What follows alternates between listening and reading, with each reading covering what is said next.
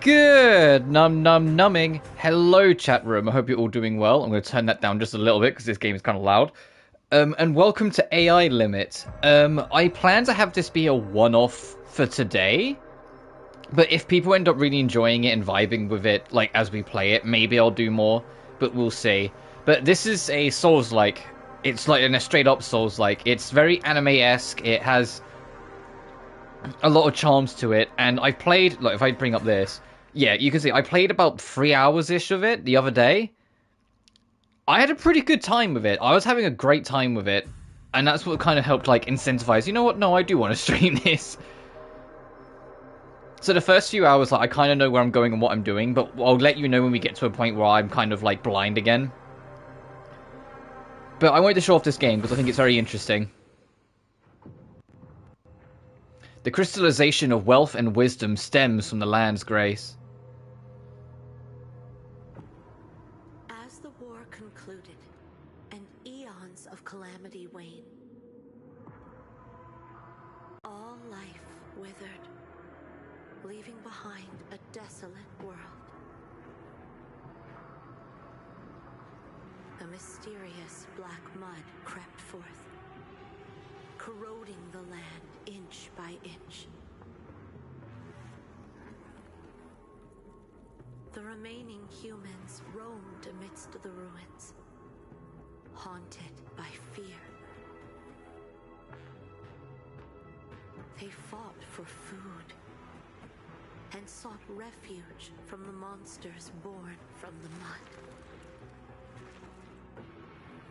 Desperate, they swarmed to the last bastion of humanity, Havenswell.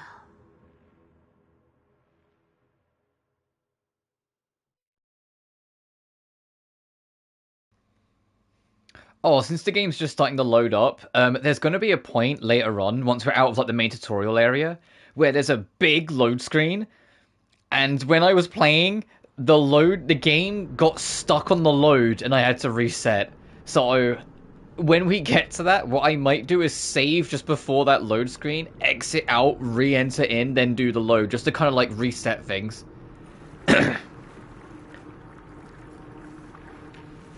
I was hoping there would be another patch, because this game's actually had a few patches since launch. And it's only been out like a week. I was hoping there'd be more, but no, that hasn't happened yet. There hasn't been a patch since that problem. Anyway, here's our main character. Where is this? Our girl. She is named later on, but I can't remember what it is off the top of my head, because when I was going through it at first, I wasn't paying too much attention to anything, because I was like, well, if I'm going to stream this, I want to kind of experience the story first. I just wanted to kind of feel it out. But we start in Sewer Town. If you've played any Souls-like ever, the controls will come natural to you. R1 light attack, R2 heavy. Circle dodge, hold circle to sprint.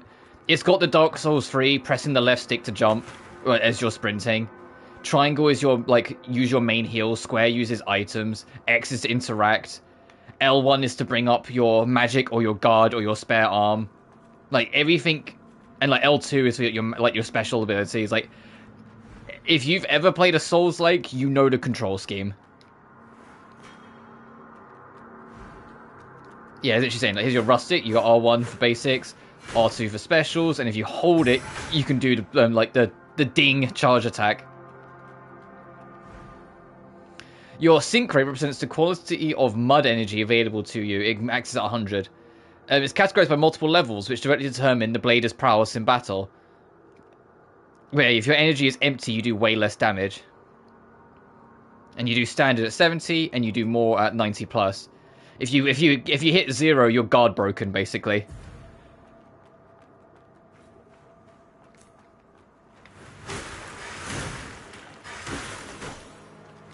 But yeah, by holding L2, you can do special abilities and build yourself up one way or another.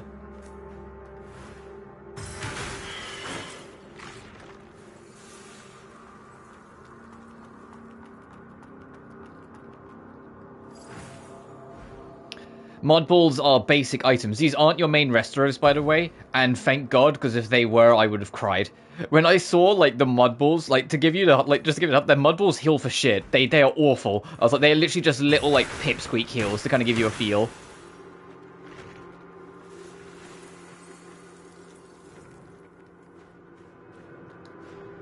Void Beast, extreme danger.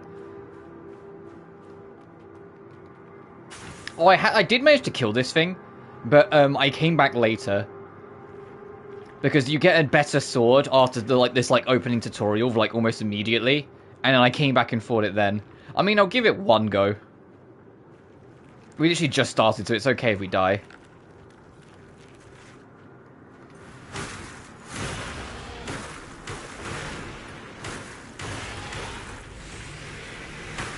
Ooh, too early.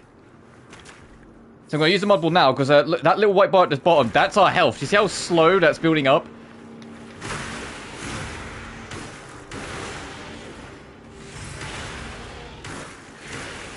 That's a grab. Yeah, I'm backing way the fuck up from that. I'm not getting involved.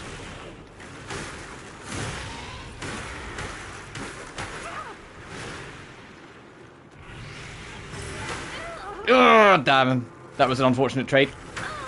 Damn, I'm dead. Okay, I was trying to... I went for the mud ball. Ah, well. Unfortunately, there's no checkpoint, so we're literally right back at the start. Also, you don't drop all your souls, you just drop a quarter of them. However, you can't pick them back up. It's not that you drop, you just lose a quarter of whatever souls you have.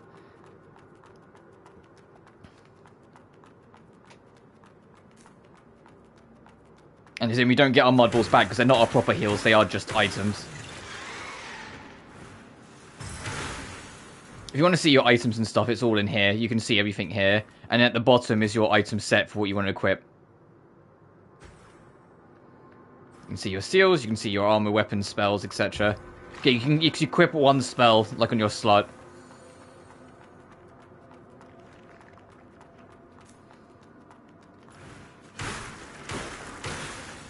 But yeah, we'll come back for that beast. I know we can kill it, but it'll be better to just wait until later and come back when we've got a better weapon. Because it really isn't that far ahead before we get a better one.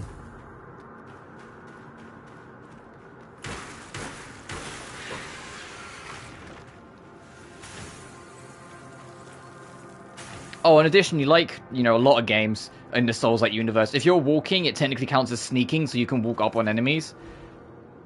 Yeah, it's teaching you about the weapon skill, and it costs energy, so be careful. If it goes below 50%, you can't use your weapon skill, so be wary.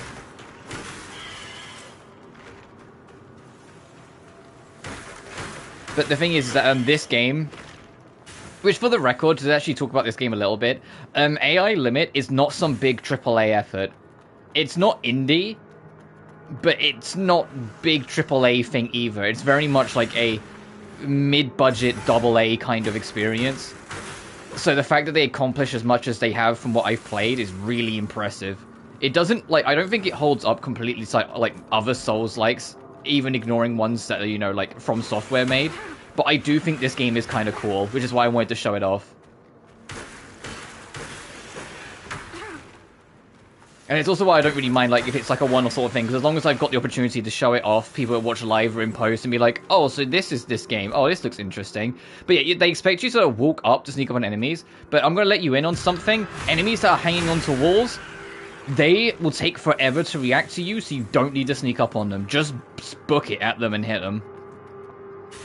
If they're either holding onto walls or they're in the middle of an animation already, you don't need to sneak up on them. You can get them before they react.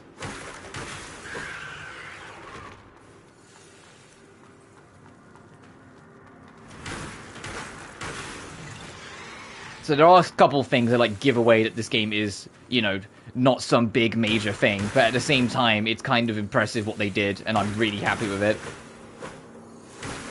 And it's not full priced either, so I don't think it's worth, like, I don't think it's one of those things where it's like it feels like a big costly like expenditure to do it. I don't know how much it is in dollars, but in pounds it was £30. Oh, and when you get the notepad so you can like review tutorials.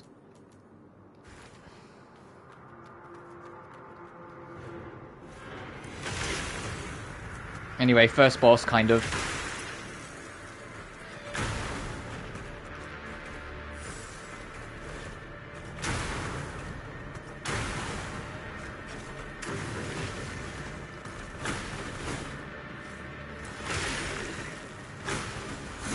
Of course, you get out of the way. There we go. Oh, all these mechs move out the way. All the mechs move out the way once they like go to die because they will blow up. Anyway, we got our first spell from beating this guy, which costs sync rate as well. You literally just if you hold L2, you can see it in the bottom right. It says like R1 for like the special swing, R2 for railgun. You can just pew. And I will be using it a fair bit. In fact, it was the only even if we got other spells, it was the only spell I was still using when I was still like before I stopped playing. Because it's just good for pokes. Lord Asteria. Finally. A nascent blader. Blader? Yes. Thank you for helping us deal with the void. The Void. X-Def's not here. We've already dealt with him. We beat him like a couple weeks ago in FF5. Branches, right? Then go and meet the branch weaver. Her lordship is waiting for you. Please go. But yeah, this game, I'm not expecting it to do well view-wise completely, which is why I'm probably going to make it a one-off. This game's kind of for me, and like to kind of like I said, just show it off if anyone happens to stumble on it. Because I have been having a good time with this game, and I want more people to be aware of it. And it's one of those things where, like, it's a AA Souls-like that came out the same week as a AAA Souls-like. It came out the same week as First Berserker Kazan, so it's like, I kind of had a feeling it was gonna kind of get buried, which is a shame, because I do think this game is pretty cool. And for the record, that's not any knock against First Berserker Kazan. That game looks fucking phenomenal. Everything I've seen on that looks god tier as well. It's just I saw this first and I was very interested in seeing what this is about. Anyway, time for our Not Bonfire and our Not Bonfire Maiden, who, by the way, is beautiful. Look at this lady. And you know what makes her even hotter? She's like tall as shit. Welcome, seeker of the branch.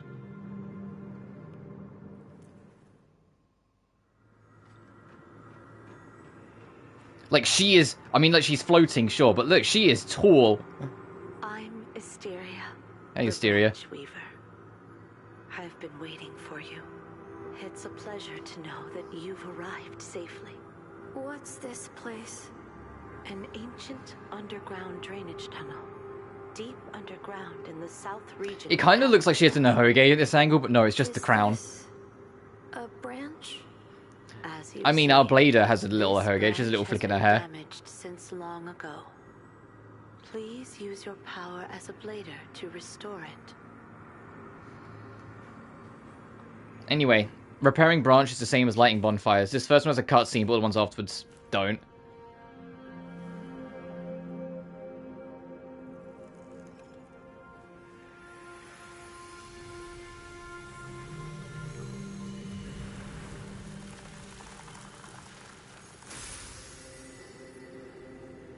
Now we got our bonfire.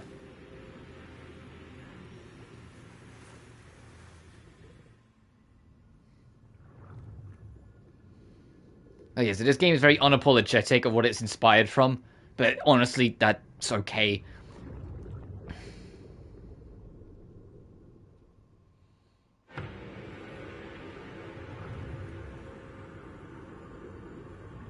It gives it an easy base to work off of. Yeah, branches are your bonfires, and they work exactly. If you've ever played a Souls-like, it works exactly how you think it is. It's how you upgrade, but it also resets the enemies. How many levels? 2. Oh, okay, I'll just double dip in strength for a bit.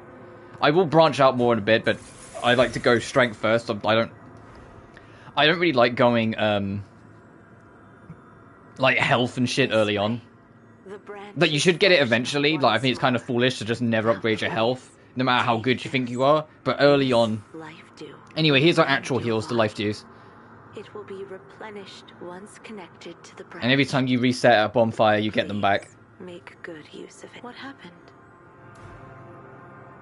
When I touched the branch, I saw a strange vision.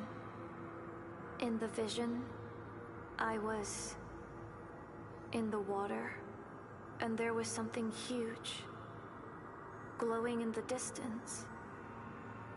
But I couldn't make it out. She's so tall. What just happened? Perhaps it is the memory reserved in the branch. Your lost memory. My lost memory. Keep seeking branches, and one day you will be able to retrieve your memory. Seeking branches. Leave this area and proceed to Heavenswell. To truly understand everything, you must embark our journey is Heavenswell, at least for now. For this purpose, I am offering you a parting gift. An actual weapon? Make your choice.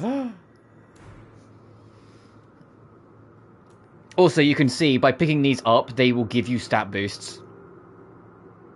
Like, some better early stat boosts. So it's like, just like some early build boosts. So let's say if I take the longsword, it kind of generalizes you. It gives you 2 points in life, 2 points in vitality, and like an extra point in strength. This is only 1-1, but it gives you 3 in strength. This is if you want to go for more tech builds. It gives you 2 points in tech, but 3 in vitality. I'm just going to go with the longsword. I know it's like basic bitch, of course you would, but it's the generalization of your stat build. It rounds you out nicely. You have accepted your first mission. The path ahead is open. Then there's one more thing we need to do, and then I'm going to go back and deal with that void beast Meet humans. that we got by. Find the scattered branches and restore them, as this will be the only salvation for this broken world.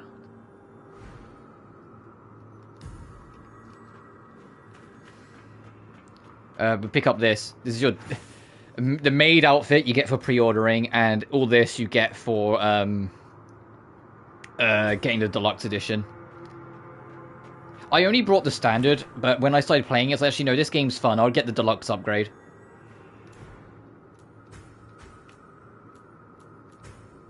Yeah, and this is the deluxe weapon, but because, you know, I'm not going for technique builds, I can't use it.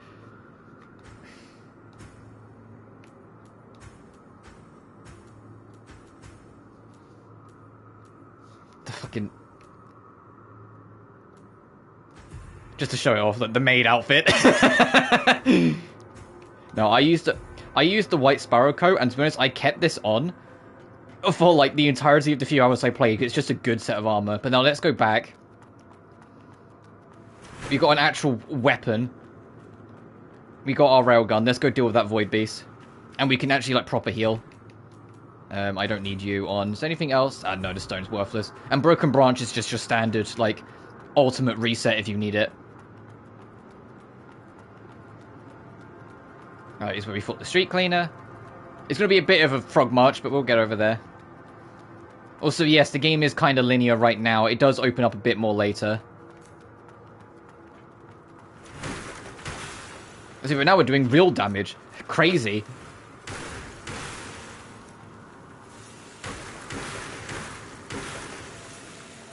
Also, you may also notice, which is a crazy thing, this game doesn't have a stamina bar. But you may notice instead, like as I was swinging, her swings get slightly slower, and then eventually cap out. That's their way of getting like balancing you out a little bit. Instead of it being all in on a stamina and that being a balancing act, they deliberately challenged themselves, it feels like, to not have that. And have you be, like, just make it that your actions individually are more considered. By making it that if you spam things, you do it slower and slower and slower. Oh, I was like, we don't have the parry yet. There is a parry you can get later on. I was getting ready to do it, and I was like, hang on a minute, I don't have that yet. You get that in a bit. The parry is god tier, by the way. I love the parry in this game, because it's Bloodborne timing. Which, for those who have no idea what I'm talking about, standard parry timing is, you know, with the attacks about to hit you, you press the button and bounce it off your shield or whatever. Bloodborne timing is you interrupt the attack just as the animation starts. So it's actually a little earlier. But it's one of those things where if you fuck it up, you're then taking it in the chin. So you have to be bold about it. Whilst a lot of other usual parries, like where it's like that, you can afford to be slightly off and not take it in the chin.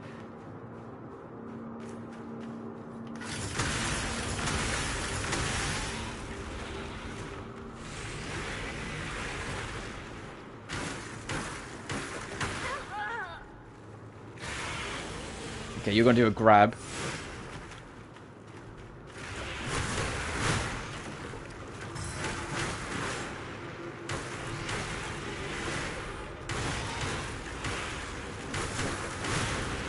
See how much easier this is when you actually have a weapon? See how much easier this is when you actually have a tool to fight back? Anyway, we get like a basic upgrade material. Anyway, now we gotta do the fucking frog march back down, but it's fine. I think the only thing, and I have looked into it, but I couldn't see anything. Gameplay settings. I kind of wish... No, yes, it's nowhere. You could change the jump to the double tap circle.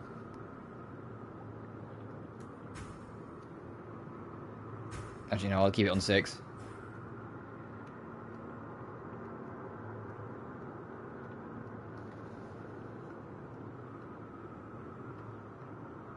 Yeah, no, I'll leave it at default.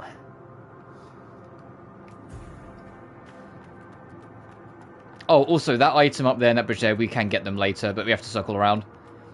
I, like, ended up spending a lot of time in this sewer city, by the way, this tutorial area, because there's actually a fair few secrets in, like, the main chunk of it. Now we're, like, past, the tutorial. You'll see what I mean when we get to it, but there's actually, like, a couple secrets. Also, hey, one man, hope you're doing well. Yeah, this, the big thing with, AI limit that makes it stand out, at least for me, is that there is absolutely no stamina system. So you can just keep on doing things however you want. But as I was talking earlier, the more you do an action, the slower you start to do it. So you can't spam. So they balance it out in its own way. You have to be considerate still. But let's get back to my rest point, and then we'll proceed onwards properly.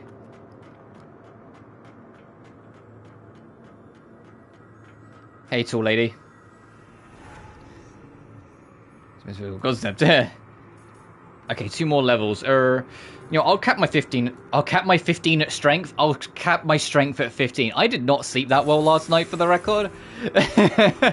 And it wasn't a case of like disturbed sleep or whatever. You know what it was? It's this. It probably happens to everyone who's watched at least once. I just got too hot in my sleep, and it ended up waking me up. Spring has come in, and I forgot to open my window to let some cool air in during the night, and I just got way too hot in my sleep, and it woke me up. No stamina limits here. Anyway, hey, don't jump that gap. You won't make it. I tried. I tried in the demo. No, you don't fucking make it. You just fall in there, and those guys like will smack you for it. Open to my summer. Yeah. Lord Asteria has warned us. The area down here is plagued with the void. Just stay away from it. Why did you have to mess with that void beast? And end up getting wounded. And I like the main character design. I like the blader. There's nothing worth scavenging in that dump. Huh? A new face. Go find. It's also worth mentioning with your blader, you can change her haircut later on. Unfortunately, it counts as an accessory, so you have to like equip it over your accessory slot, which is kind of annoying. But you can give her different haircuts.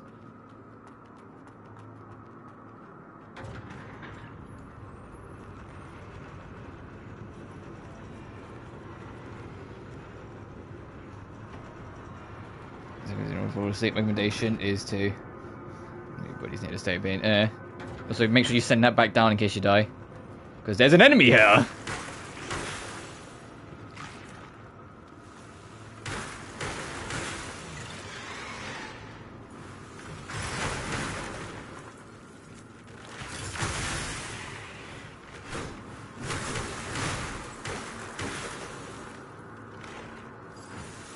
Portable ignition, that puts fire on your weapon. Don't buy a shortcut, yeah. Ow, bitch! I think the biggest thing that I like for this as a Souls-like is the fact that magic is super quick.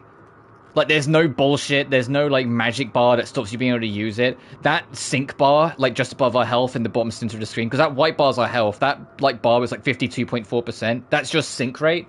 That's your performance gauge. Think of it as, like, a motivation meter in Devil May Cry, in the sense of, like, the better you perform, the higher it goes up. You start taking pot shots and shit, it starts going down. But the higher it is, the better damage output you is, but it's also what allows you to use magic.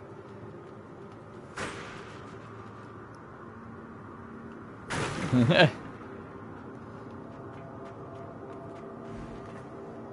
we go. Oh, hey, these mechs, fucking be careful. When I was, like, learning this game and, like, getting a feel for it the other day, I can't stress enough how many times these guys took my life. I cannot stress enough that all the mechs are genuinely a threat. They will kill you.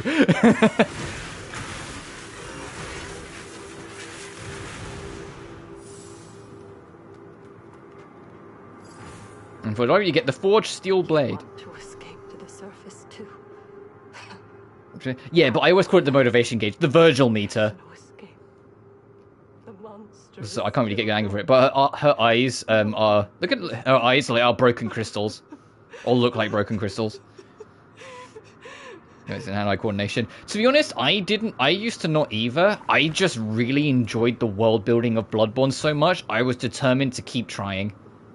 What am I missing? Oh, I need a point in technique for that? Nah! Okay, next level up, I'm gonna... Because the Forged Steel Blade, that was my weapon I used for the entirety of the time I played it. But I played it, the other day. And same... Yeah, the thing was, like, I was awful, but Bloodborne was my very first Souls game. Like, ever. And I was fucking atrocious at it. I got destroyed. But I thought the world building, I thought the exploring was so interesting, I kept on trying. And eventually I'm not going to say I got good. Some of my friends are what I'd class as good. But I'm a lot better at them because I'm just got more used to them. It's like anything. I will say, though, this game, simply not having a stamina bar full stop, probably makes this a little bit more accessible because it's one less thing you have to micromanage. Like, if you've never played a Souls-like. If that makes sense. Like, it's one less thing for you to worry about whilst trying to play it, so you can just focus more on the actual, like, moment-to-moment.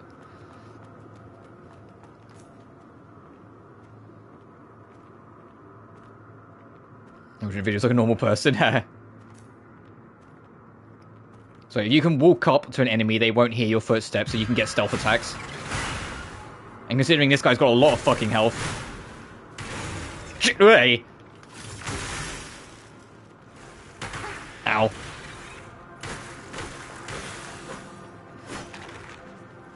Also, your sync rate will regenerate back up to 50%, so you can keep on using magic, even if you're not that good. Like, you won't, like, completely lose your options. It's just, you can see it bulks up when I get hits, and I can go bonk, and then get in.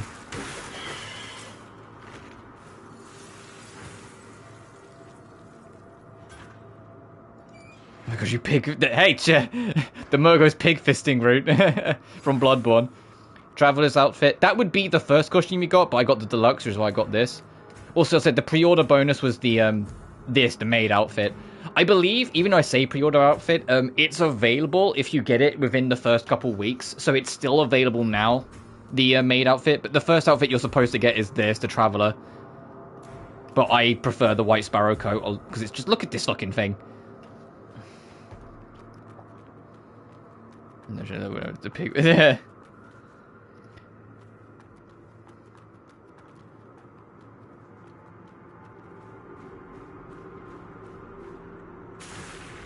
Oh, hey, do you see that giant thing creeping up and way off in the background over there? That's now shooting lasers. I want it to see me. Okay, good. If it sees you, it will shoot in your general area and clean up the enemies for you, which is what I was banking on. But also, it did 1,080 damage to these guys. We have... 530 max health. We will die if we get hit. And for an hour, probably doesn't know to enjoy Soulsborne's games. I mean, if you're only playing an hour of a Souls-like, you're not giving it enough time to feel it out.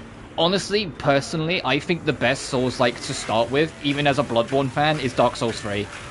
I feel like Dark Souls 3 gives you a lot more to help get a feel for everything and find your way forward, like, on like a personal level, and then like builds you up easier. Whilst having a lot of quality of life, because, you know, it was the third game.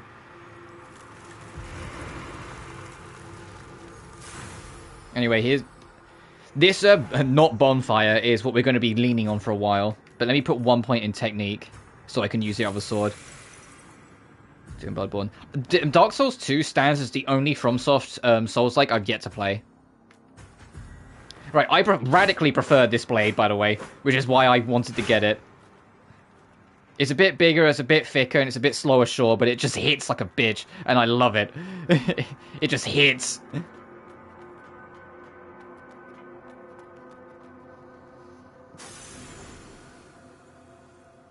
Must seize the moment, release the force field to counter. And I want to show off more of this game. I mentioned it before, but because it came out last week, the same week as First Berserker Kazan, and this game will absolutely be buried by it. Like, that game will absolutely bury this, because this is a AA kind of lowish budget Souls-like, and First Berserker Kazan is a super major AAA Souls-like, which is gonna dominate promotion in the market. Anyway, we got our counter. I can't stress enough, the counter is so fucking sick. Because it's Bloodborne timing, and I love Bloodborne timing counters. I vastly prefer Bloodborne timing. I know I'm super biased, but I vastly prefer it. Hey, buddy. Come on. Thank you.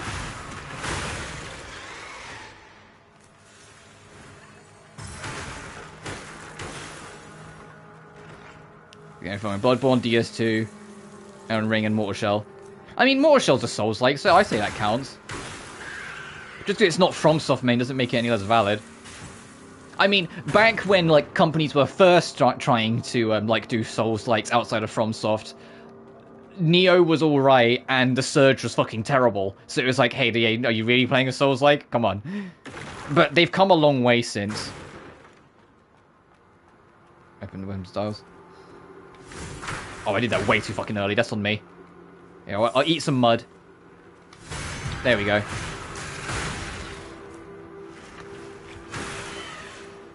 But like nowadays you have Lies of P, First Berserker Kazan, everyone's fucking loving that. This game is like, it's really fun. I thought I saw you in there.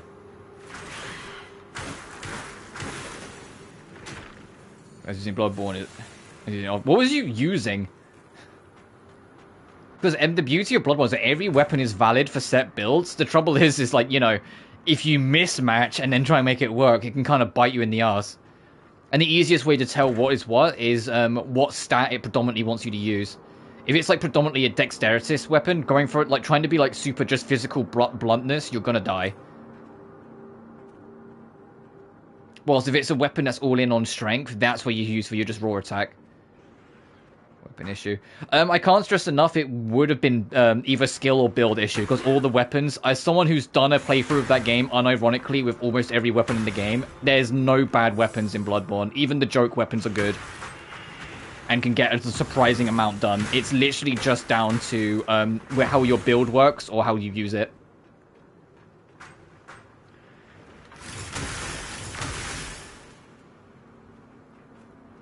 But fucking up your build is kind of easy. So, like, if that's what it is, that's, like, entirely valid, especially if it's your first Souls. Your best bet, honestly, is start with the Sword Cleaver. And then after the Blood-Starved Beast, the third boss in the game, back in the chapel, the door on the right can be unlocked. If you go up there, there's a little tower.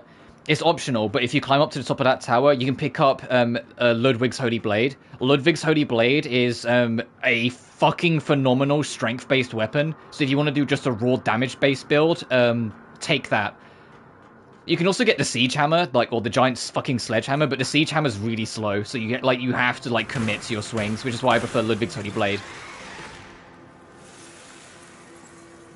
Yeah, the Saw Cleaver or the Blood Cleaver is one of the starting weapons. You are expected to swap off of it eventually, but it is a really solid, like, starting attack weapon just because it's really quick.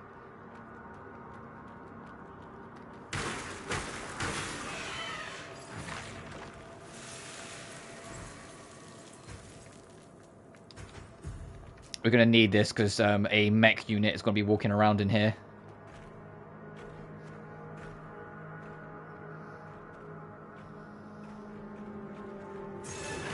And in fact, the mechs will fight the other robots, or the other creatures. And just like in Souls games, doesn't matter how something dies, if it dies, you get the experience for it.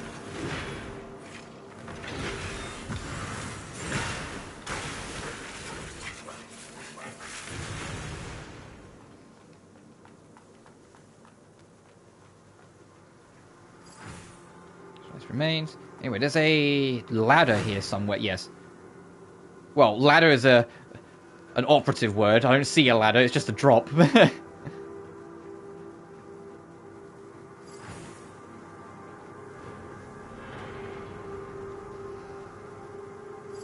But keep in mind, this is a tutorial area, and there's a bunch of little secrets we're already finding. And I haven't even got to, like, the main meat of it. There is a crazy secret that I came back for, because I was like, I found this random key, and it's like, what the fuck's this key for? And I looked it up, and it went, oh, wait, there's actually something in the tutorial area? Oh, wait. Why are you standing here? Are you trying to attract the void here? Get lost.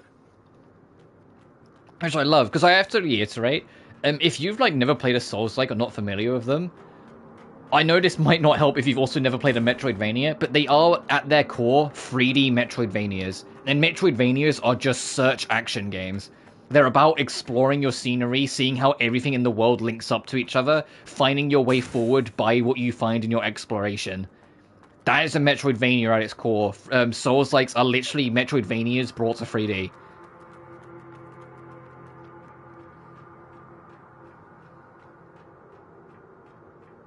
Bloodborne is the epitome of it. Bloodborne is straight up just a 3D Metroidvania, like, through and through, because the whole world interconnects with itself. Metroidvania, nah, no worries. Yeah, it's search action. Like, Axiom Verge, that's search action, or Metroidvania. The reason why we call it Metroidvania is because they were the only two that were really doing it for, like, 20 years. They were the ones that established what these search action games should be with Super Metroid and Castlevania Symphony of the Night, and they were legit like the only ones doing it for like two and a half decades. And thankfully, a lot more has come out since then, which is why some people call them search actions instead, to be like to give them more like generalization. But me personally, I like no, it's like it was invented by Metroid and Castlevania and honed by only them for 2 decades. I think they've earned the right to have the genre named after them, if that makes sense. It's like how 3D, like these 3D Metroidvanias, people don't call them 3D Metroidvanias, they call them Souls-likes, because the Souls games have earned the right to kind of own it. That massive thing is actually climbing up. I'm worried Mr. Blau is stuck up there, and I wonder how long that platform can hold. We must find him before the platform collapses, or at least we must get the key back. It's being a woman. Which is funny, like, because if you've seen any of that, it's like, hey, you know, like, Samus was like, the OG woman in a video game, right? Like Metroid was on the NES, dude. Like, people are upset about Samus existing. It's just like, man, I can smell you from here. Oh, Jesus Christ. You know?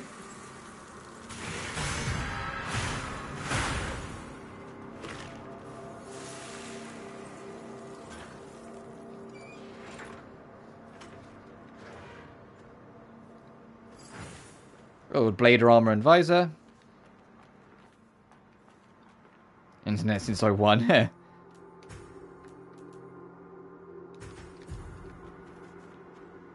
No, I don't want to be the fucking...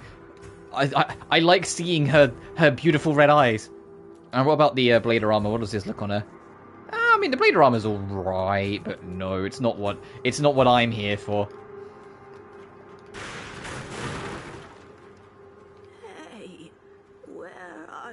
Tools for making mud balls. That'd be nostalgic. You won't have anything to eat if you can't make mud balls.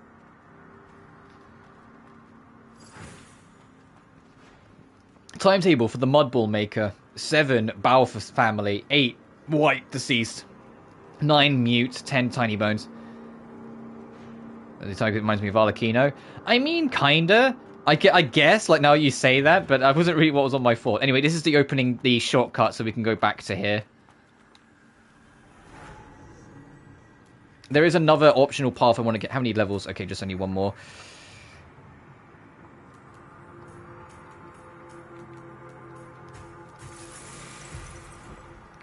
I'll put it in tech, and then I'll start putting a little into health. And like always, yeah, you touch the rest point, it resets the enemies, so you can get free experience back.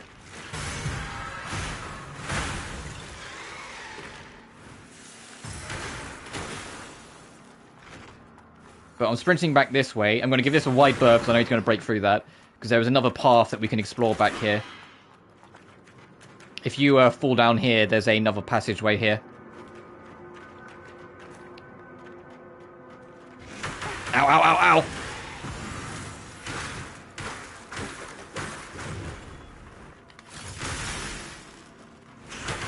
Ow, ow, ow! Ow, fuck! This door's locked. We don't have the key yet. Mud collection is site number 5. Vision is like the mold over here. Please proceed upstairs to the equipment room to receive the key from the administrator. Note, to prevent the emergence of the void, only a maximum of 2 people are allowed inside at a time. But yeah, these enemies are called the void. These creatures. And it's funny how they're treated like this big emerging grey threat, but like the void, these void creatures don't really give me much trouble. It's all the mechs designed to deal with them that fuck me up.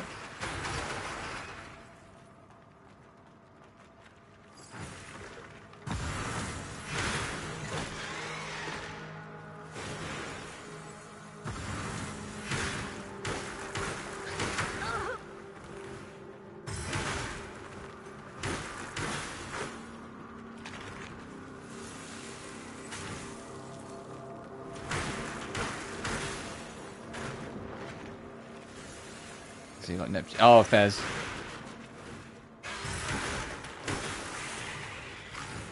There's carbon, more upgrade materials. We do need to upgrade our sword at some point. But way back here, you can pick up a halberd. So if you want a spear, you can have it. I'm going to stick with what I got. I vastly prefer this, but still.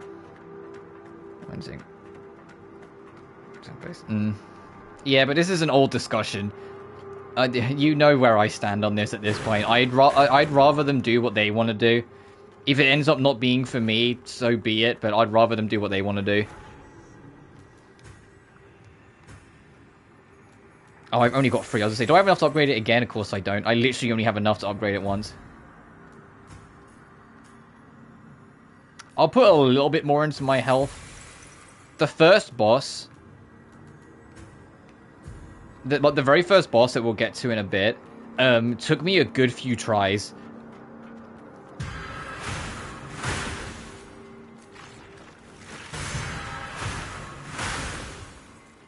Yakuza 5, yeah. Anyway, this is the way you're supposed to go, down in this gap.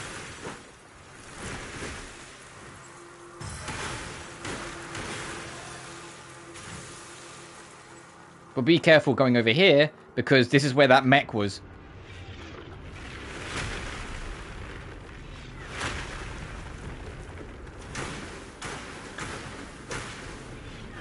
You don't have to kill this thing. In fact, you have more reason to kind of not, because it's bulky as hell.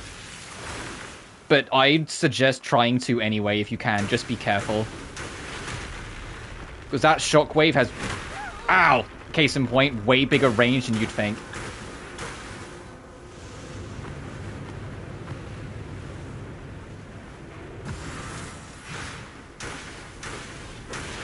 There we go. Nepu-chan! But if you can beat this thing, you can explore here, which is an optional secret area. And down there is an advanced beast. That fucker killed me more than the boss of this area. So well, that'll be a fun fight. But if you can get over here, you can pick up the key. the key to that area that was beneath us, that it said it was locked. From the other side.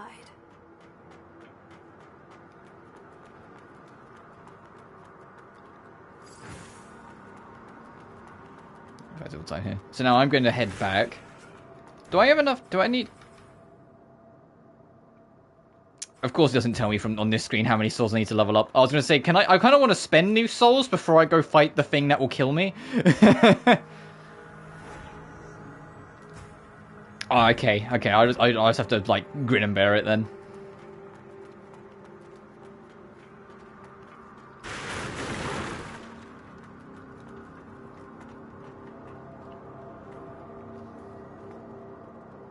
Before he picks the shorekeeper, by the way. I'm too busy seeing like a lot of pictures of the new girl, and like people showing off that like they actually like put, other than like making her kind of like a horny character anyway, they made it so if she's like affected by the weather, her clothes completely soak over and like outline her body and make it like partially transparent. And I'm like, oh god, this is. And people say Zenless is the Guna bait game. Come on.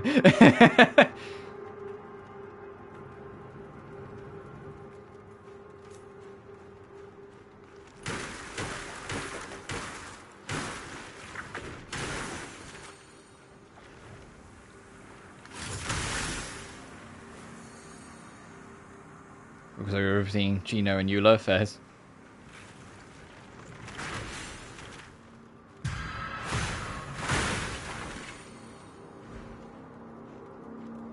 On that word, yeah, I miss when that word meant gooners and henchmen. I like it. We need to bring back true henchmaning.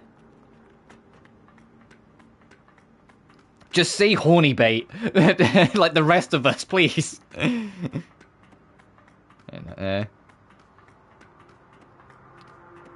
Like, I know, like, Zenless does lean into the horny side of things a little bit, especially, like, the more recent characters. Like, you look at the trailers and it's like, yeah, they are leaning into it a little bit here and there, but I wouldn't say, like, Zenless is a horny game. It's more just, like, that game happens to have a higher age rating, and Hoyoverse are taking full advantage of it. Oh, yeah, I'm aware of, like, fucking Galgun. Actual, like, horny games. Like, actual, like, they are just there to, like, make you feel a certain way. Anyway, hey, this creature over here, I can't stress enough, it's not worth fighting it. Anyway, let me prepare to fight it.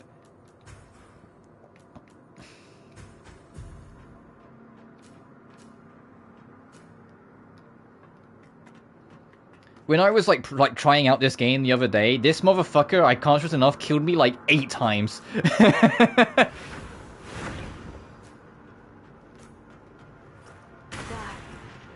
doesn't seem to be one of the void.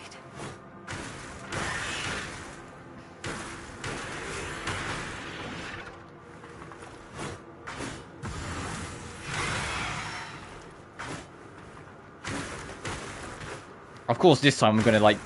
Yeah, of course this time I kill him immediately. Hey, the trick with this enemy is keep up the offensive. You back up, it will pursue. Of course I beat it, like, first time, this time, of course. Keeps the game fair.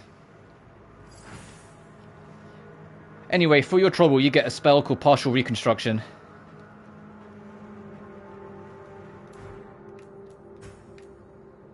Which, at the cost of 60% of your sync, will restore some health.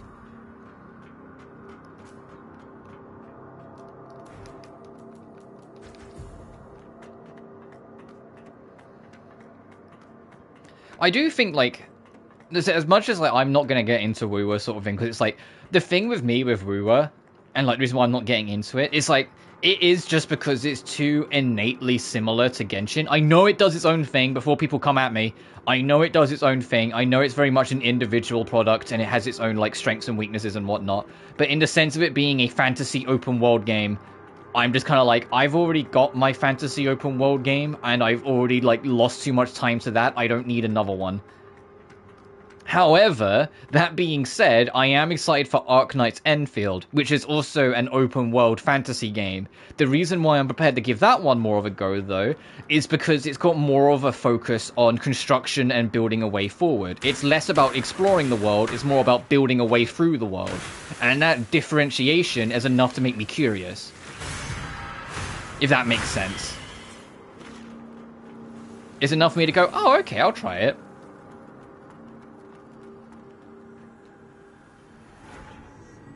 Actually muted, fair.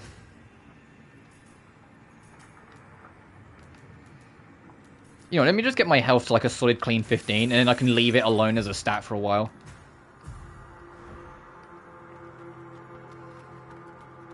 And then like Neverness to Everness, yeah, that's also a fantasy open world game, but it's also a game based in like a super urban setting, and, you know, has vehicles that you can customize and drive around in, and has you like buying your own apartment and shit, and like I'm like, okay, that could be fun, I'll try that.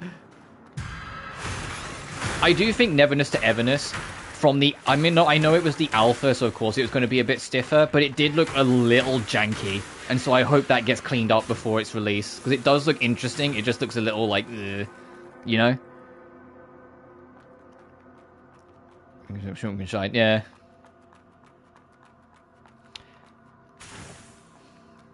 Do you know offhand what engine Wu was on? I know it's like a random question to ask, but like, because I'm kind of curious, because that might, I wonder if like that might affect why it has that thing. Oh, by the way, here's your shield. I'm never fucking using it. Because you can only have either the shield or the parry, and I'm never gonna fucking use the shield. Mechanically, yeah, fair. But also, for anyone who does, who isn't aware, all of the Hoyoverse's games actually is technically on Unity. But the reason why I say technically is because it's an extremely highly modified version of that engine.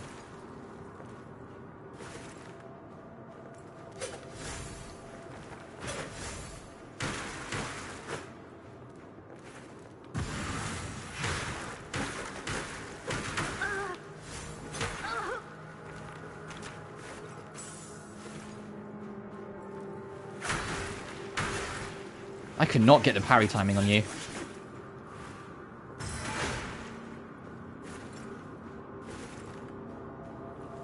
Maybe it isn't me.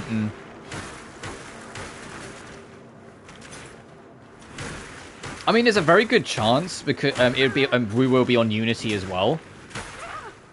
Just because Unity in Eastern countries is more popular than Unreal, whilst in the West it's the other way around. Unreal tends to be more popular. And that tends to be because Unity has more tools but less graphical fidelity, whilst Unreal has more graphical fidelity but less tools. So, you know, Western devs, they're all about making things look as pretty as humanly possible. They lean more on Unreal, whilst Unity having more options gives you more diversity in it. Both have their strengths and weaknesses. And I'm aware I'm downplaying it, because Unreal does also have a lot of shit for it that's really cool.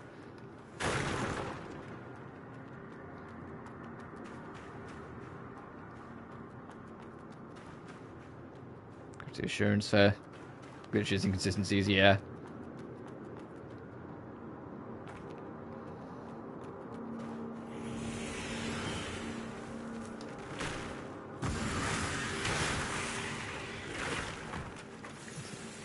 I mean, I don't respect Unity's, the people who own Unity because of all the bullshit they tried to pull the other year. But I also understand why people use the engine and lean on the engine. It was part of the reason why people were so pissed off when they tried that stunt back when. Ow.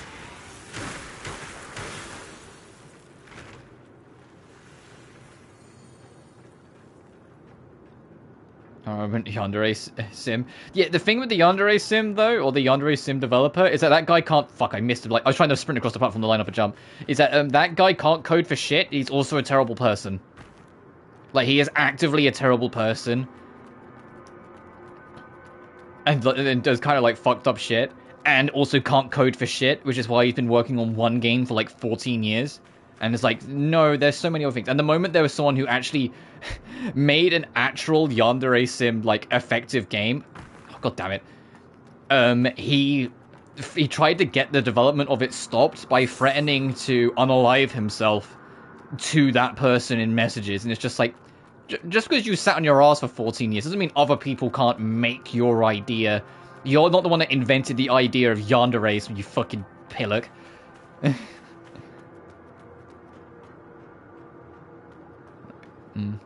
But that's it. But that's not the engine's fault. That's just that he can't code.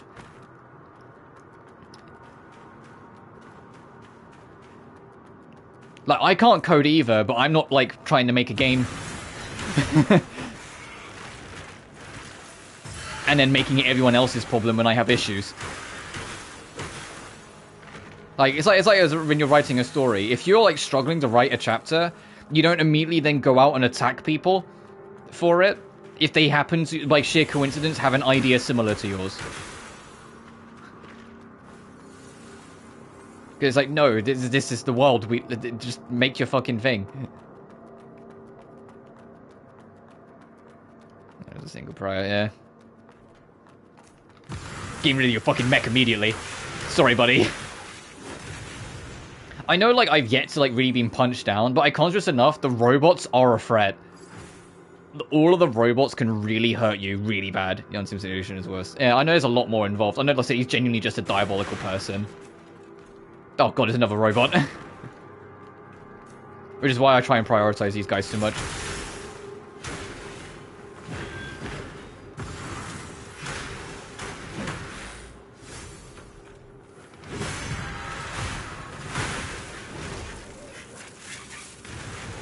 Oh yeah, I was aware about that one as well, but I don't think him abusing DMCA is as bad as him trying to emotionally blackmail someone that he will off himself if they make a game. Personally.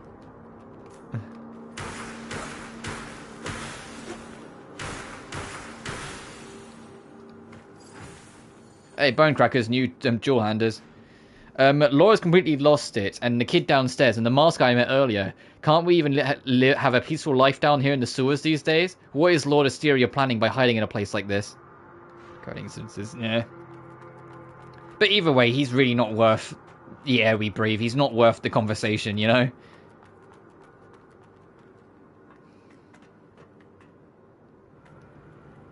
I'd rather talk about things that are cool, like this game. Oh, so, speaking of this, we are approaching the first boss. There's an extra little path just over here to do first, which will lead to us to a shop, which I would definitely want to spend a little time in. This first boss took me, let's say, it took me like 3 attempts. They all wanted to go to the surface, but that's heaven swell, where the weak will only fall into bread. That's horrible. I'd rather die collecting Alright, go on. Those bunch of ungrateful brats. As soon as her lordship perished, those wretches just ran away, and they all got killed by law. Ha! They deserved it.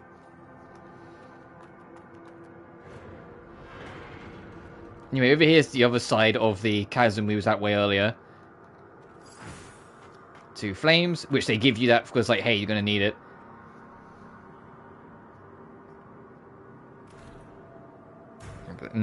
But here you can stack up on the mud balls if you want them and crystallize remains, but you can also buy the ponytail. So if you want like a black haircut with like a strong ponytail. Trouble is, like I said, it replaces your accessory, and my accessory actually, oh, you know, boosts my stats, so I won't be using it. But I will buy a couple mud balls.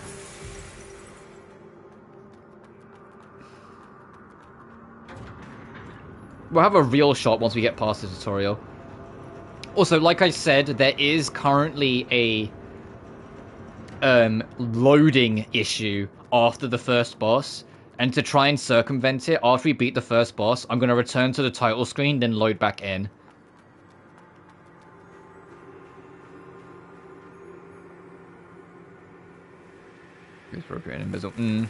But yeah, down, if you can believe it, this giant open field just after a save point is your boss.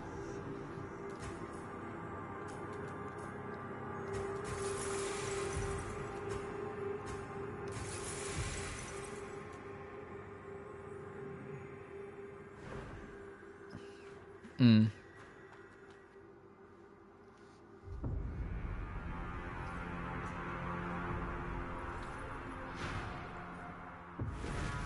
Because yeah, when I played this the other day, the load screen that comes up a little after this boss can glitch out, and you get stuck in the load screen forever, and you have to shut down the game. And I would rather that not happen, if you can believe it. So after this fight, after we fight Law, assuming we win, once we get to the next save point before that load screen, I am going to go back to the title screen, then come back in to hopefully like stop it. Because that's what made it work for me when I tried it last time.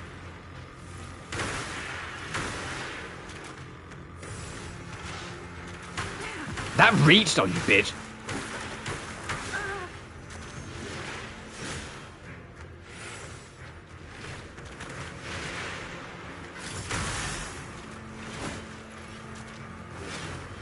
So I'm not reading chat right this second, so I've got to focus on this guy, but I will get back to that maybe when one of us collapses.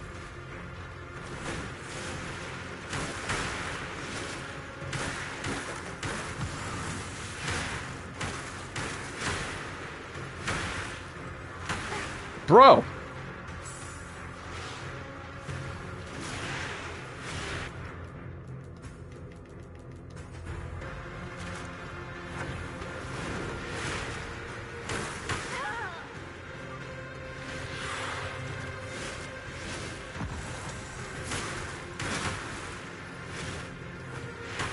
Oh, damn it, I was hoping he'd have his back to me, I'd get away with it.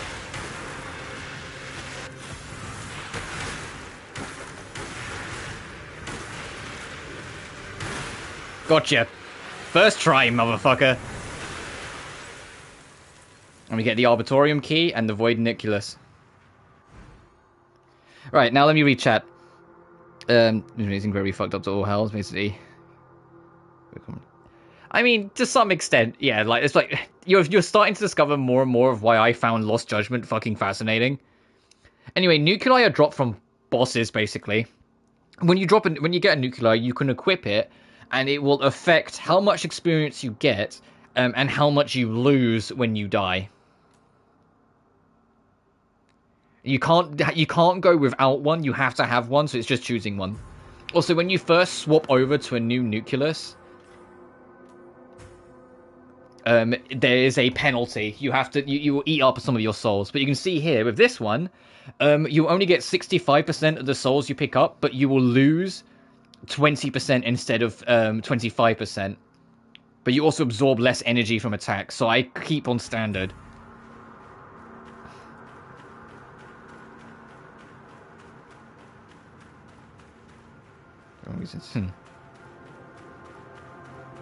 Alright, let me get this. Let me go to the save point, and then before we take that elevator over there, I will like go back to the title screen and load back in to try and hopefully dodge the glitch.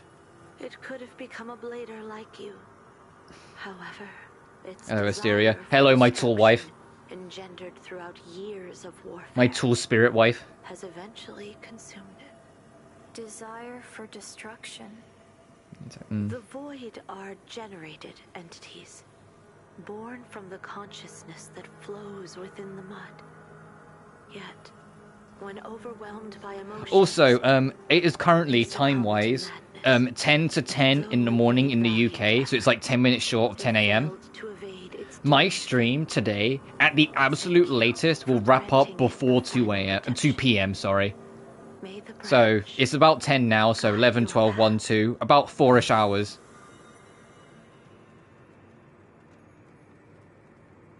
Do her short spirit right there. The reason being, because that's when the Switch 2 showcase is. And ignoring the fact that I just want to watch it and see what's going on, I can also, like, be realistic enough that no one really is going to be much else of anything when that's out in terms of like gaming wise. So like anyone who like hops in this stream and that doesn't say anything will hop out at that point. So it's like, I know you don't, but this one's important because it's a new console. It's important. And like there'll be a lot of very important like special announcements surrounding it. What does Vitality do again?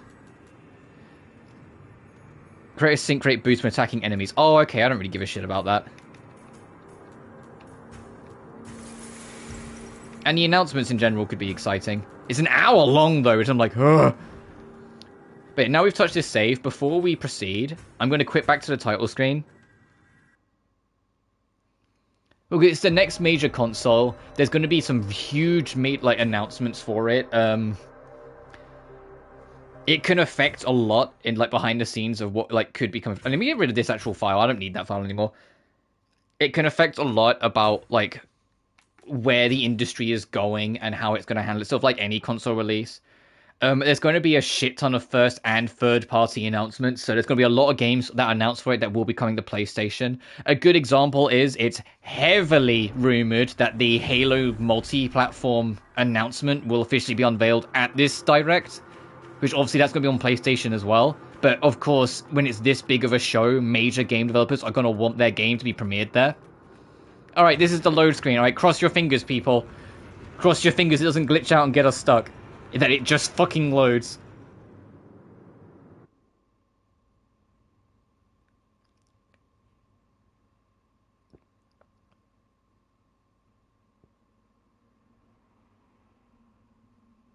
Oh, it's stuttering, which gives me hope.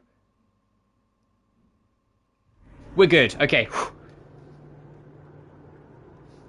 So a bit of Bloodborne. I mean, yeah, but I also always come out of the Sony State of Plays with something else that looks kind of interesting that I'm looking forward to. Bloodborne's just a fucking dying pipe dream of mine. You know? Like last time we got Tears of Annihilation announced, and that game looks fucking sick. That game looks amazing. And I also got an actual sequel to Returnal, and Returnal was like is straight up my favorite first party Sony game on PS5, so that getting a sequel is peak. So there's a new Golden Sun. Yeah, I know, dude. One day, maybe not. We can hope. Anyway, we've left the sewers. We're finally proceeding up. Bastards! My life savings! Give it back! You bastards! Me after I pay rent.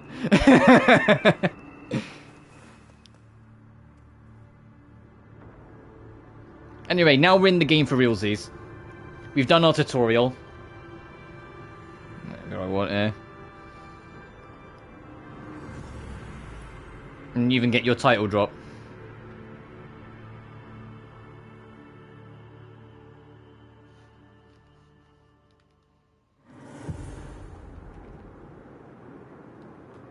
Text here.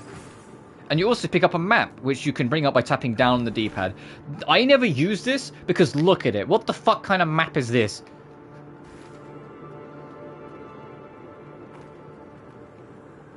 Anyway, first rest point.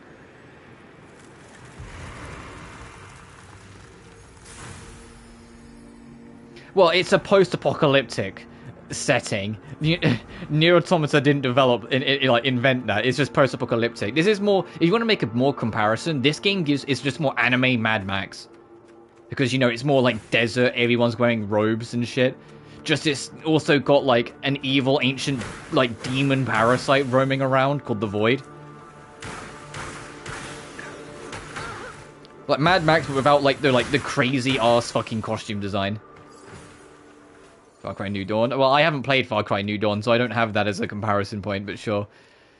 Or an order of the Great Patriarch. No one shall disturb the pilgrims passing through the area. All violators will be killed on sight. Are you trying to do a fucking sneak attack on me, you son of a bitch? Ow, ow, yeah, it worked, it worked!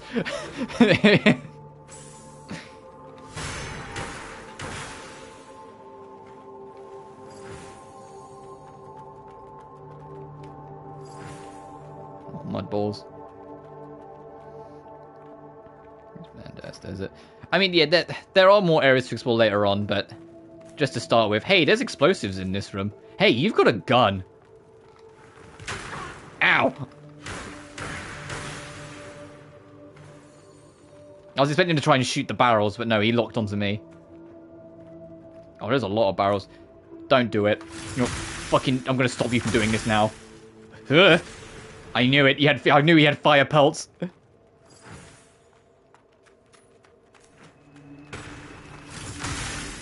go on, get into range, you son of a bitch.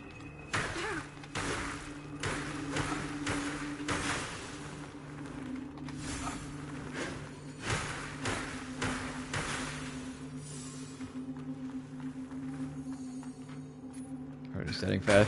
Ow! Ow! What the fuck? What else hit me? Oh, you're here with a gun. Everything hurts.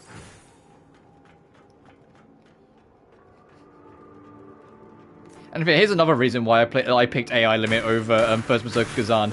I've seen footage of First Berserker Kazan. That game looks really fucking hard, and I'm like, hey, look, I'm not that good at Souls, alright?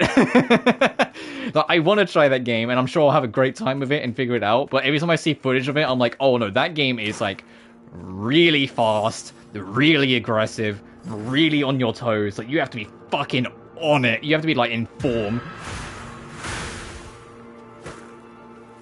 I could sim, yeah. It's the same reason why, like, I've never really sat down to play Sekiro. Sekiro is so much faster, and I'm just like, I just can't keep up. I want to sit down and, like, fully play Sekiro at some point, but that game just intimidates the shit out of me. Anyway, we found a settlement.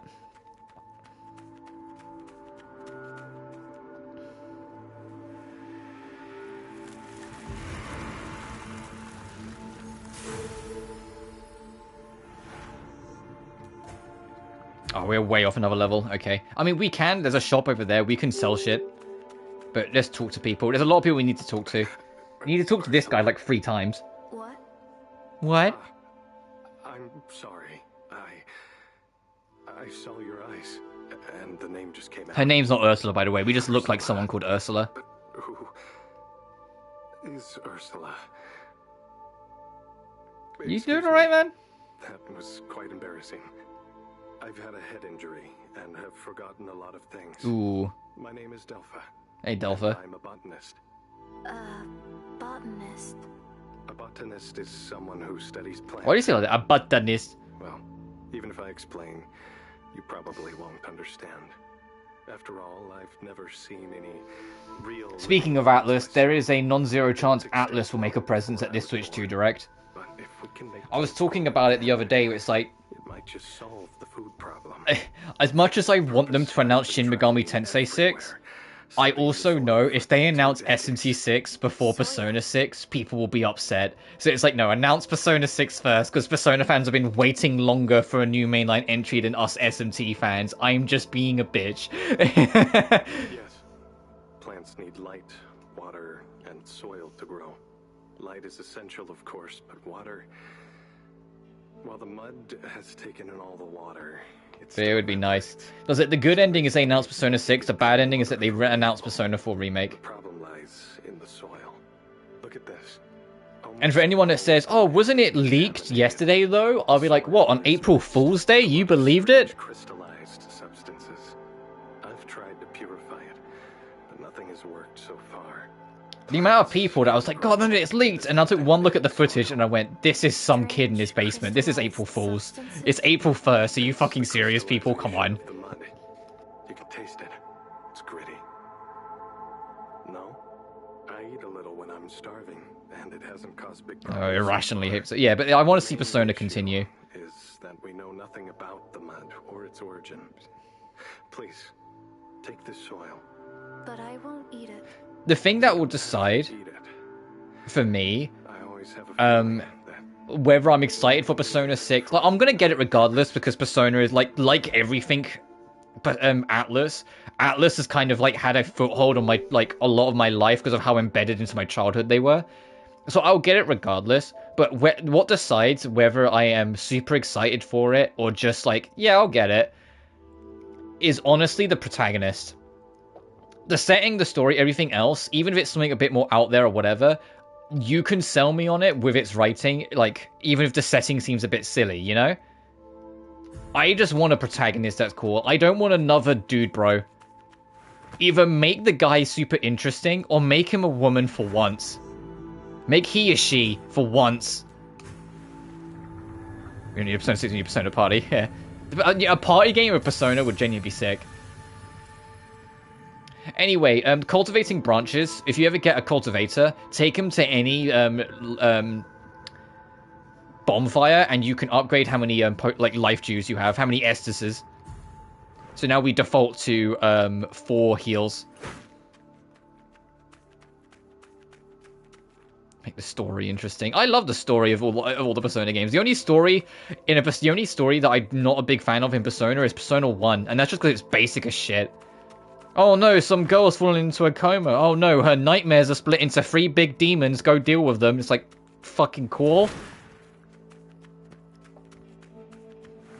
Yeah, you think that because you're not the target audience. As someone who was the target audience for it, Persona 5 story is fucking phenomenal and is one of the best RPG stories I've experienced in a long time. I hate to break it to you, just because you're not the target audience does not make it bad or juvenile or anything like that. It is very effective at what it's doing. Irrational was the key word when you said that you hate that game. It was very helpful. But we've been over this topic before. You are very blatantly not the target audience. If you ever find different, it's not marketed towards children. It's marketed towards teenagers and young adults, and you're a man in his 30s. Let's think of it as helping each other out. What do you say? I see. You could go legit point by point, but I would stop caring to hear it because I know it's just based in hatred. What's it for? To find branches.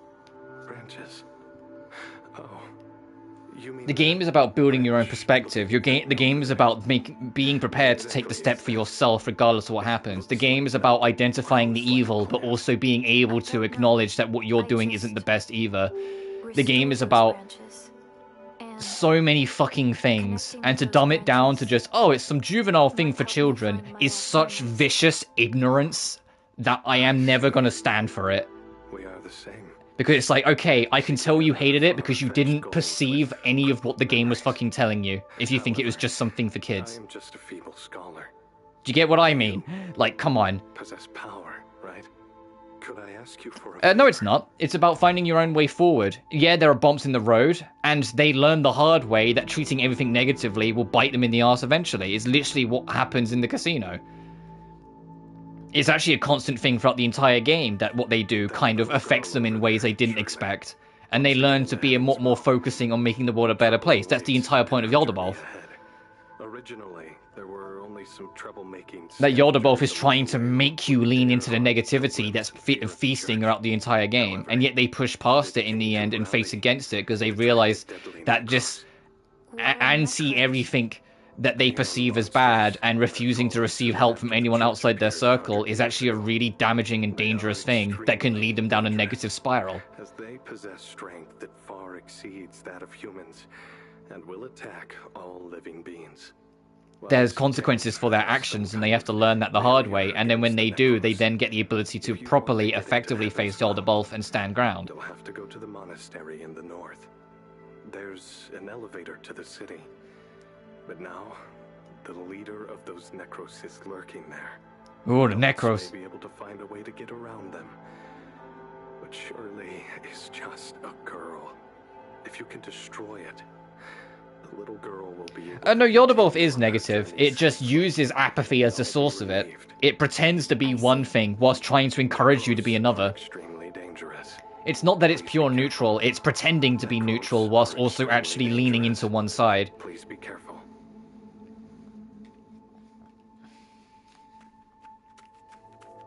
And there's a joke in there somewhere, but I'm not going to make it because I like to keep my channel as unpolitical as possible. But there is a joke in there about neutrality actually secretly leaning a direction, just pretending to be neutral, but that's kind of Yaldabaoth. The whole thing with Yaldabaoth is he wants you to lean into the worst so he can validate himself. He wants you to lean into the worst, lean into all your misgivings, lean into all your negativity, your hatred towards others and your distrust of others, so he can validate what he already believes and then execute what he wants to do. But he feigns neutrality to make you think that it's your own decision that led it to it, so then he can convince himself further that all humanity will always go down that path. He's never actually like this empathetic or apathetic neutral. He just pretends to be to try and make you think you came to these decisions yourself, when in reality he's manipulating you from the start. That's not the read item you got. That's ultimately down to you. For me, it was blindingly obvious, but then also I'm an extremely empathetic person, so I'm going to notice when someone is fucking around with your empathy deliberately whilst also trying to manipulate you into pretending it's your own decision. He basically tries to gaslight you the whole fucking game, is the easiest way to put it.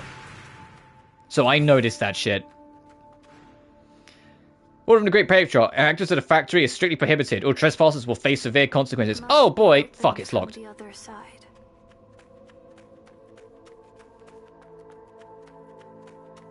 But yeah, it's part of the reason where, like, I want to cover Persona 5, because there's a lot of Persona 5 that is worth criticizing, but there's also a lot that I want to, like, sell with, if that makes sense. Mostly with you, to be able to go like, hey, look, you see this chapter arc? This is what actually it means. This is where it's actually going on. This is where they actually say that. Do you see how this isn't at all how you just worded it to be?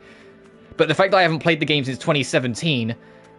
not every detail is memorable, so I don't always have the argument on hand, because you're asking me to dig deep in my memories. If that makes sense. But it's one of those things where it's like, without meaning to sound like a dick, and I do apologize if that's how I come across, there are some aspects of your opinion towards Persona 5 where I just know you're wrong.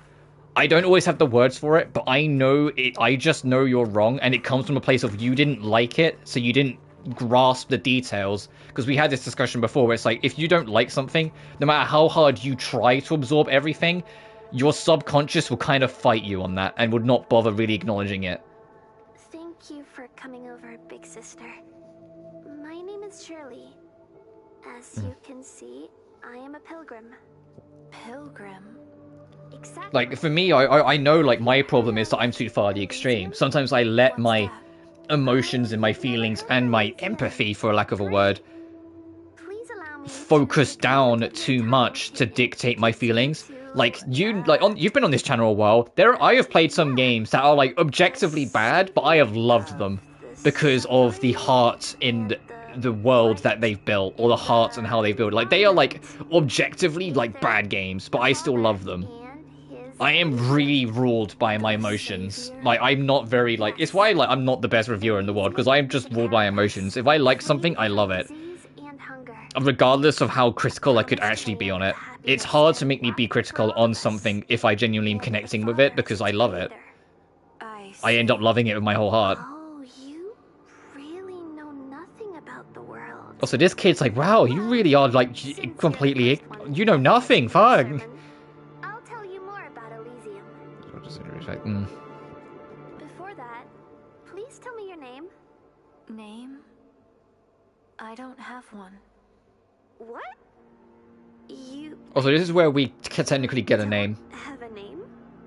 Because this girl will name us. You really don't have a name?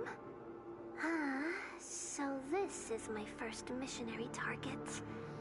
Is this a test? But also, there is a part of me that wants Persona 6 to be announced, so the discussion surrounding Persona 5 in general can start to move on a bit. Because, like, that game is 8 years old. I'm kind of tired of some of the discussion surrounding that game that still pops up to this day. And I'm like, can we just move on to Persona 6? What's more important? With a name, others will remember you. I see. Well, Alright, anyway, here's our name now. We're Arrisa. It's Arrisa. Arrisa. So we will now be referred to as Arrisa, instead of just Blade. I'll call you Arrisa from now on. Tell you a secret. Arrisa is actually the name of my rabbit doll. It's the only doll I got from Grandpa. It used to be my best companion. But I feel like that's been the same way with every Persona game. The only Persona game to kind of, like, not get too lost in its, like, controversial discussions was Persona 3, because Persona 4 came out, like, a year or two after it. And people were... Persona was still, like, turbo niche when Persona 3 first came out. The Elysium is nowhere and everywhere. Emotional response. I never mean anything as insult, though, dude. It, like, the only reason why I get, like, quite defensive on it is because I know... Like, when it comes to Persona 5, like, I have confidence, you know? Like, I know it, and I have confidence about what I think the story is about, and how its themes are. And so it ends up bugging me when people downplay it, because I'm just like, you just didn't like it, but that doesn't mean it's bad, or juvenile, or immature. It's actually very smart about how it handles itself. It's got problems. Jesus Christ, has it got problems? I'm not going to pretend it doesn't, but that isn't one of them. Good at fighting? Then I must give you this before you leave. Come to me. May the Father bless you. We've been blessed. And we have the Seal of the Pilgrim, which it's mandatory, by the way. You have to get the Seal of the Pilgrim before you're allowed to leave. To overwrite the seal. How to...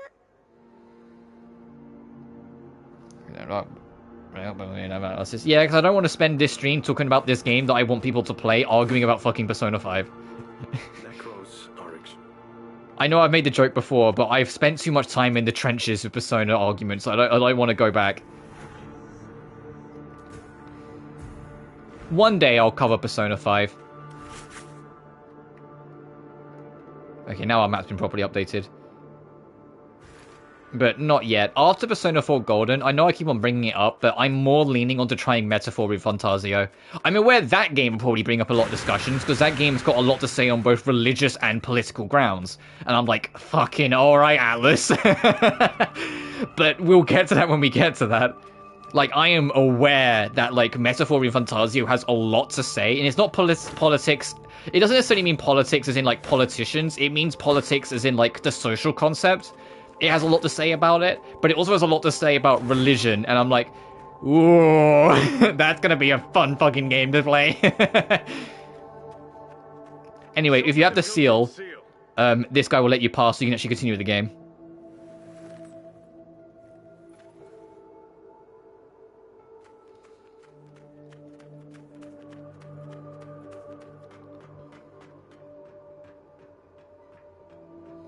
Well, keep in mind, like, it won a shit ton of narrative awards.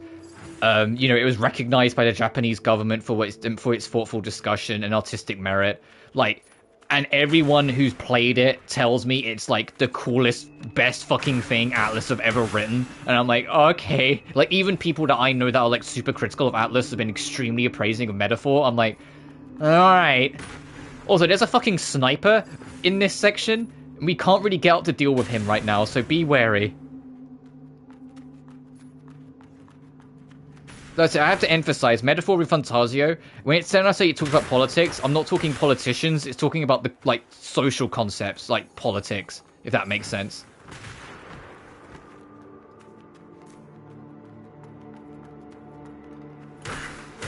And I also know it's very critical on a lot of aspects, but also... And let me just nudge this guy off a cliff, hang on 1 second. There we go. As soon as I saw him near that edge, I was like, I know what needs to be done here. But I can't say too much because I haven't played the game. I want to be surprised and, like, figure out what it is. But everything I've learned about it has kind of, like, changed my perspective. Because when it was first, like, properly announced, I was a little turned off by it. And some of the new details we got as it went on, I was like, ugh. But when it was out, now I'm seeing what people think. And people explain to me how the game actually works, not kind of how the trailers portrayed some of it. I'm like, oh no, this game actually does seem pretty interesting. It's just the trailers, at least to me, kind of gave me the perspective that it was going to be a bit different from what it is. No, I do mean, I mean, sociology, it technically is sociology as well, but it's social politics. Politics can be more than just politicians, as you know, but it's more about, like, the concept of, like, political gains, political systems, political ideologies, etc.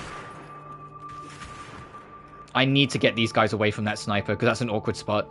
Yeah, chase me over here. Like, I can't claim that I know everything that is talking about, really, because obviously I want to go in blind. I like not knowing.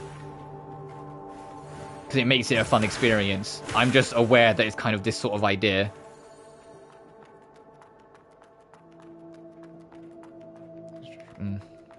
But I can only claim to know so much. I really don't know much beyond that. I'm just sure it'll be a fun thing. Speaking of, like, political games, though, I want to do Metal Gear Solid 3 at some point, like, in the coming couple months, because I want to do MGS 3. I've said it before, I want to do MGS 3 before Delta's out, because I want to cover Delta, and it'll be fun to compare the two. But I also want there to be, like, enough of a gap in time between the two that it doesn't feel like I'm just doing Metal Gear Solid 3 twice really soon. If that makes sense.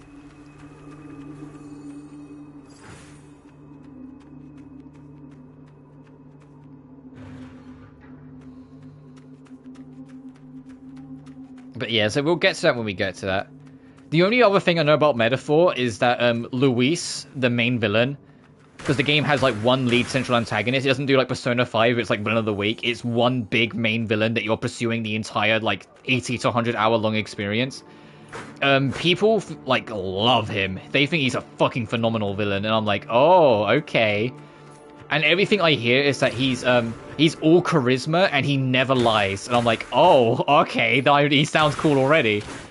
Like, he's extremely honest about everything he's doing and about how fucked up everything will be by it. But he also I speak again, fucked up. But he also genuinely heartfelt believes that all the destruction he's causing will make a better outcome in the latter, like in the end. And he's got the charisma and energy to like back up his statements that people kind of believe him. And he's very easy, like, not to manipulate people as like bullshit, but make people believe in his word and accept the suffering. Which, if you can believe it, that also slightly ties into its political and religious themings, that people buy into the things or the damage he's causing. Because they honestly believe through his charismatic speeches, which are completely honest with what he believes. He never lies about his bullshit.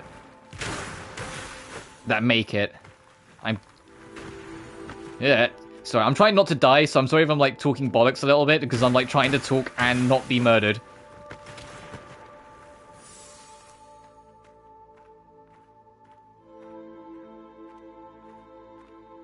The problem with Shido, though, I don't know how like to put it. Shido's entire fucking thing is that he, honest to God, did not care about anyone else. They made that abundantly clear. He was in it only for him the entire way through. It's the whole reason why his palace is the pride ship above the city, because he alone is the only one who cares about surviving anything he causes. So you weren't supposed to agree with Shido. His policies were entirely self-centered.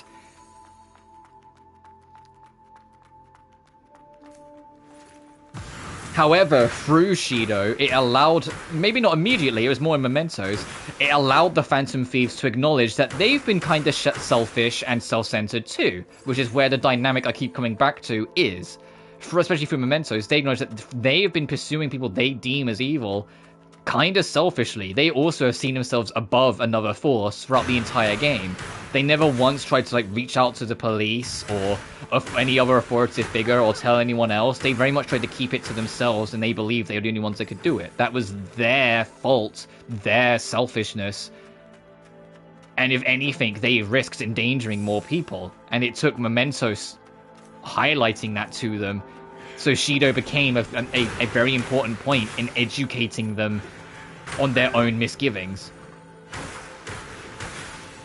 Which is kind of what I mean when I say like there's a lot more to what they like first present in the game, and it's very apparent to me that these things are there. Which is why like it's less. I'm gonna get fucking murdered by these guys again. This is like a fucking gank squad. Sorry, let me just like deal with these. Get the back up, back up.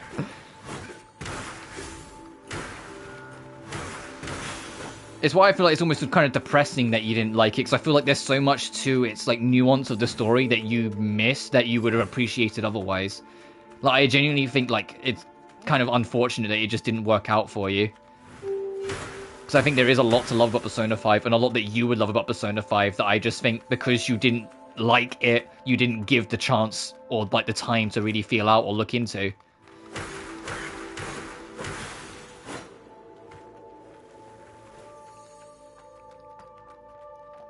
I wanted I'll read the baddies moment. You literally get it. What are you talking about? That's literally the whole thing with the Mementos. But then it's acknowledging that through their fault, they've both learned a lot and lost a lot. And it's about taking the right way forward beyond that afterwards. Because their Phantom Thieves aren't the villains. At worst, they're anti-heroes, because, you know, they stop the bad guys, but in ways that permanently cripple and destroy lives and leave them sort of like hollow husks. Come on, what kind of sniper has a range of only 50 meters? That punk from the Grey Rhino caravan definitely pulled a fast one on us. Trying to fight those Necros with this piece of crap is just asking to get yourself killed.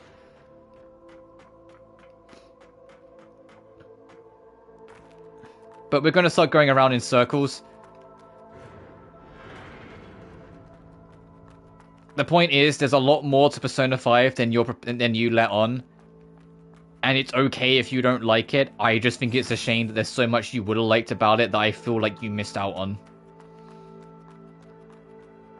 I shouldn't have stayed. If If I had known, not even Sienna could get rid of the monsters. Those scavengers. The only genuinely, like, major criticism I have of Persona 5 is that there are several aspects of the story that feel like they just copied Persona 2 and then rewrote it slightly differently. Like, it feels like they used Persona 2 as a base of some of their ideas and then just reworked it from there. Which is a shame, because all of the stuff they borrowed from Persona 2 does better.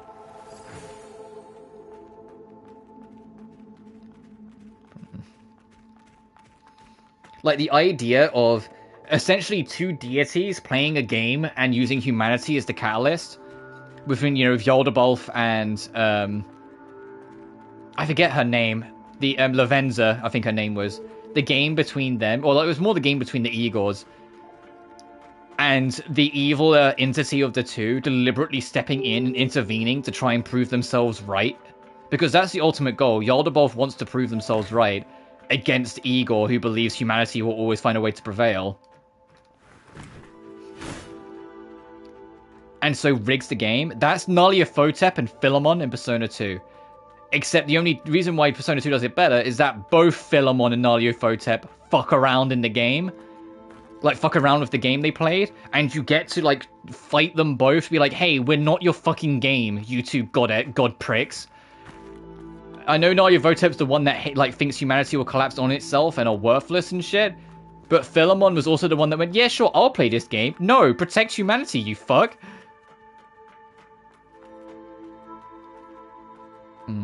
But you know the Futaba dungeon, that one, even ignoring my bias towards the character, that is straight up my favorite dungeon. So it's like, that one, like, you know you're not going to get a helpful argument out of me, because I love that dungeon mechanically. I've not played the Royal version, so I don't know how much better or worse, because I know they made changes to basically every single dungeon in the game in Royal.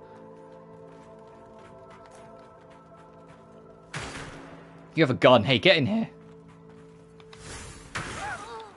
Wow, that does a lot of damage, huh? That's a lot of damage! Ow, fuck, that was a command grab. This guy's hurting me. I'm getting shot.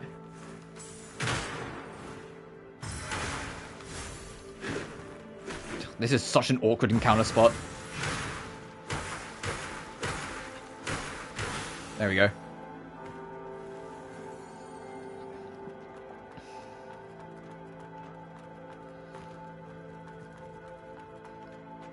But yeah, I wish they would port Innocent Sin Eternal Punishment.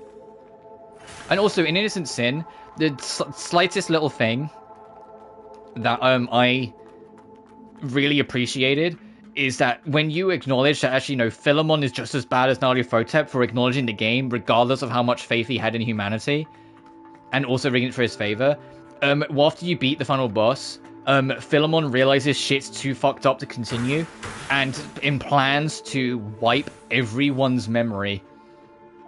Because it's the only way to stop Nyarlathotep having any influence left on the world, is to wipe everyone's memory of the entire game. After he, like, says that he will be doing it, you get the option to either shake his hand or punch him. And I don't know a single person on this planet that doesn't pick punch him. And he takes it because he knows you're valid in wanting to take it. But it's that little fucking thing that made all the difference in the, for the ending after the final boss. It's just like, no, this bitch, for engaging in this stupid game, caused so many problems. I'm absolutely gonna punch him for this. And just seeing, like, your character go up to, like, this literal, this human form of a god and punch him square in the fucking jaw. It's like, yeah, that makes it all the worthwhile. And you know I disagree with the potential thing. So I haven't played Royal, so I don't know how they change it. But part of the reason why I love Futaba's Palace is because of how they execute all of its themes and ideas so well. But we're going in circles. I'm gonna stop the argument there for both our sake, because we're gonna go around in circles. It goes down to you don't like it, and you feel like a lot of it isn't what it could have been. I love it, and I think it's exactly what it should have been. And that basically, like, sums up the entire discussion of the entire game for both of us.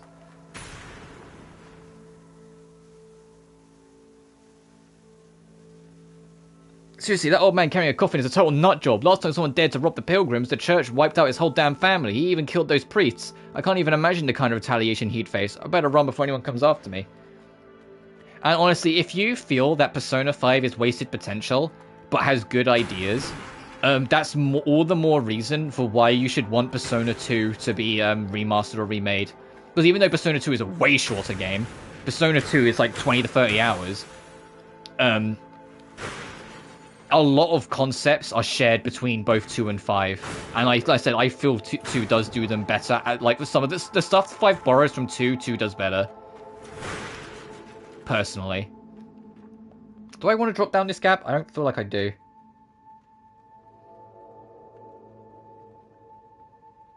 What do you mean? Well, it's like the core main thing of the background of the story is Yaldabaoth and Igor's game, and that is literally Philemon and Nyarlathotep's game, but Persona 2 wrote it better. And made more of a point of highlighting that the game existing as itself is kind of bad on both ends. It's not just a one person is your villain, everyone kind of is fucking awful in this situation. Also, the main cast have some real problems. And I don't mean problems as in bad, I mean as in like problems as in like they are suffering as people. The biggest example is Lisa. Lisa is a drug addict. And she plays it off all the time in the story as just being a kind of goofy gal. Like, she is like your first girl. Like, she's the Anne of the game. I kind of literally, it's another thing Persona 5 borrows, having your first female party member be an American that moved to Japan, whose family moved to Japan. It's literally like Anne and Lisa are like the same fucking backstory. It's just Lisa's background is that she was overwhelmed by the social pressures of it. Her dad is a complete fucking weeb and was adamant to make Lisa be like an honorable Japanese citizen, and she wanted nothing to do with that because, you know, she grew up in America. And so on suddenly all of these heavy enforcifications of Japanese culture were driving her mad. Because she was seen as like a faker, she was bullied majorly at school. And, you know, an American kid in a Japanese school, yeah, that went down well, especially for a game set in the 90s. So she ended up picking up drugs to like push down her pain and suffering. And then, like, you know how Persona 4 has that thing where you encounter shadows and it's the true self? Well, Persona 2 introduced that. It's not the main core thing of it, but Persona 2 is what introduced that. And you get to witness firsthand her shadow openly talk about it and lean into it. And all those nasty drugs, that to quote her directly. And in front of the whole party. And because it's things that you might have picked up on, because when she joins your party, she doesn't really get the chance to get away to get her fix. So you start to notice, like, piece by piece, little elements of her withdrawal. And it affect her.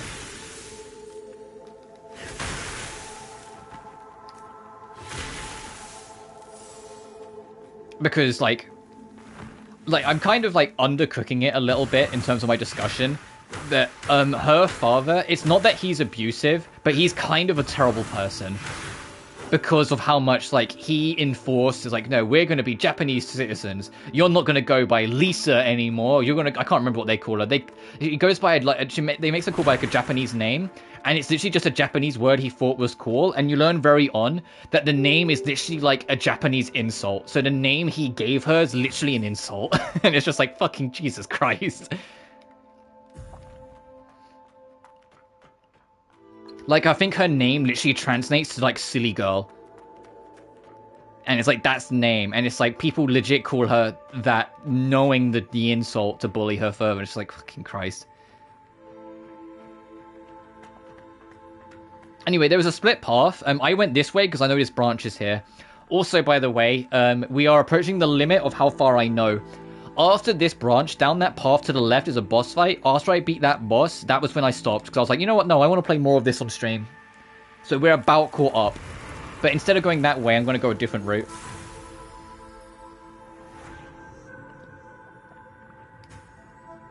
Anyway, we got the ability to rewrite seals. So now we can put the seal of the Pilgrim on, which increases our stability, take less damage from poison, and boost all our defense if we are under a status ailment. But with it equipped, it has extra slots, so we can put in extra defense boost, and we can also put in fire defense, because they're the only ones we've picked up so far. Oh, and Persona 2 also had, like, you know, a gay character. and like it be explicit and not just kind of sort of maybe sort of arguable that we've had ever since,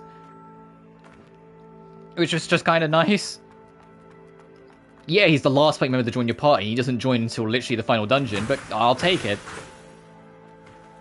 Because your kid, not yeah, exactly. They also, hey, do you want to, like, if you want me to put it on the nose for you, just how much Persona 5 kind of borrowed from Persona 2? Persona 2 has a character called Joker.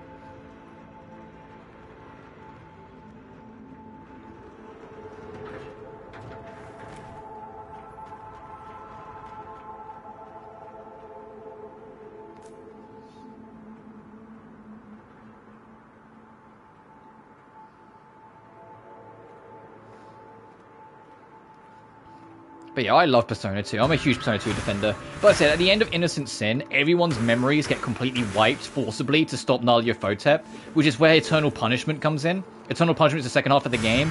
It's what happens if one of them starts remembering and the events start to creep in again, because Nyarlathotep starts to creep in, starts to get to creep into people's minds.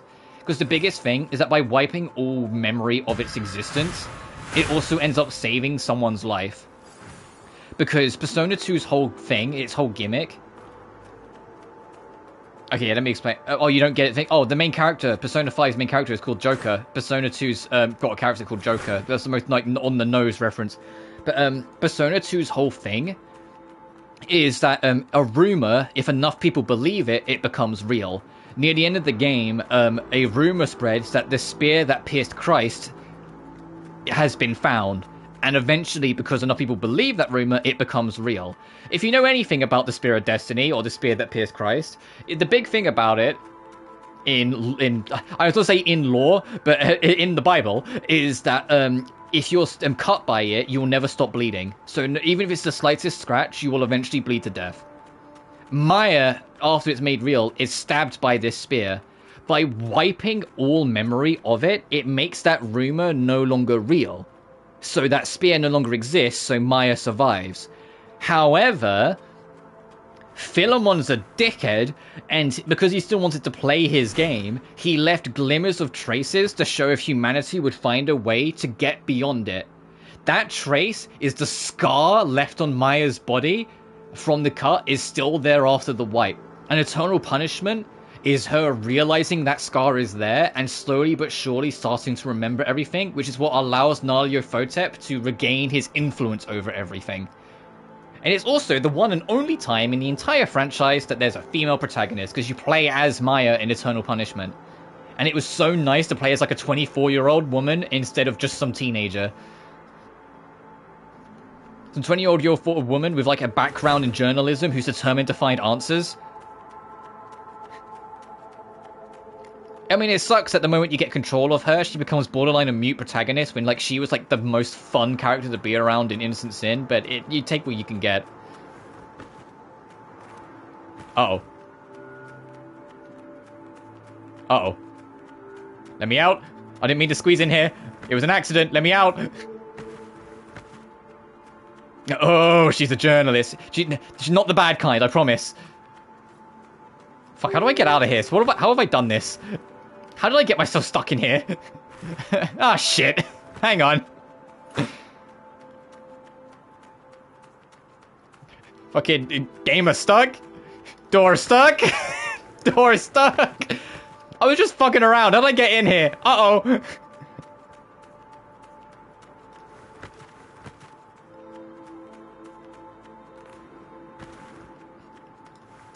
There's a way out if I get completely stuck, but I want to try and get out normally. You know what I should try first of all? Hang on. Hey, can you tell this game's like borderline an indie game? Let's see if this, like, spawns me outside of it. If not, you do have a, like, force respawn button.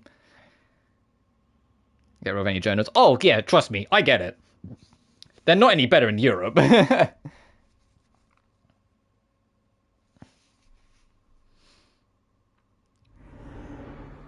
Oh, thank God.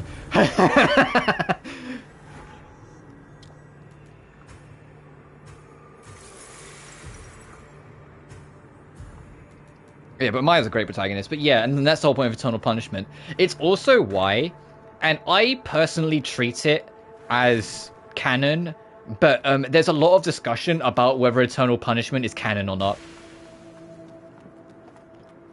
Like, after Innocent Sin, because it's basically like Philemon wipes everyone's memory, like removes everything, yada yada.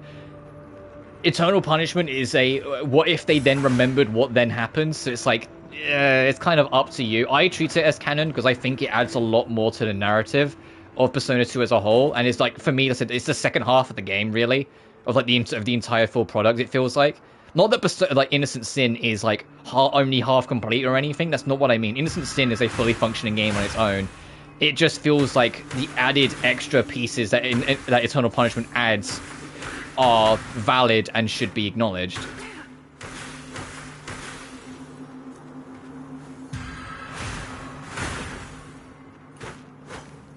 Oh yeah, so you don't have to tell me. It's just as bad as Europe.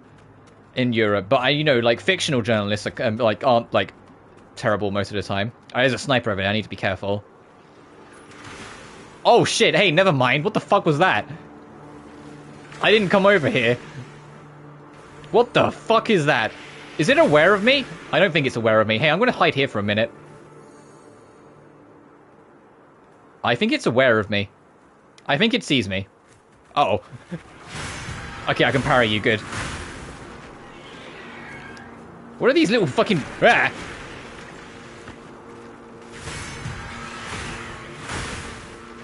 Like contextualization. Kinda! Yeah, that's probably actually the best way to put it. It's like, it's adding the extra context to everything.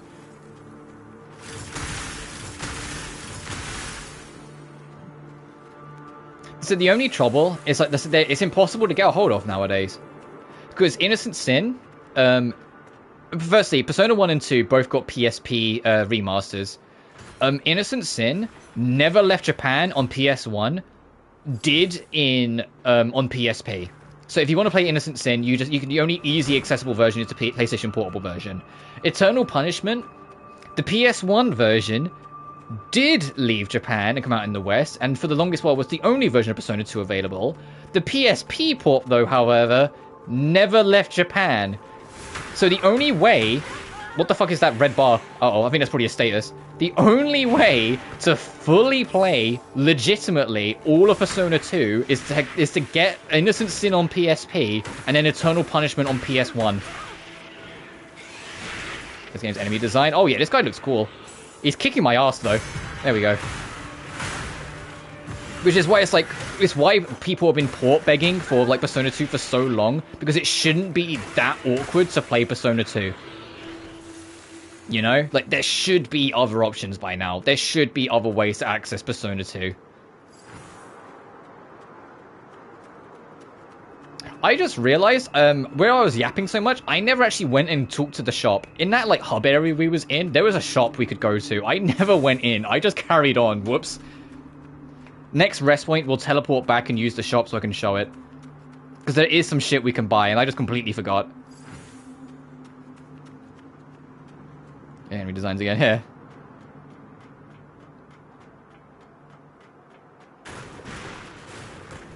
Oh, what's this? I just carried on this direction because the ladder points at me here. Oh, what are you? You're flying, so I'm going to try and zap you. Oh, that does not do much damage, huh? Okay. Oh, okay, that's probably poison. I mean, you're a bug, so realistically, I should probably be able to, like, burn you, right? Oh yeah, that does way more damage. Okay. So yeah, you're weak to fire. But I get what you're saying. A lot of games kind of play it safe, and it's like, okay, technically it's a unique design, but it doesn't really feel like one.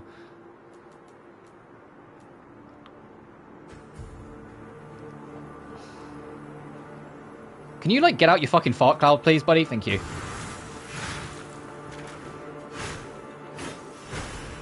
Bitch. Didn't I pick up an antidote?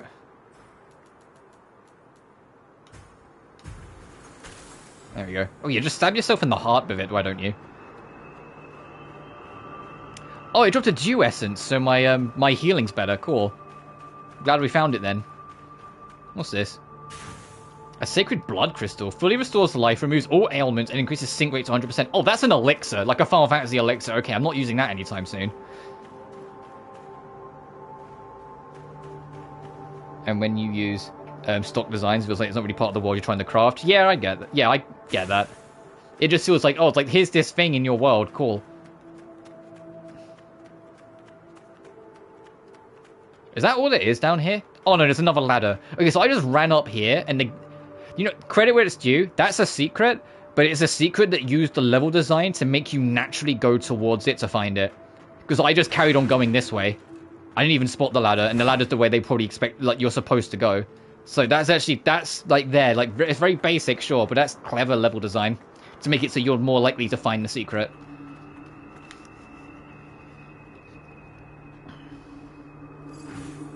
Another mud ball. Oh, we're going back into the sewers. Mechanics for me. Oh, I love the parry in this game. I'm never using the fucking shield. Why use a shield when you can just slap motherfuckers?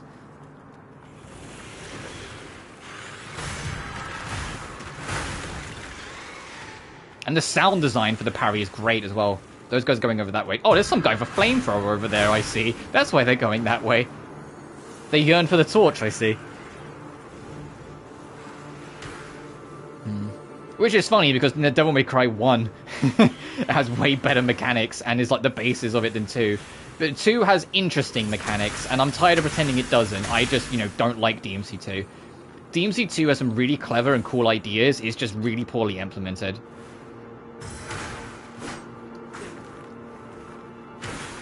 Like, I like the margin forms. I like the fact that they have holding tight combo sheets. I like the directional based combos that 2 has. It's just, no, I'd rather play 1. I'd rather have jump cancels. I would rather have static fixed systems that I know exactly how they work and when they work. The only problem with Devil May Cry 1 is that the hard mode, and especially Dante Must Die, are extremely not balanced. And so they're bullshit. But on a normal playthrough, if I ever cover Devil May Cry on this channel, which I will eventually because I love that series, but if I ever cover it on that channel... Okay, you're too far. Hopefully I'll get to show what I mean, because I know how to play DMC1 properly. And effectively.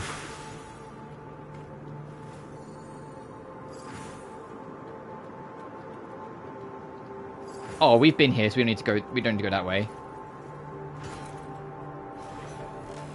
But I love DMC1. Scavenger's clothing. Okay, is that any better? No. Hey, this deluxe... Oh, it looks kind of cool, though. This deluxe edition coat... It's kind of nice.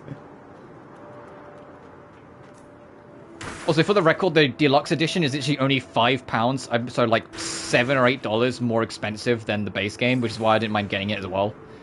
It's not like it's like, oh, deluxe edition, like $30 extra, please. Like, no. Where the fuck is... Oh, I know where we are. We're actually near the shop. Actually, let's go this way, because we want to go to the shop anyway. This is back, like, at the start of this entire zone. Interesting.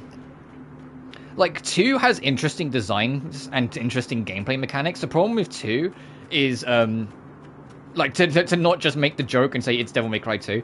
It's tied to the fact of the enemies. The enemy systems are too easy to exploit that they don't encourage you to use the systems at play. And I've talked about it at length in like other games. It's like you can have all the mechanics in the game in the world, but if there's nothing that like encourages you to use it, then it's kind of boring. Nothing but broke. They haggle all afternoon for And most enemies in DMC2 can be juggled by just using ebony and ivory and nothing else. I just can't take this anymore. Hey, what are you looking at? Wait, you don't look like one of those poor wretches. Then come and buy something. It's something that I will give credence to the Devil May Cry reboot. The DMC reboot had mechanical, like, some mechanical depth, but lacked it in some areas, but was entirely held back by some of the enemies. And then Definitive Edition came by, and they made a really huge conscious effort to allow people to lean into those mechanics better, and rebalanced and reworked some of the enemies to make them suit the mechanics better, to encourage you to use them more. They genuinely made the game have more mechanical depth. Yeah, that's Oh yeah, the reason people hate the Devil May Cry reboot is because the story and characters are awful. But mechanically, the game is a perfectly fucking fine action game. In fact, I'd even argue it's good. Anyway, you can buy a drill for a weapon if you want it. You can buy the cast iron greatsword if you want it. You can also buy a cemetery key, but I don't know where that key goes. I don't know what DMC. Yeah. There's a few games I can think where it's like, this would be great if it wasn't tied to the franchise it's tied to. Hitman Absolution is another good example of what I mean. Hitman Absolution is a phenomenal stealth game. It is not a great Hitman, though. I think Hitman Absolution is actually one of the better stealth games ever made. It's just... it's held back so severely by it's not Hitman. Yet it's called as such.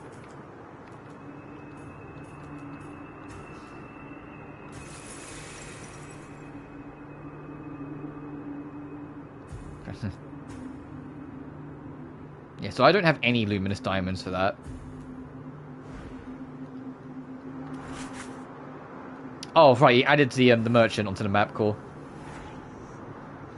Anyway, teleport Mario. Let's go back to the abandoned houses where we were. Right, now for the last thing I did. Up here, there's going to be barrels that roll down at us, and then there's a boss to the left. The boss was like the last thing I did. And he only took me 2 attempts, so you know what that means? Since this is the one I thought wasn't as bad, he's going to like destroy me now.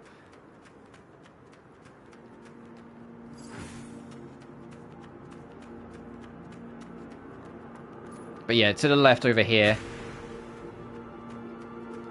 Actually, before I get too into the arena, let me actually make sure my equipment is where I want it to be. Yeah, sure, he's human. The boss is human. He's a scavenger patriarch, this guy. Oh, what? Immediately grabbed. Nice. Ow.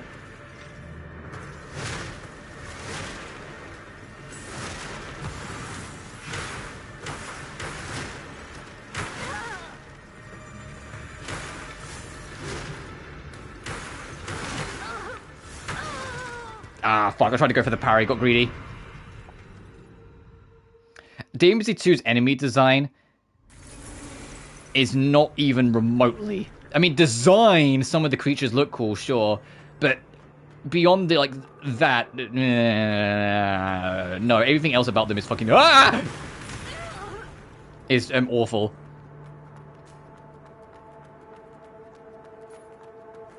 The problem with DMC1, though, is that the game is just sort of like an amalgamation of a bunch of fucking gothic fantasy shit. And it's just like, alright. Okay, I'm dead already. God damn it. I'm trying to get... I know you can parry this guy, because that's how I beat him. It's like, oh, here's this enemy's a random skull. You're like, okay, sweet.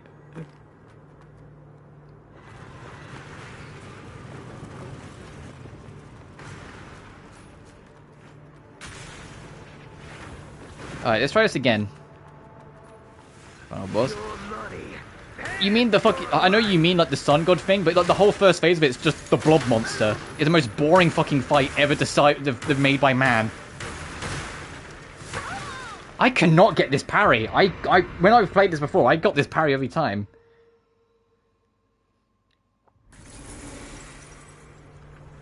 Like, Devil May Cry 1's final boss is frustrating, sure, and like the main actual meat of the fight, that last phase with Mundus, is kind of like wild and kind of like poorly balanced. But I'd still take that any day of the week over fucking DMC2's.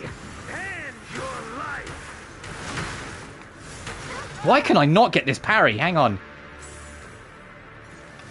There we go. Christ.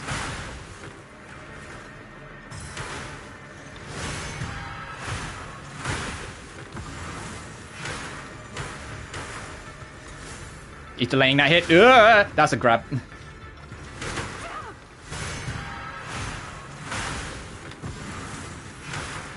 That's how the fight should go. That's why the fight only took me 2 attempts on my first playthrough. I just was not getting it for some reason. That's how the fight's supposed to go. This is in To's Bizarre Adventure. Somehow it doesn't surprise me.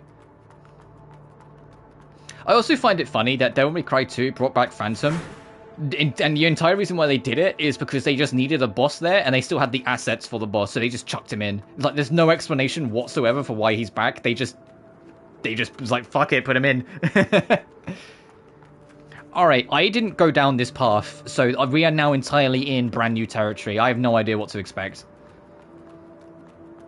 Well, entirely brand new for me, I mean.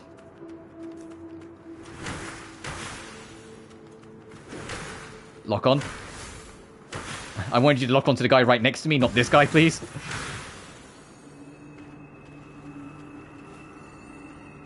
No, I'm saying, like, in like, Phase 1 of Mundus is kind of whatever. Phase 2 of Mundus, the balancing act of knowing when to get up on the platform and when to back up, like, he always signifies every attack, so it's easy enough to kind of figure out the timing to dodge it. I think Mundus in Phase 2 is a really effective final challenge. It's another thing that gets kind of bullshitty in the harder difficulties, but then so does everything. Devil May Cry 2, the Phase 2, that main, like, fire thing, is, for the record, a good fight, but it's the only fight that's good in the game that I really genuinely enjoyed. And it really still isn't enough for me compared to 1. Sienna, you're the only one who can handle them. Please, help. Like, I can't stress enough, Mundus is a bad fight in Devil May Cry 1, but 1's bad is still better than 2's good. 2's final boss bores the shit out of me. Entirely. What the fuck is that? G-lava and platforming? Yeah, it's positioning between 3 levels. It's knowing when to go in on the attack and when to back up. It's about strategy. It's not just, like, going in. I like the layers they added to it.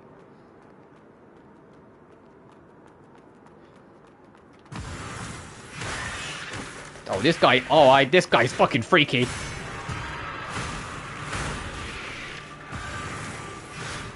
Bitch.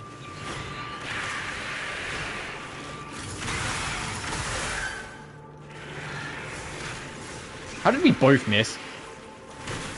There we go.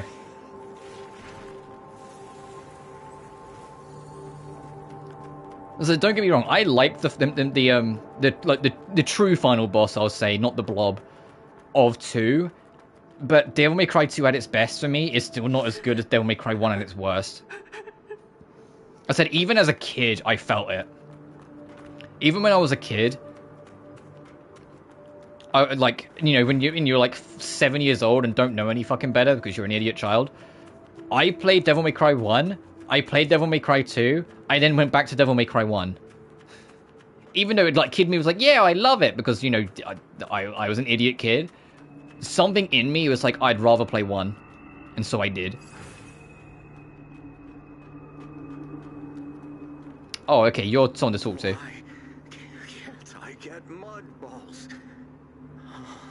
I shouldn't have removed that part, right? You doing alright, dude? Okay. Oh, hell yeah. Brother! Give me my maid headband. Where's it? Oh, this is back where we were, so we got our way around. Okay, I'll level up. Yeah, so I got 8,000 souls. Yeah, I should level up.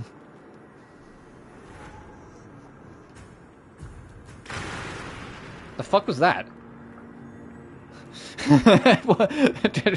I just got here.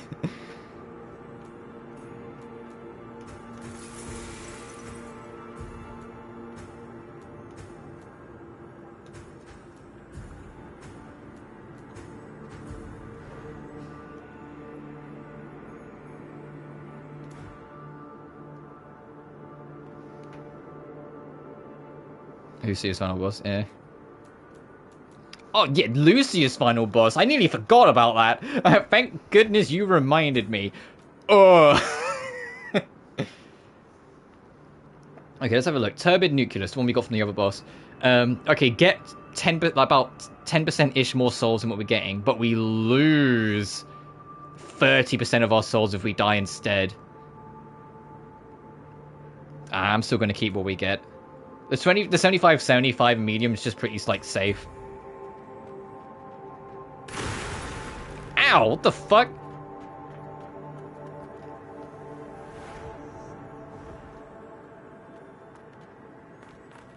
Someone threw something at me. There's an enemy with, like, a firebomb or something somewhere that was, like, throwing them at me.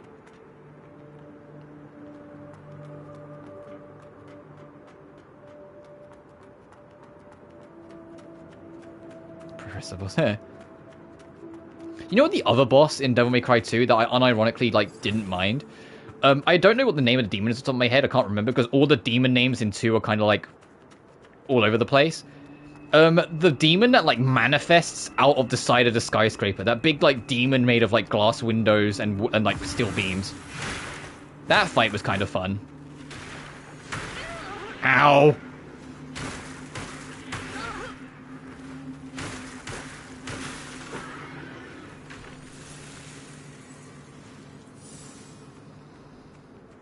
Recognition 24. Yeah.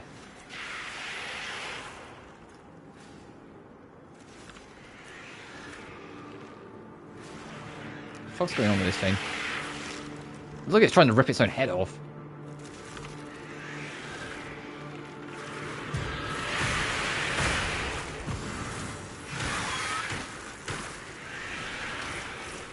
What the fuck is with these spike things?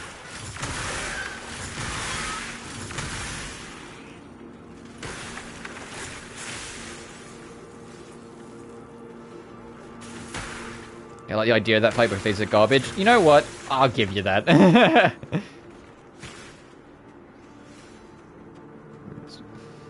I'll give you that. But then that's also, like, DMC2 in a nutshell. DMC2 does have some good ideas cooking in there somewhere. It's just let down by a lot of other shit. Alright, stop wailing in my face. Ow!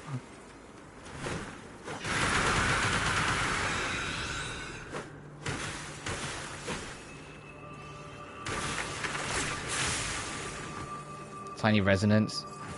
So I just picked up a fetus. Cool. What is this? What have we been picking up? A lot of shit. Consume it to remove infection, the accumulation, and stop your store sync rate. Okay. Oh, this is for enhancing your seals. Okay.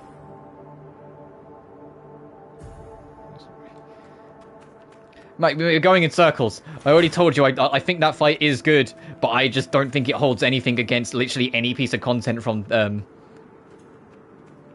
1, personally. Where did this guy come from, by the way? This is where we came from. Where'd you... Oh, boy.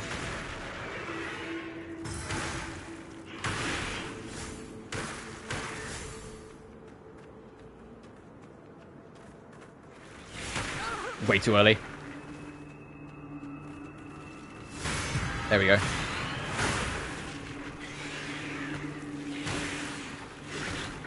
You don't enjoy Phantom? What, in 2? Yeah, I agree. In 1? No, he's great. You just jump on his back and fucking swing.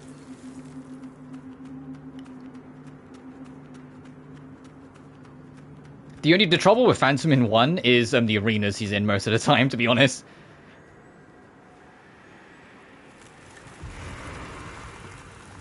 You only get, like, there's only, like, one time he's in a decent arena, and it's the last time you fight him. Every other time you fight him, it's just, like, tight corridors and bullshit, and you're like, come on.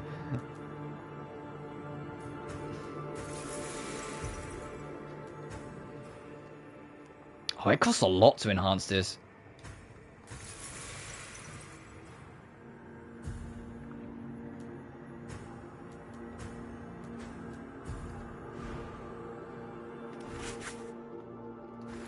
Oh, the cemetery. Hey, do I need that key?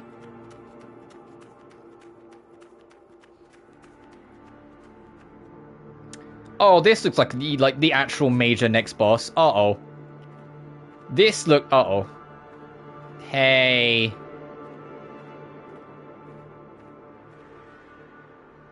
Yeah, it's absolutely the next boss. Oh, fuck. Oh, fuck. Alright, this is all new. Let's find out if I'm gonna, like, get destroyed.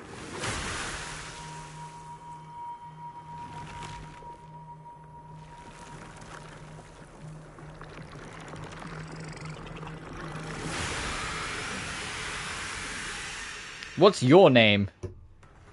Necro the Panic Reaper.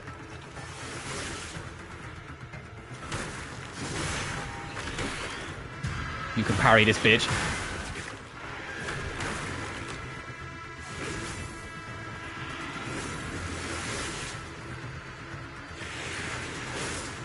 Is it a bit of just a...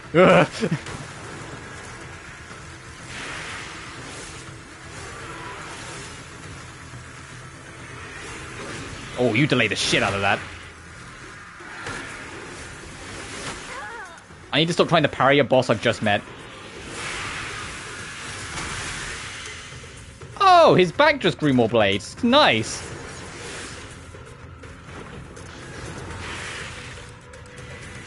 That's a beam. That's a beam.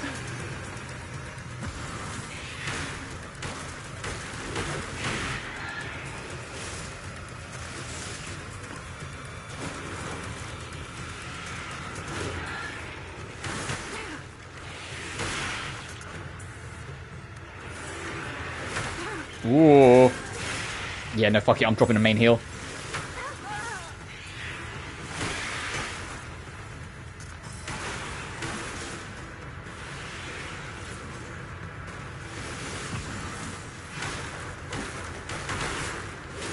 Jesus. Just remember to pay to make it just give me that vibe. I mean, yeah, I can kind of say, ah! Okay. Don't get near it when it screams.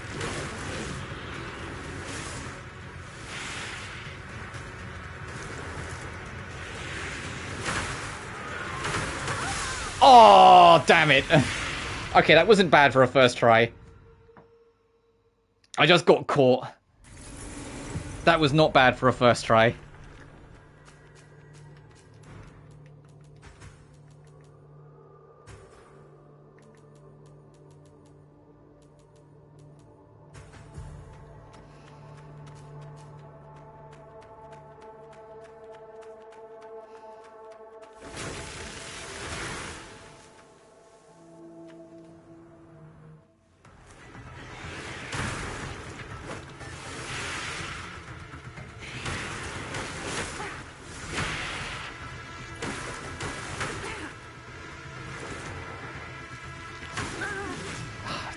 I managed to get that timing once in the power. Ow.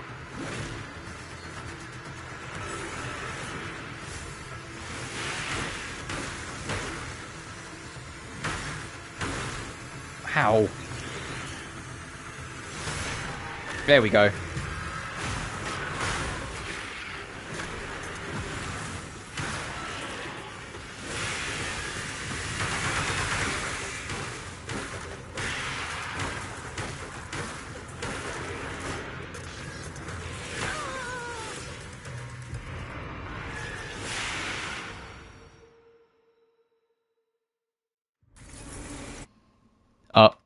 Sorry, I shut up because my headset got super statsky during that fight, so I could just because of my headset being shitty. Or I say headset being shitty, I think I've come to accept. I didn't mean to waste that. Sorry, character fair.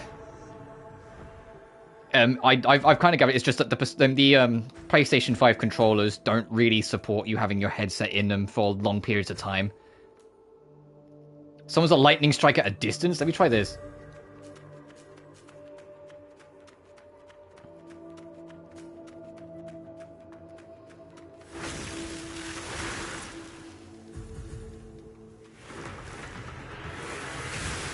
Oh, I did catch it.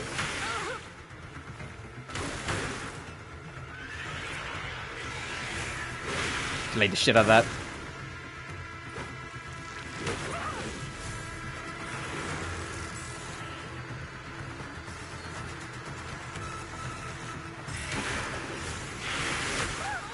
You see me panic spam parry?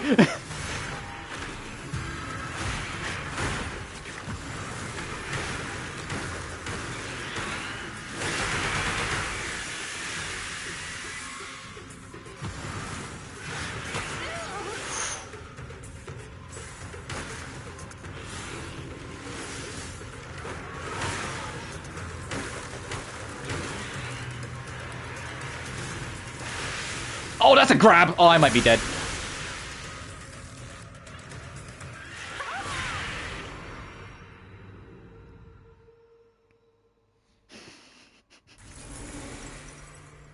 Ow! Alright, we're out of support items, but so we'll have to just make do without. That status effect, was it called Pierce? Like that feels like like the equivalent of like Frenzy. It just seems to just kill me.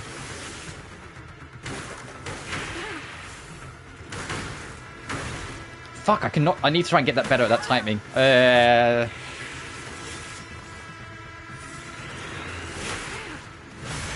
we go.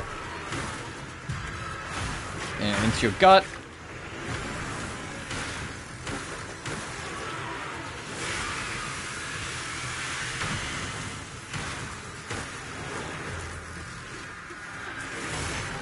Oh, get fucked!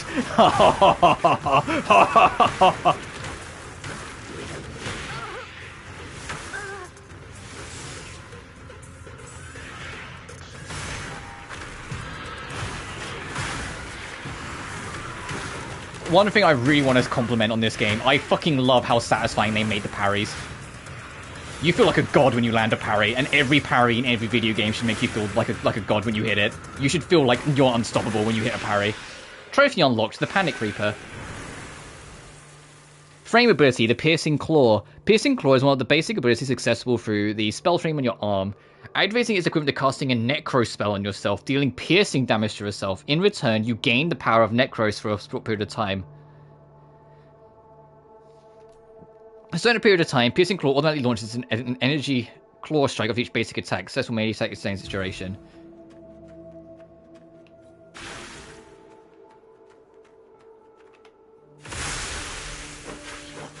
Oh, okay.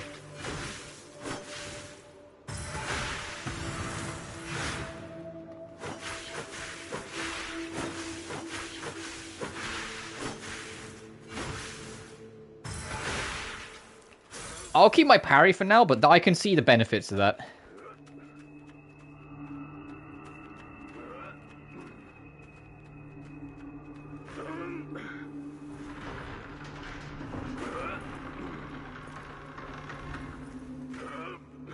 Hello?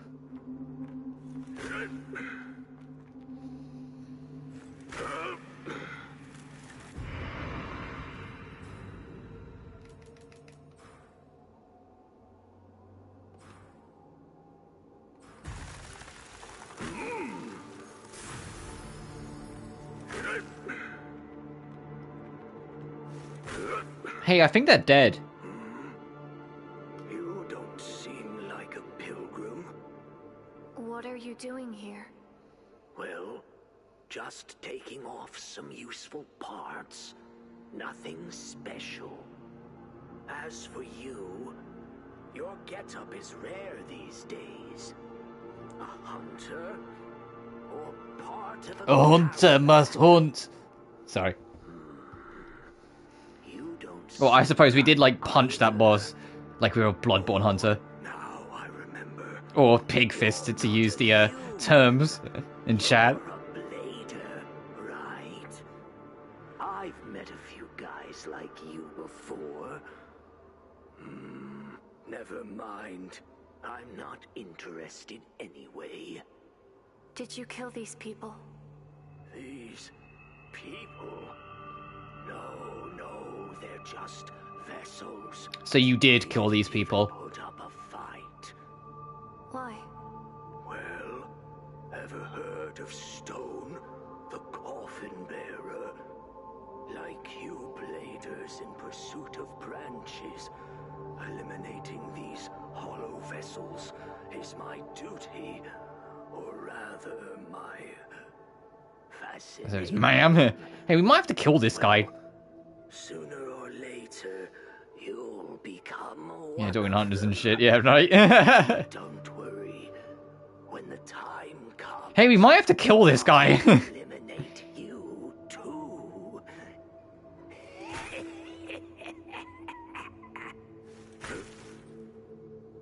By the way, if you're heading to Havenswell, maybe you'd like to take on a commission.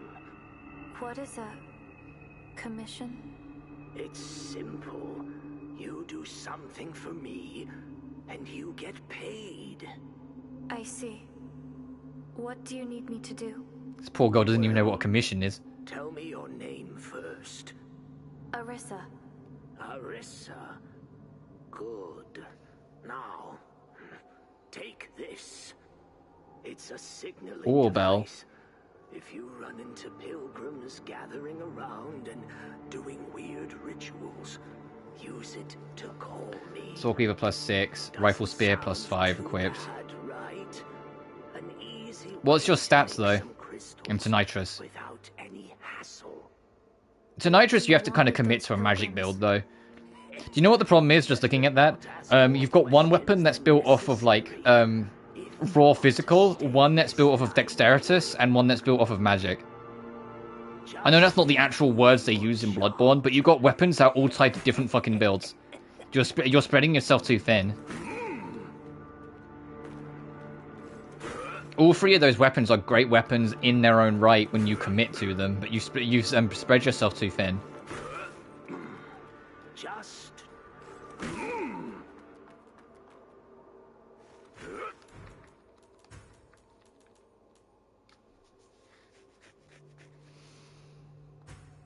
Yeah, because Nitrous is all about arcane. The Sword Cleaver is all about strength, and the Rifle Spear. I mean, if you're using the rifle, it's blood tinge, but if you're using the spear, it's skill. Also, you're like way too high a level for you, and your insight doesn't really matter. My playthrough of the game, I finished the game and the DLC, and I think I was level 105. Like, at the end of DLC on my playthrough.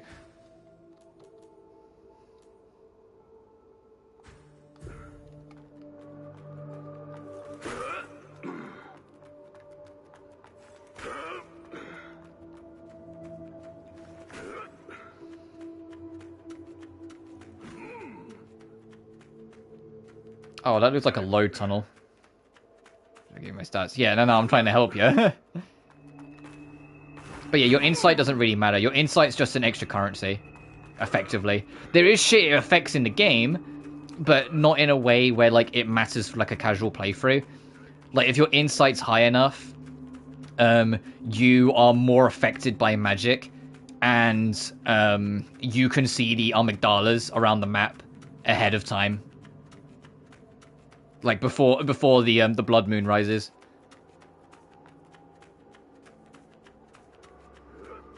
And you need to have at least one insight for your doll to come alive.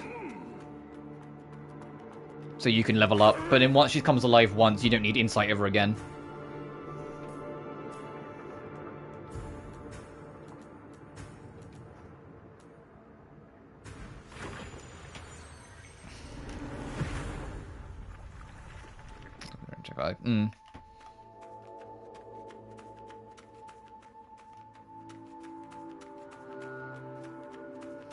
Looks like you've defeated those Necros. Thank you so much, Arrisa. Arrisa. That's your name, right? Shirley told me. If you're looking for branches, I mean, Bloodborne's not a long game, so if you need to like start fresh, you can. If you choose to, I mean. lie the sunken city. A remnant of a city in the old My world. live stream playthrough, it was 15 hours total. By the church. It was 3 5-hour streams, and then we were done. Will be under the church's protection. I hope. There's no way, like, truly to fuck up. You can just keep building up. It's just obviously the higher level you get, the harder it can be to, like, alter your build. Cheerless again. Please, take care of yourself. Please.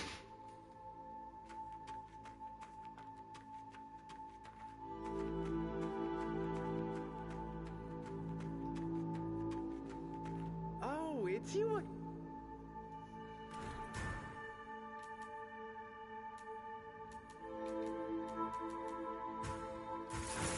I'll buy the fucking key. Okay, what I got. Then you just gotta commit or spend a lot of time in, oh, what's it fucking called? The bonus areas. Where you go underground. The, like, where you put, like, the burial rites in and you go into the labyrinths.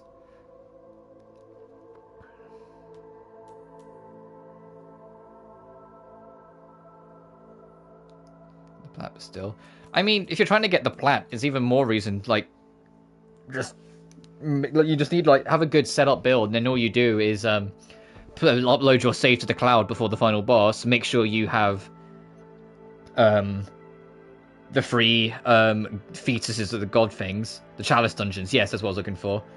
Like at least 3 of the 4 fetuses. Don't eat them yet. Upload your cloud to the save. Do the bad ending where Gurman kills you. Do the neutral ending where you don't have the fetuses but you beat Gurman. Then have the fetuses beat him and then beat the moon present so you get all the endings covered. Then it's just cleaning up all like the weapons and such. And then doing the chalice run. The chalice run's also honestly the hardest challenge just because of the you have to do all, like, the fixed ones, and the second to last fixed one, you're at half health for the whole thing, so the bosses can technically one-shot you.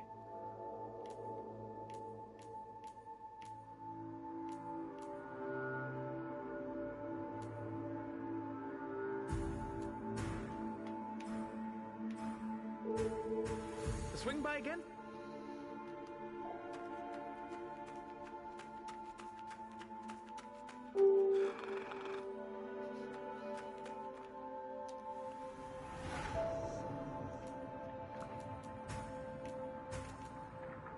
Oh, you know what I should do? Hang on.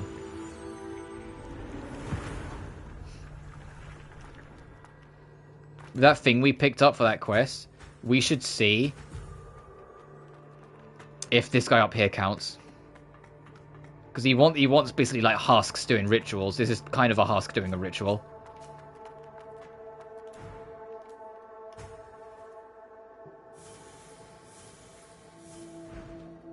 No signals received. Okay, well, at least now we know.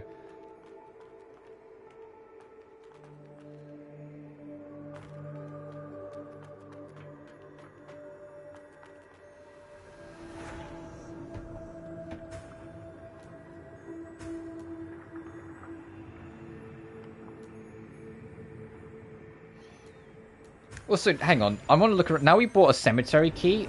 Was there any kind of, like, door or passageway or anything here that we could use it for that we'd... that would validate getting it? Because otherwise I don't really get why we got it.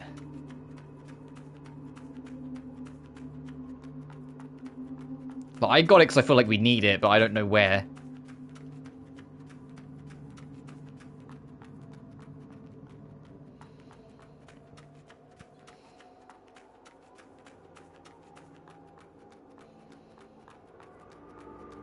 I'm looking at like any like secret side doors or anything. Okay, I don't want to get too finicky on corners after what happened earlier. Also, because I think a load screen's coming up, because I'm still wary of that glitch, I imagine we'll be fine now, but because I'm still wary of that glitch, I'm actually going to save and quit again, then load back in, and then proceed on. I think we'll be fine. I think it's just that first load out of the sewers that has a chance to glitch out, but I'm paranoid that any of these loads will glitch, and I don't want it to... Like, if it does it in my spare time when I'm not streaming, what does it matter? I turn it off and on again. While streaming, though, turning off the game will, you know, end the stream, which is kind of unfortunate. And so it's one of the things I hope they address soon.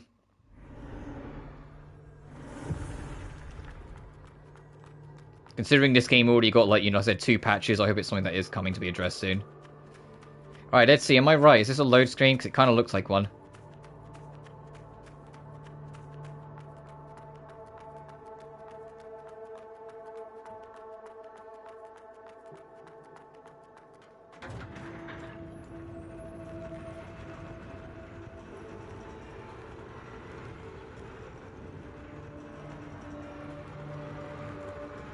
Is it not? Oh, I was expecting a load screen. Oh, no, we're just, like, super high up now, I guess. Huh. Alright. Oh, hey, urban.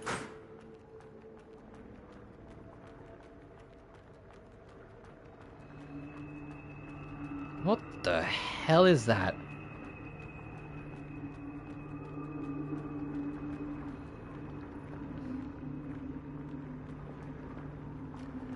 Let me look around first before I step into that. If there's anything to pick up.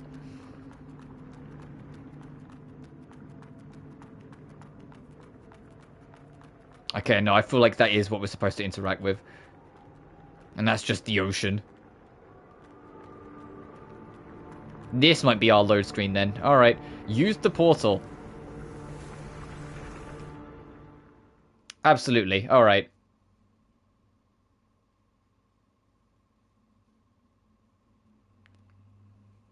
Oh boy, where are we going?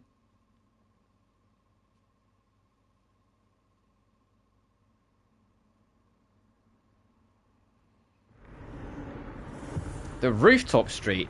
The Sunken City Overground.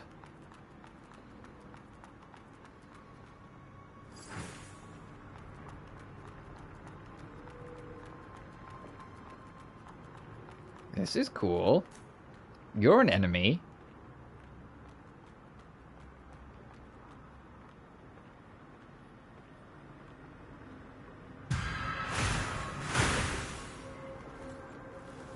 Fucking, I just murdered him. I'm kind of sorry about that. He was just snapping.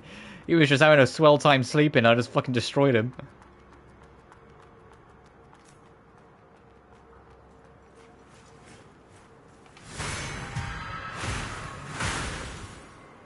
Predictable. Sorry.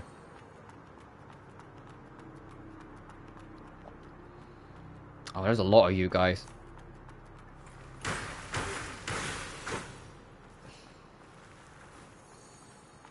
So what is this? Like, fucking Ronin City?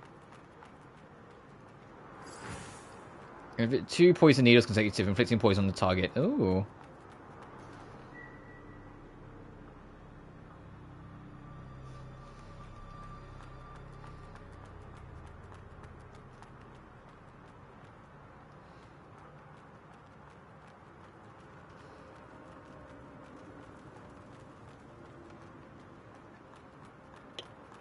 I always say though, if I decide not to make this a not to make this a one-off and play more of this in the future on stream, there will be no way on this God's green earth. I mean, I already don't think we're going to do it in time that I will be able to cover Death End 2 before Code Z's out in the West. So we might just have to go without for a bit. What the fuck is this thing? Oh, it is bulky as well, huh?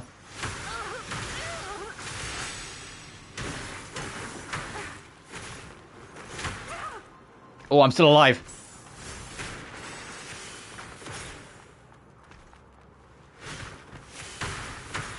You know what, dude? You win. I'm going. Oh! There was like some like angel thing fucking shooting at me as well from like over the hinder. It was like, no, that's not an encounter I want to stick around for. At least not until I get a rest point where I can spend my souls.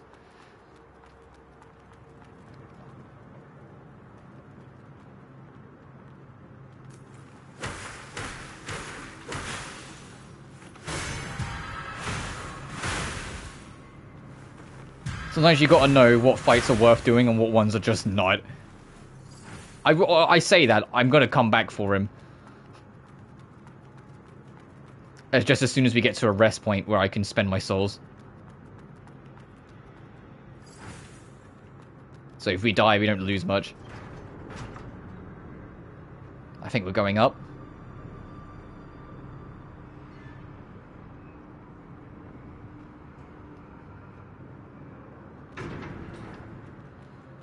Oh, rest point. Oh, rest point. Oh, where the fuck are you, rest point?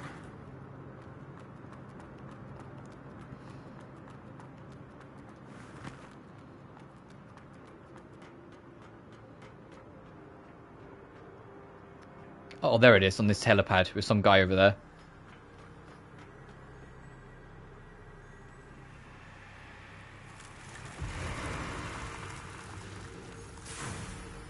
Hey, dude. Oh, this guy's anime as fuck. Look at him. I wish I could zoom the camera in more, but... Look at this guy. Okay, too close. Another guy seeking death. Guy, I'm a gal. Come on. On a hunt?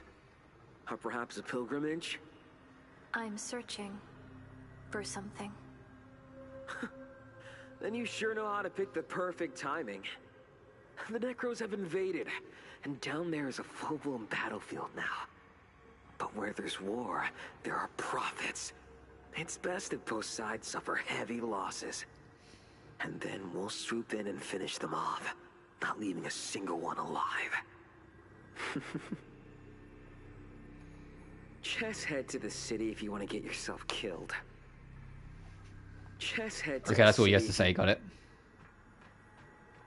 Right, are you a merchant? Welcome, traveler from afar. I'm Kyan, a merchant from the Moose Caravan. This fucker's misgendering. Yeah, everyone just calls us a guy. I mean, I'm assuming they mean guy in like a very like generalized sense, but at the same time, I'm like, do I look like a guy to you? What are you selling? Oh, you're selling devitalized and disordered fetuses. Oh, I'm so happy I came to you. What's a salted mud ball? Oh, it's a better mud ball. Okay.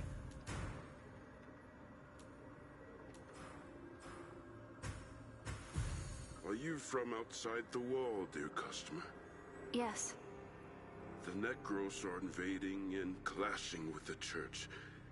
You look armed to the teeth. Are you heading to the battlefield? I'm heading to the city. Entering the city at this time isn't the wisest choice, I have to say. Necros are coming in full force. I recognize this voice actor, but I can't place it. And struggling to defend the Ethereum mansion. But my words don't daunt you in the slightest way.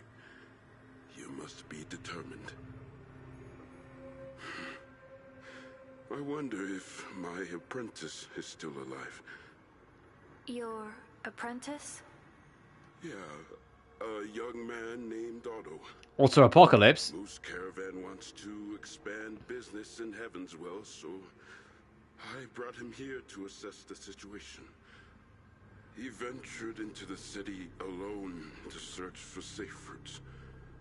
Unfortunately, just as he left, the Necros arrived. I haven't heard from him since, and I fear for his well-being. I'll keep an eye out for him. Thank you so much, dear customer. Okay. May your journey be smooth. Nothing to keep an eye out for then. Oh, what the fuck? I just wanted the rest.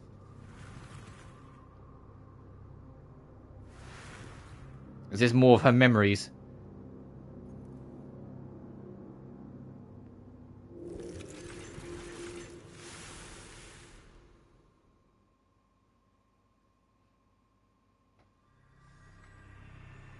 Anyway. 2 levels. Okay, let's get out to 25 then.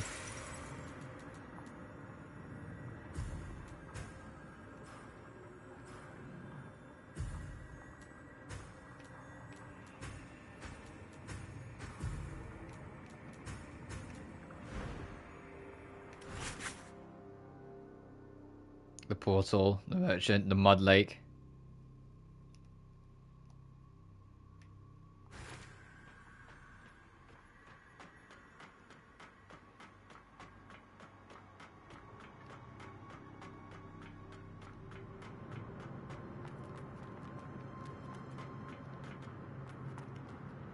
Oh, there's shit down there, huh? Okay. Dear Professor, we have measured the air surrounding the church's floating devices, and the results align with your predictions. The oxygen content is alarmingly high. Those facilities are indeed generating oxygen, and based on our estimates, the total production rate is sufficient to maintain the oxygen concentration within a 30-kilometer radius around Heavenswell.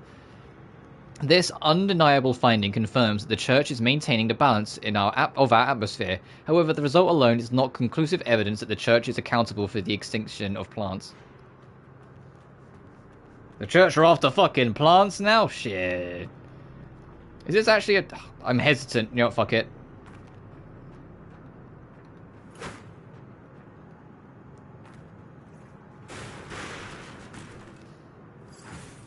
Thanks to the mud ball. What's that little, like, robot thing there?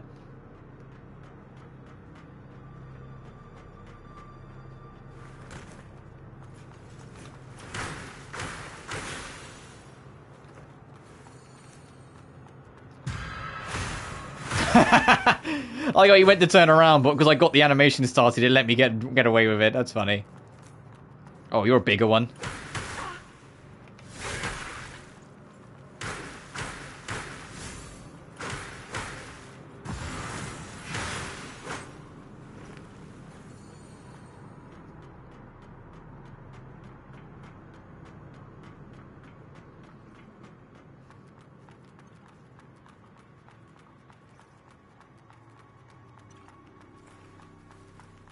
I had a feeling. I was like, this, no. Long corridor item at the end. Someone's going to jump me.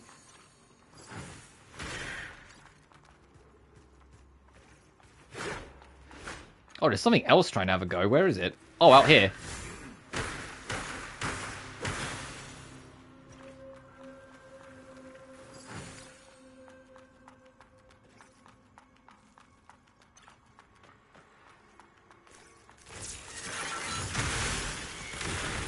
Oh, they're what the fuck? Why has he got a jetpack? What the fuck?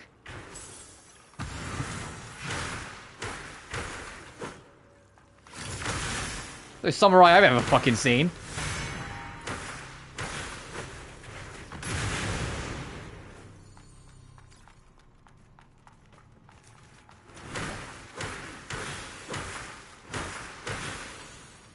Oh, one of them poisoned. I put a little poison on me. I just realised. Cheeky fucker.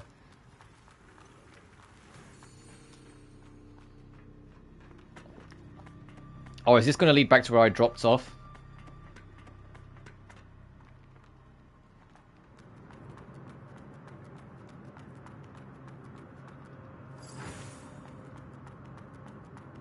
Maybe.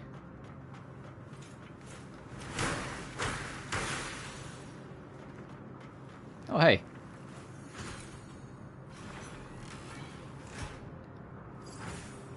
A Buddha hat. Oh, right, okay.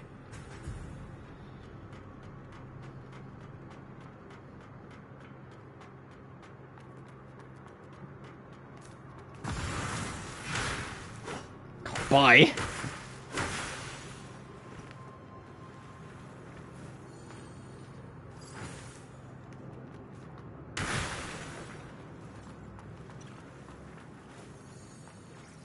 I have no idea where I'm going, by the way. We're just kind of freeballing this.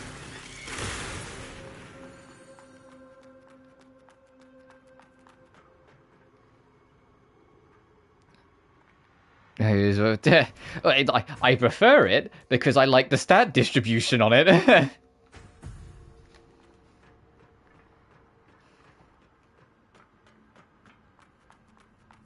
Oh, this is back here. Okay, so we've gone in a circle. Sweet. And that's the drop down there. Uh-huh. Just you.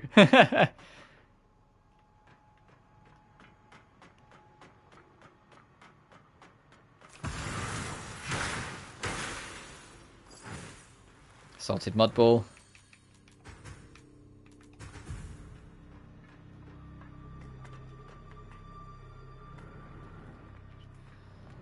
Oh, hey, I forgot I was going to go back and fight that one enemy, huh? Oh, right, well, next chance. Fucking nice try, bitch. Next chance I get to go rest, I will walk back and fight him. This is a zip line. Do we... Oh, we do ride it.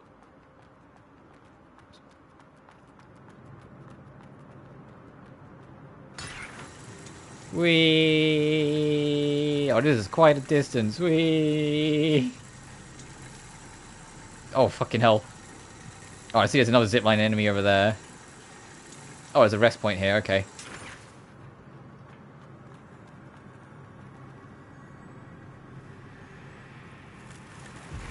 Maids. You know what? That's valid.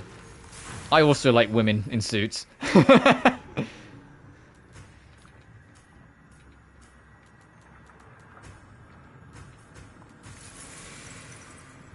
Oh. The rope burns? Yeah. So I need to stretch for a second. Alright, let's go back. There's also a lot up here we didn't check out. And we'll go back and fight that weird mechanical dude down the bottom. For a split second, I didn't see the grating. I just saw the gap and thought that was a hole. Which is why I kind of just jolted away for it for a second. Because I thought that was a hole and I was about to fucking fall to my death. Like, that was genuine panic for a second. I thought I was about to walk straight off. Strange things my body does. What have you found out about your body?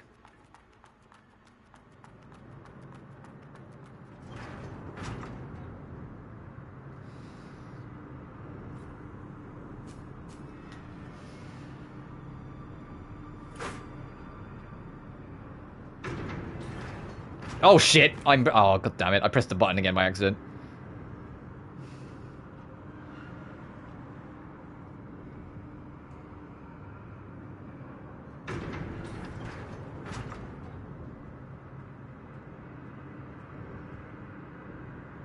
Oh, fair enough. God, how bad is your fucking posture for your height to change that much?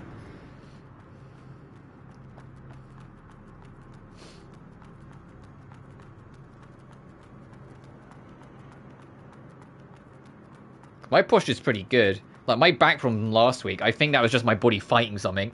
And it just ended up manifesting in some back pains, because my spine's my weakest part of my body anyway.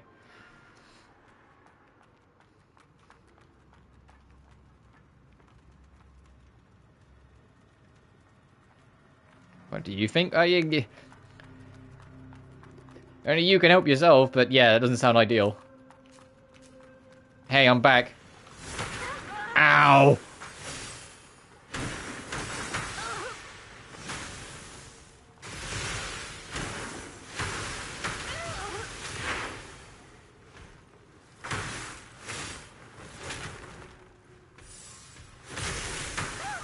You just fucking wind blast me, bruh.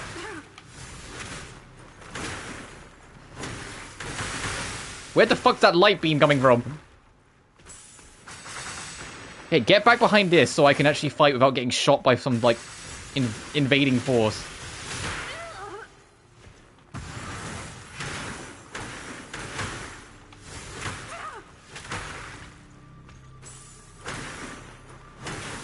There we go.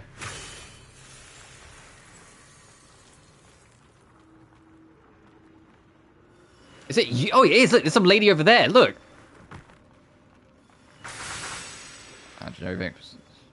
Oh, nice. Fair enough. Ow. Sand accumulator. Slightly increase the user's ability to accumulate energy and raise sink. Oh, okay.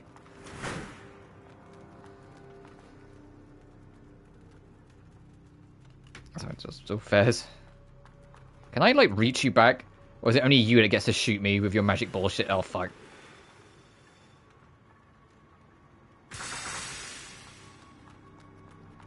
Yeah, and you should be. That's great. Oh.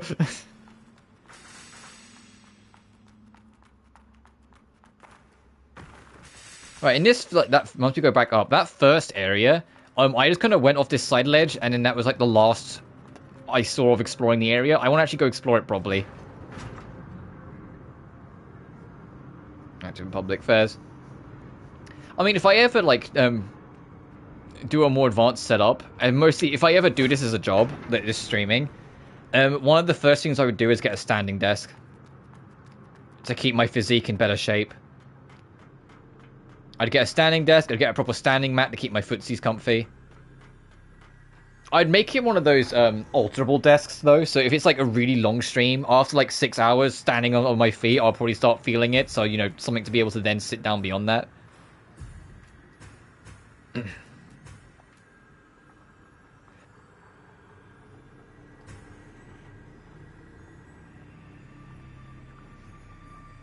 Yeah, you mentioned that they started doing that, which is just a shame. I'm sorry that's happened to you. What do you need, dear customer?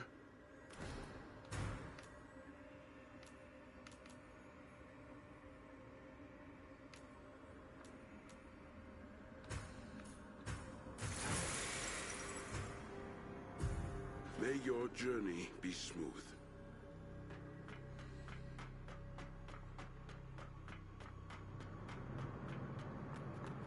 Alright, so the last one I just dropped down there, but what else is around?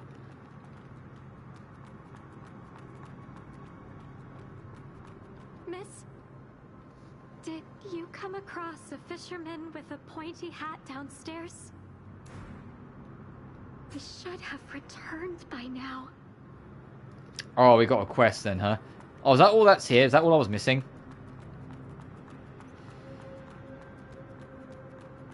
So it would seem. Okay.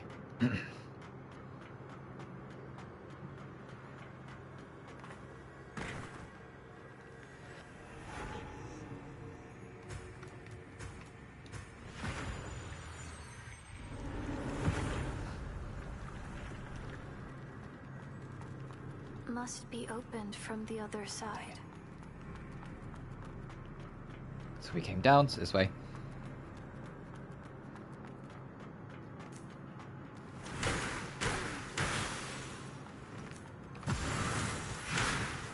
Get out of here. You're not doing your fancy jump attack. Mechanical parts.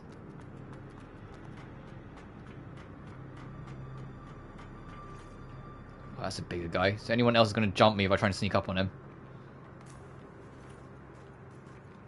Yes. Ow. Ow.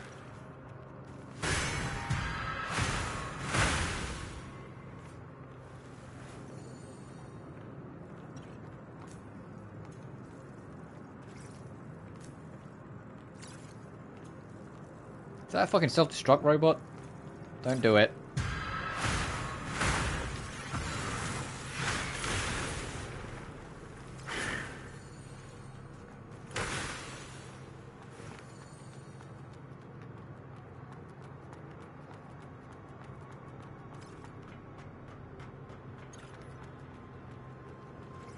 There's a lot of these little self-destruct bots around her. Oh shit.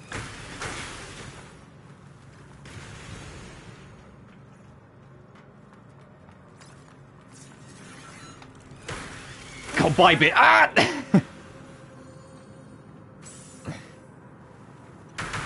Ow, ow, ow. What the fuck? Hey.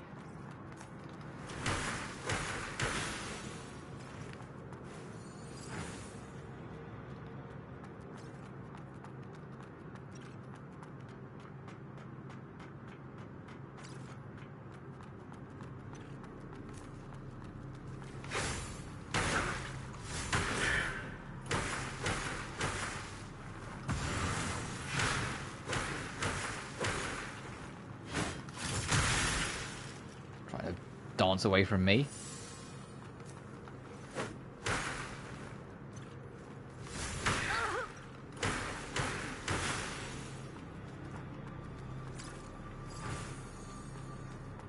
Oh, fire darts, nice.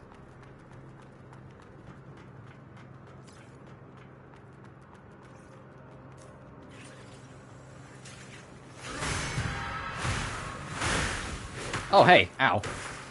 Do you see how cool I just killed your friend? Wasn't it cool? He's like, wasn't it cool though? You gotta admit it was cool. He's like, help me.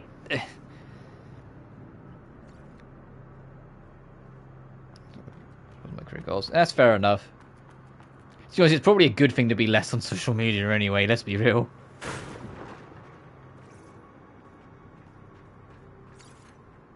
I can hear more of those robot fucks.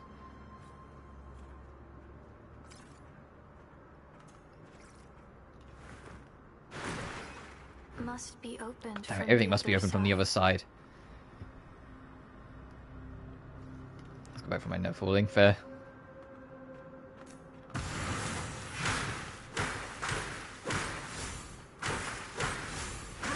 Oh, he delayed that to he delayed that so long Silk Song was coming out. Jesus Christ.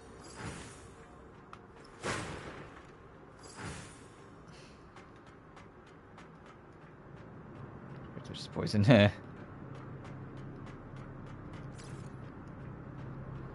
Oh, that looks not fun. I don't want to be on those bars. I hope there's not a section later on. There's going to be a section later on, I can already tell, where I have to cross them precariously. Oh, it's like there's something there then, okay.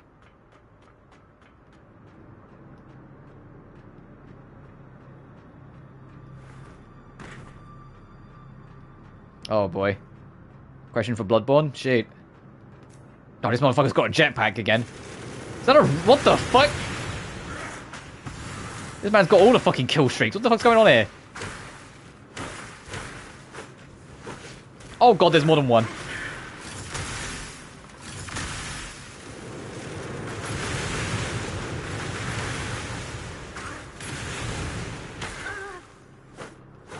Hang on, I'll read that in a second. Let me just deal with this guy.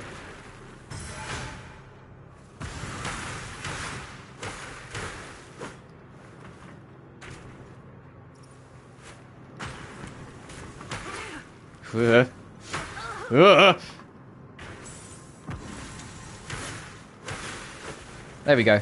They're weapon sets for endurance vitality build, or did I severely fuck myself over? I mean, vitality and endurance is just survivability, so you'd always put a couple levels in that. So no, you're not fucked over. But no, there isn't really a weapon built around that, no.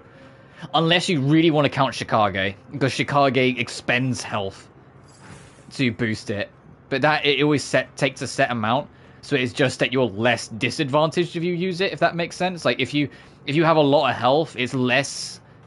It feels less painful when it takes a chunk out of it to attack, but it's not like you get a bigger boost for having more health. It's just, there's less health to lose if you have more.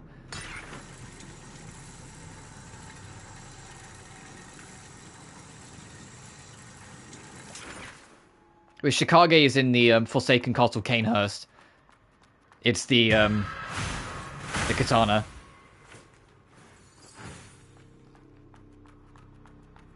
And I guess by extension then, Lady Maria of the Astral Clock Tower, her weapon. Her weapon also, I believe, drains health. There's also the Bloodletter. The Bloodletter also drains your own health to use as an attack. So I guess there are some options, but equally, it's just making the amount of health you lose feel... What the fuck? This guy just has a gun! And it just makes the amount of health you're losing feel less painful.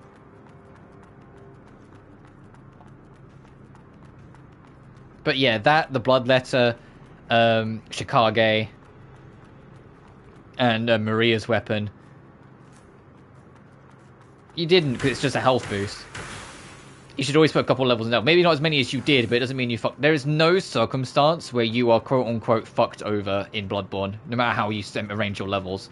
Things might be slightly harder and easier, depending on what weapons and builds you go for, sure. But Bloodborne's one of the better handled games with its stat distribution.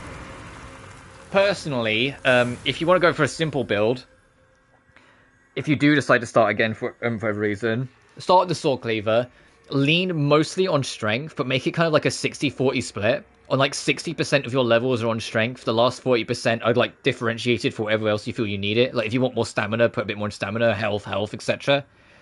Then when you get the Ludwig's Holy Blade, if your strength's at least, I think it's 18, you can use it, and then just use that for the rest of the fucking game.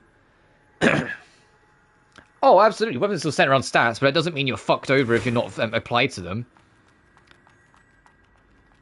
I mean, the fact that you've put like no points in arcane means you don't need to worry about like any arcane-based weaponry, and that's more points you put into other things.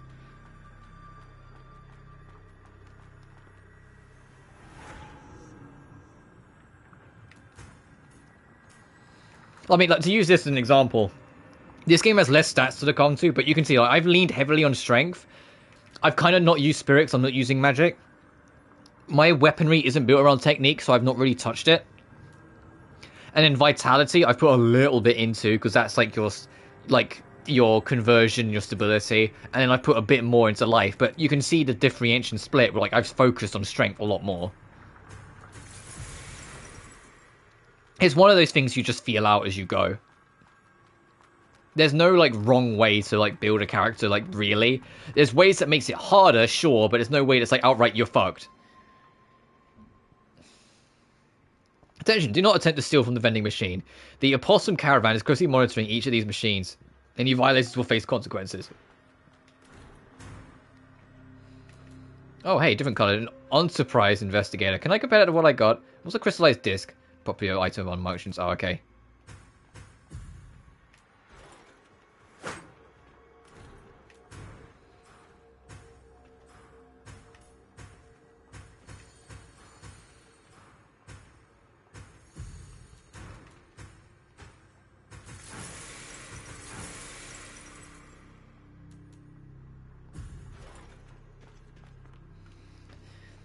Figure out what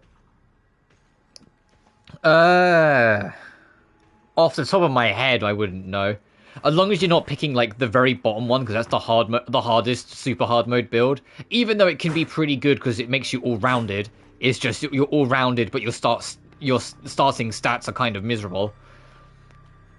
You're usually fine. I forget what it's called, but it's the one where it's like you're an outcast of society, you're an abandoned orphan, so you've got like a violent streak, so your base attack is a little higher.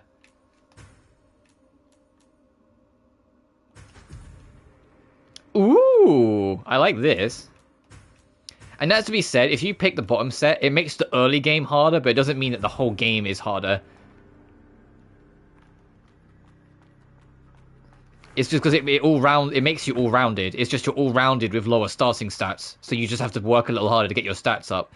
But if I can't stress enough, and this applies to every Souls-like game ever fucking made, your starting stats does not dictate your run or anything thereafter. It's literally just your start.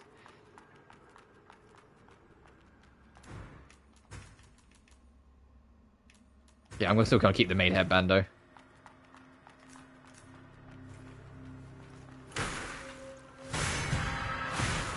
You know, like, it doesn't affect anything beyond it. It's literally just your start. Where you are now, 100 levels in, your starting point does not fucking matter in the slightest. It's literally just for the start of the game, like how you want to begin your campaign. Origin was Cruel Fate.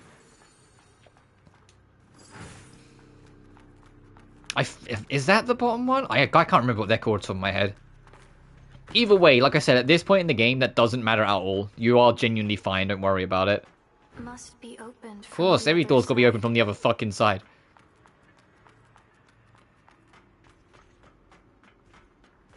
What the heck? Oh, I hate this enemy already. He's too quick. He's a fucking flea man. In ages, yeah, no worries.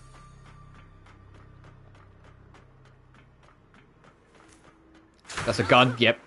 That's why I started swirling. That's like a fucking harpoon launcher.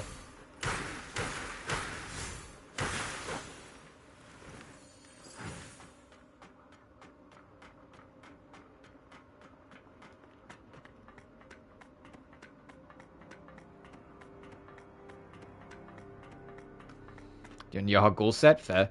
I mean, Bloodborne, all the armor sets,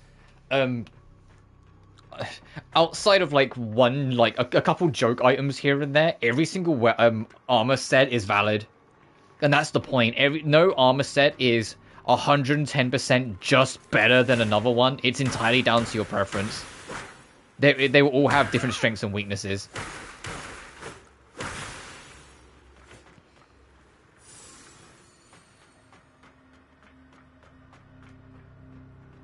Like, I usually just go basic hunter, like the hunter garb you find early on in Yharnam, and like that's fine.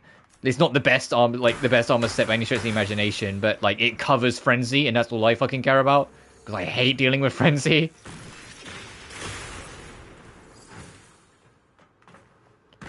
Oh, okay, that would have been death. But then that's just me personally, that I don't like dealing with frenzy because frenzy's scary.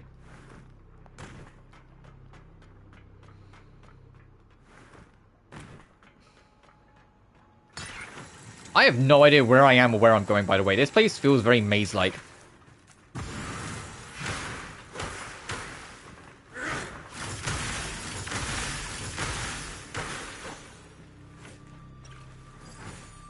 The only time armor matters is, like, that one quest where, like, when you first go to Yahagul, like, by getting taken by a kidnapper, there's a girl who, like, you can take the safety.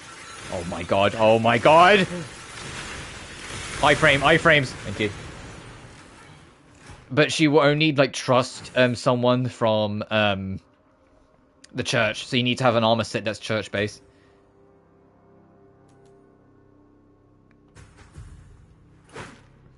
What have we got here?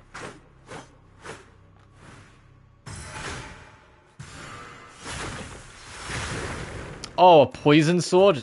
Ew. That's our enemy's weapons, not mine.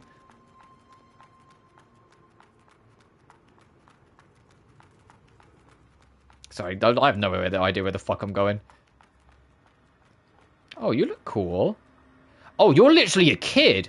I gotta be honest, when I was approaching, I didn't see the blue hair and so it was just a kid. I thought, like, I was looking at, like, the ring of the sword and thinking it was, like, some kind of mechanical being. Master Lost Kid. Did I fall asleep? Who's there? A blader? Tell me who you are. Arrisa. Arrisa. Never heard of you before. Well, my name is Phalia, and I'm a follower of Lost Kid, the Trailblazer. Who? The Trailblazer? You don't know about Are you a new blader? Yes. This is weird. I heard Asteria has been out of commission for quite a while. Well, that explains why your look is so... makeshift. And you know what? You don't even have a standard blader seal. And your spell frame is a sorry sight, too. What a mess. Alright, fine. Drag me through the gutter even more, why don't you? Take this. There's a branch in this building. Standard steel bladers. Main steel held by all the seeds bladers. There's a branch in this building. Hurry up and get changed. Poor thing.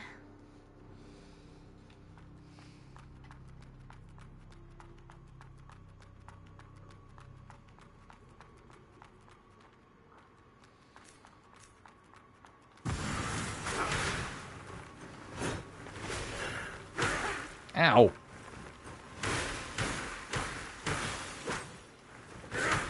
Ow, bitch! Hey.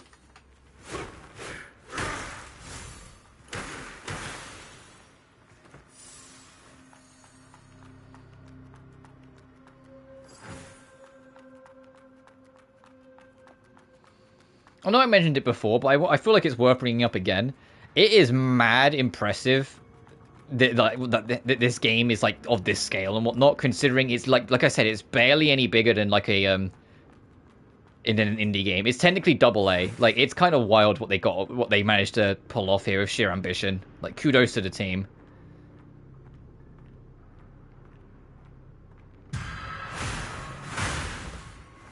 Oh, I was hoping that would push him off. Now he's been pushed off. I just said you just take a little extra Wonderbolt.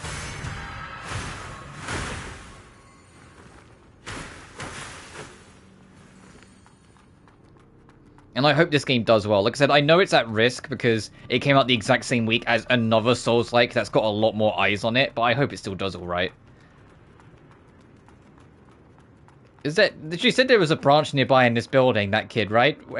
I'm looking for it. There's a branch in this port. Yeah, there is a branch in this building. She wants me to change in it. I was hoping there'd be one en route.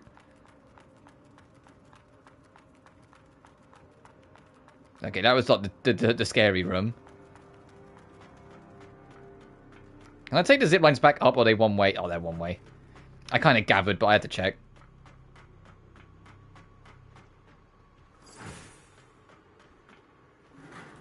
Oh, this is here. Okay. Yes, okay.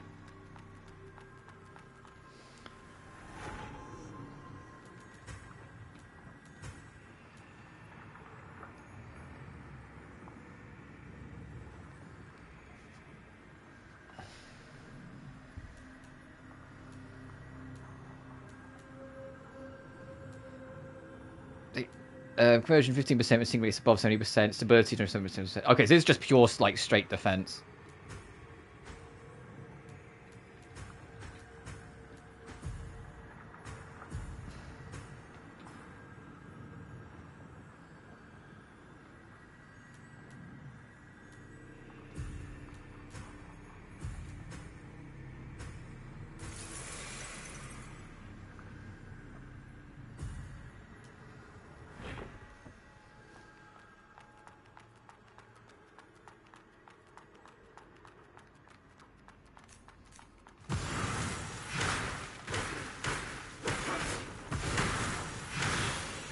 Oh, hell yeah, 2 in 1.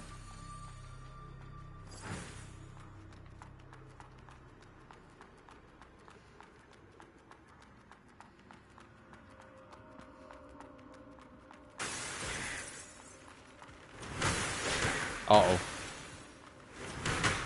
Yeah, I know there's one behind me. I'm trying to get in a better position. Ow, ow.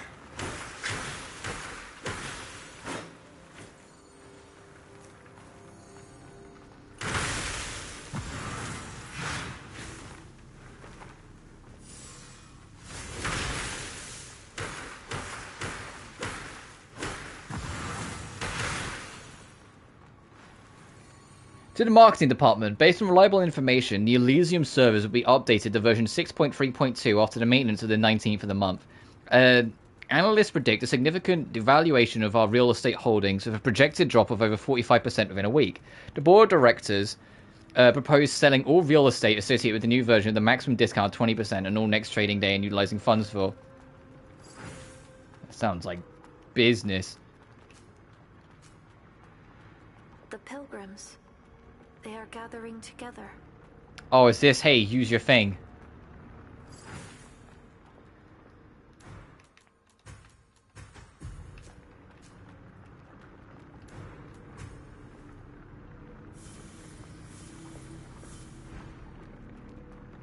I just wanted to call. Oh boy. I should return to the branch and wait. He's gonna kill them all, but it's for a quest.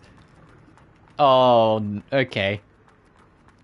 Oh yeah, let's go to a branch and reset the room, and then come back and see if he's fucking murdered them all. Oh, what's down here? Ow.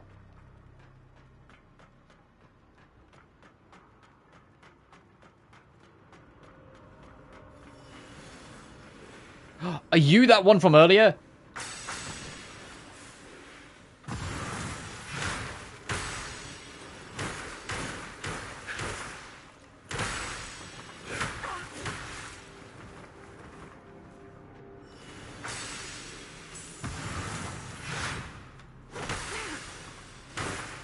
Oh, he's healing. Yeah, get out of here. Ow.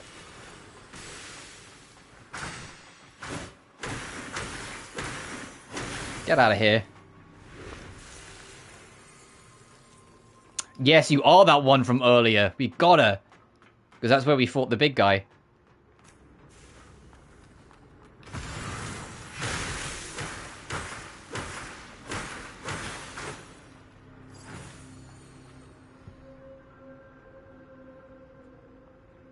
That was resetting chat. This is a portal.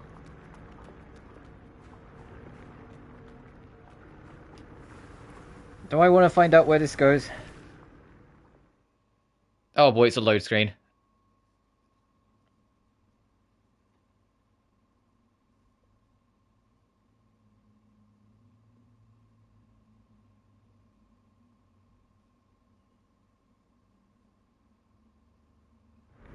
Okay, we're good.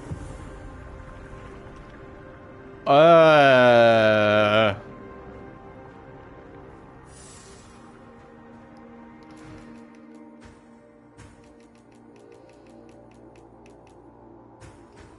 you ever get the feeling you shouldn't be here? What the fuck? This is just off a secret path, by the way. Uh-oh.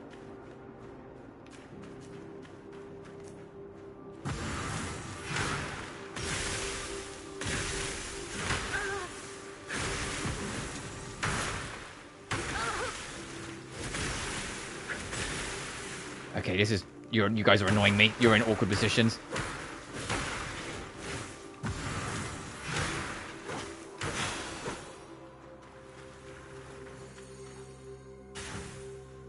These are to a large amount of stuff over a certain duration. Oh, okay.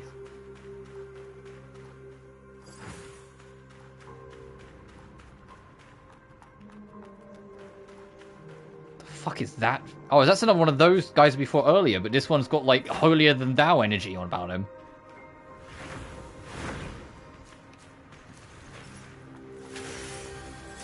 What the shit?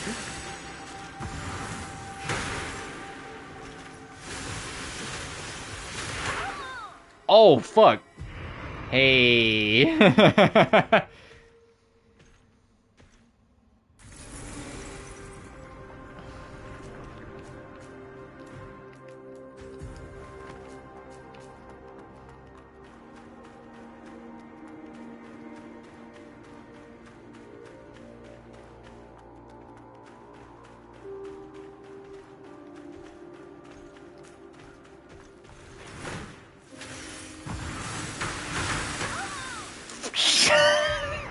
Fuck!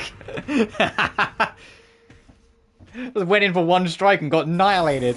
We're gonna lose like all our souls here. I'm gonna try and see if I can just get past him. I'm probably going to die trying, but if I can... There's like a partless passageway up there as well. What the fuck?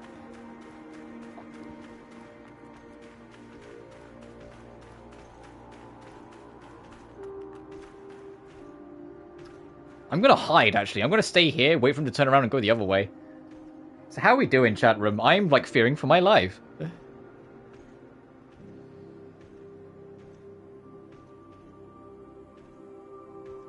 Please don't spot me. I wish there was like a way to like crouch or like make myself smaller.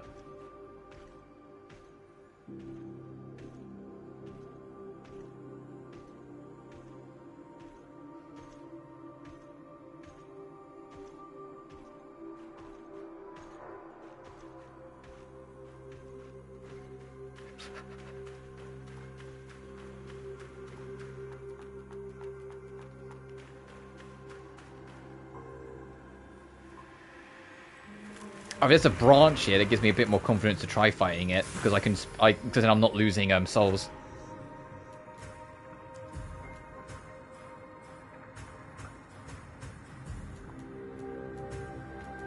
The Hygos Pataya, the main cathedral of the church, located right in the center of Havenswell. Constructed more than a century ago by the father who channeled the mud in the mud lake. It looms over the city, guiding pilgrims who come from all directions. Oh, we're like in the depths of it all, huh?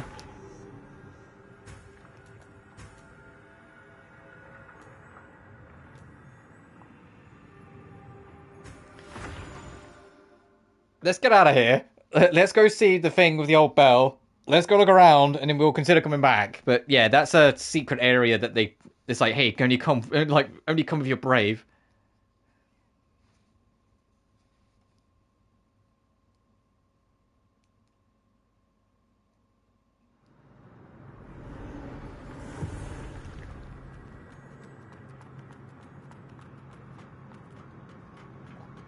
I should also do, now that I've equipped this, see if the girl wants to talk to me about anything.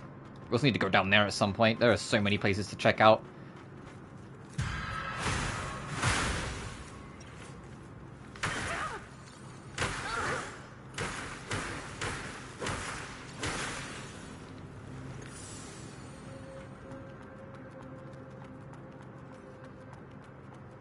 Oh, she's gone. Okay, we'll bump into her again later then.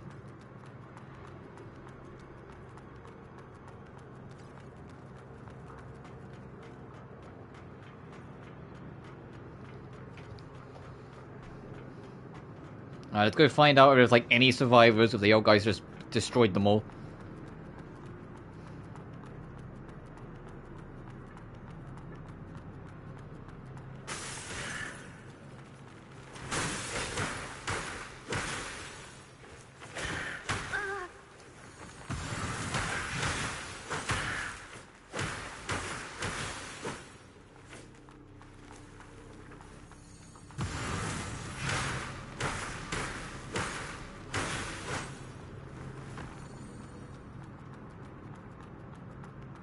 The pilgrims.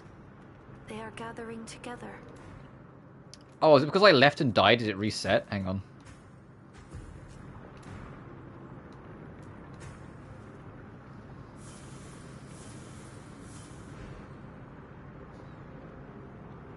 I should return to the branch and wait for a while. Okay, let's do that then. Let's go back to the branch and wait for a while.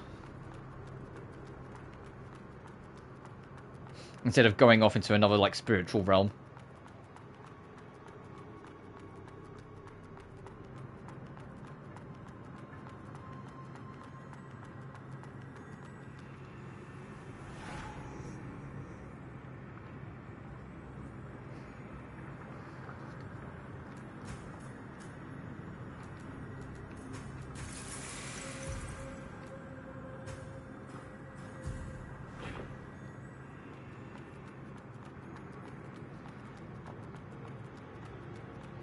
Right, one last time.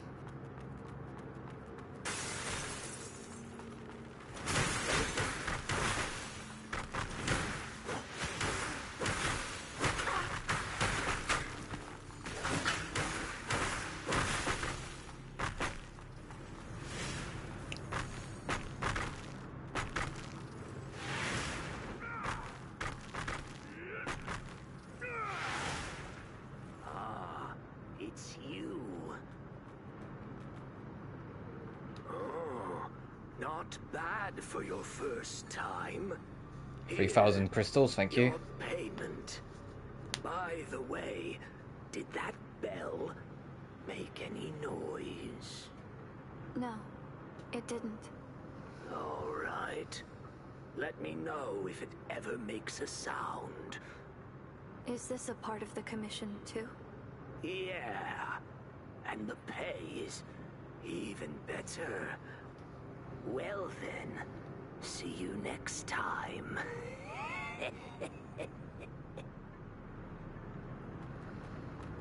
I feel like doing all this is going to tie to an ending, and I'm not sure if it's an ending I like. So I think this game has 3 endings.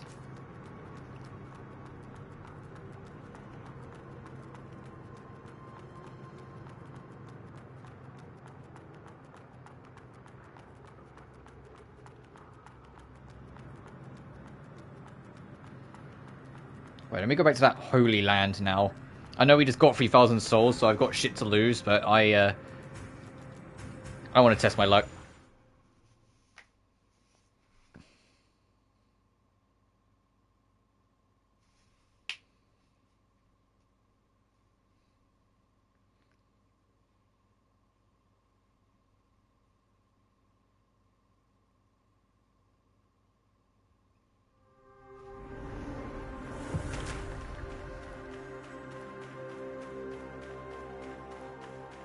I'm back, motherfucker.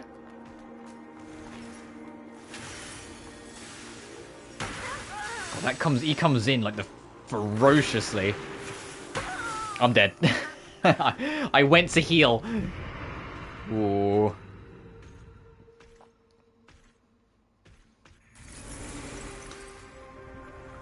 I'm back.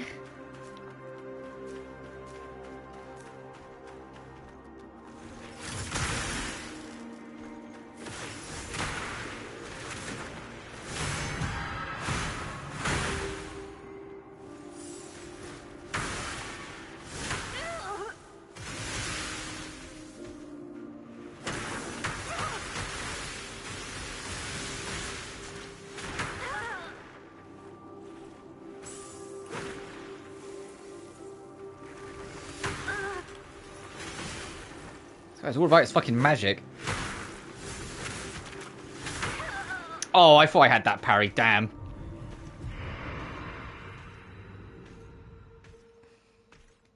I'm gonna keep at it. We can beat this guy. I believe. I believe.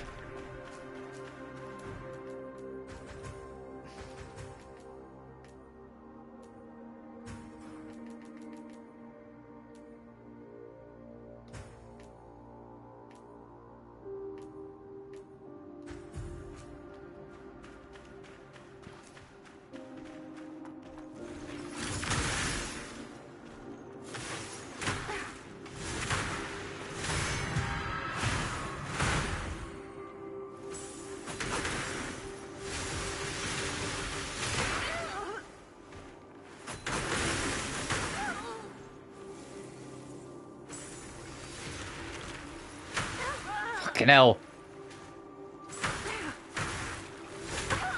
Ah.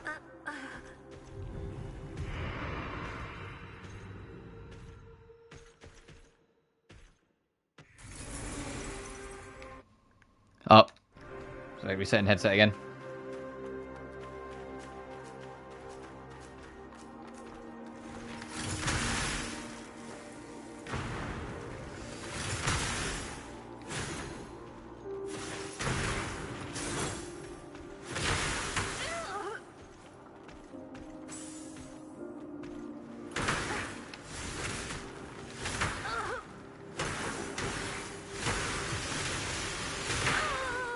It's hard to get out of range of that.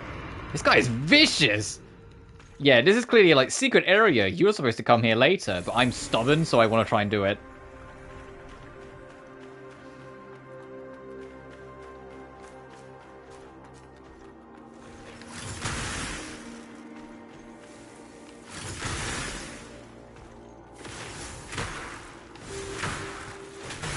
There we go, fuck. I have to delay it a little more.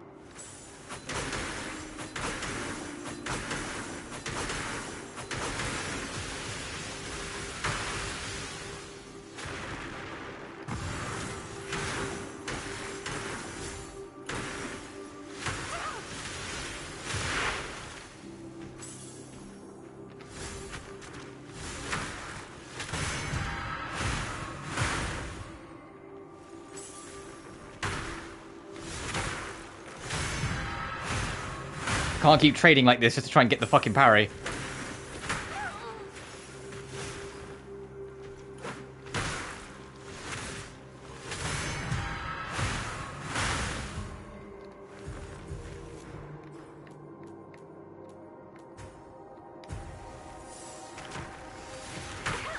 Oh, it killed me anyway. I tried to be cheeky to get an extra heal. The poison helped, but I think we're out of things to poison him with. Unless I want to swap to that other weapon, but no, fuck that. That was our best run.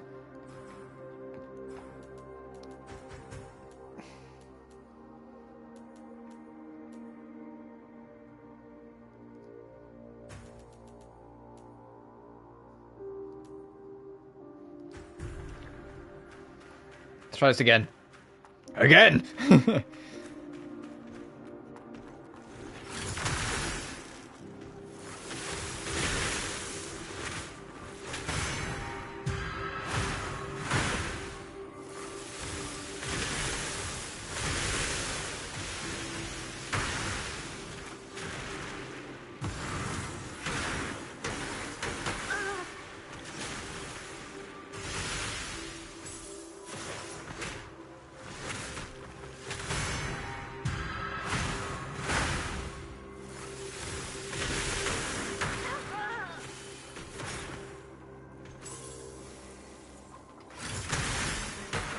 Ow, fucking hell.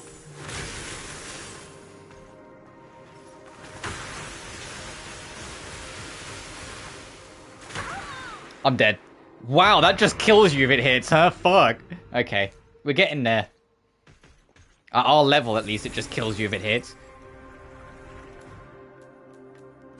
What other bullshit can I throw at him? I've stone.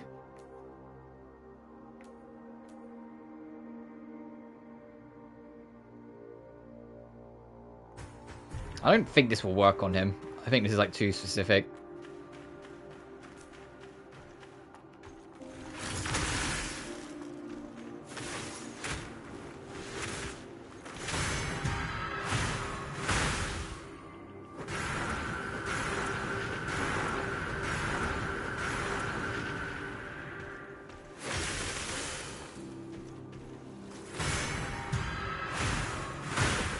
Oh no, look, he is status. I can see it on his bar.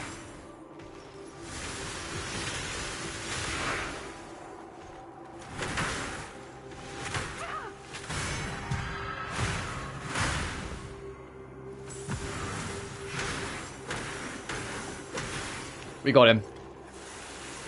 Okay, yeah, so that lowered his defense considerably.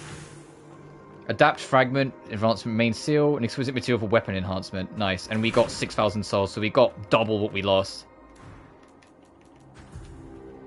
Cool. I imagine that's all that really is to this area, though. This is just like a secret area.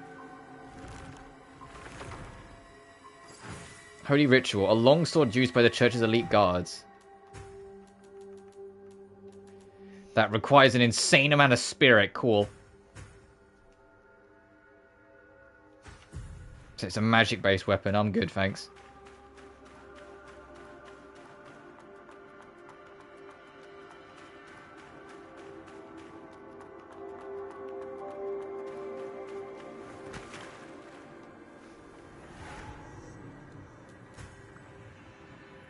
I'm still just short. Of course I am.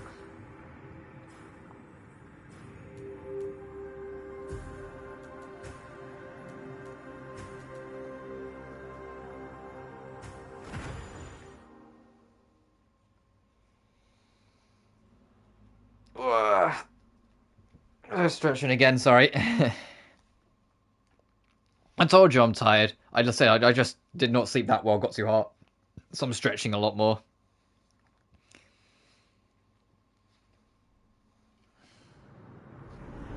What's the time? 20 past 12? Okay, I'll probably go until... Oh, at least a little longer, because I'm having a good time with this. I said my absolute deadline will be before 2, because I want to watch the Switch 2 Direct. Okay, that should be enough to level up. But we can go on a little longer. Like I said, you guys let me know what you think. I'm having a good time with this. I wouldn't mind playing more of it. It's just how the schedule is. I was kind of like, eh. Yeah, I'll put that at 20, and then I'll start focusing my strength to get it up to 30. But there's still other areas of this place to explore before we proceed on. Because it's down that ladder. See how it was all down here. Over there had like a zip line that carried on. That looks like a portal.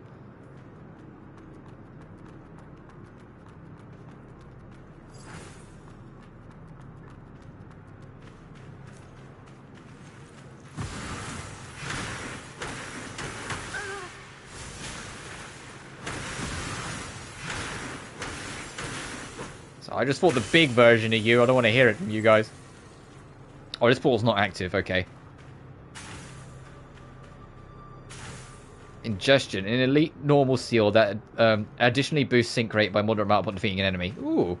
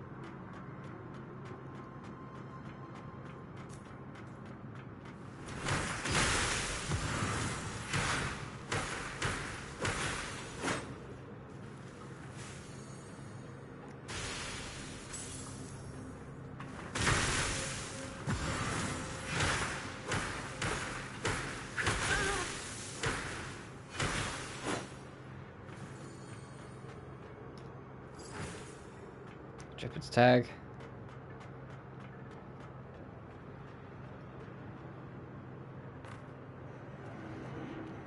Oh, and this brings us here. So, okay, so that's just for loot. Got it. A nice loot lap.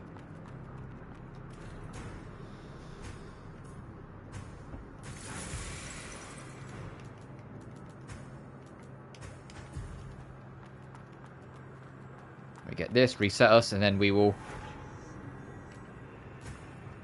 carry on. I need another tiny resonance, then we can level that up, of course.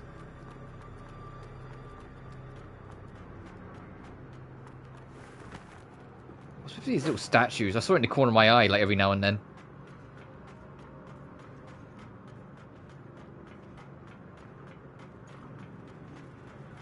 Excuse me, lads, I have no qualms with you.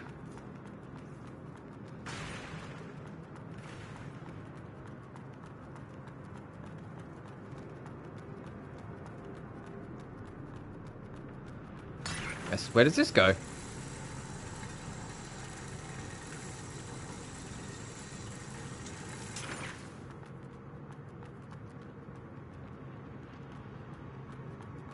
Also, I love the scale of this area. There's not a single passerby, and all the merchants have fled. We're screwed. Let's try taking down some neckers before biting the dust.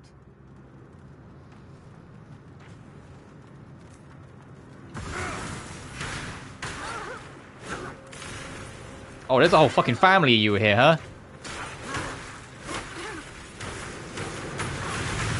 Oh my god!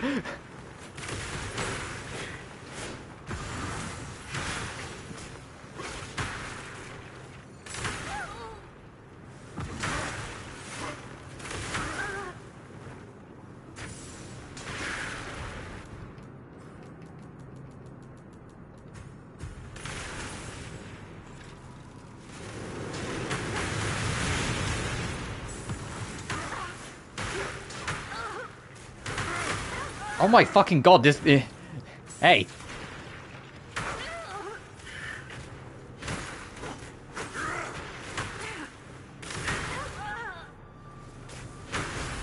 I'm poisoned again. Yep. Wow, that is an encounter and a half, huh? I ran out of real estate was the trouble, so I had to kind of like figure out what to do.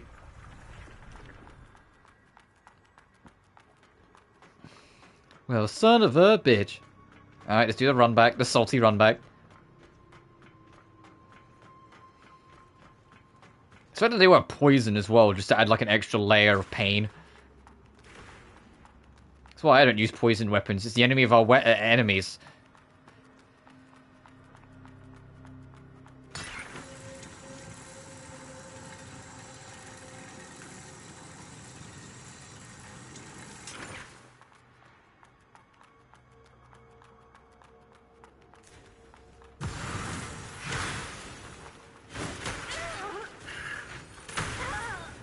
Please. Please.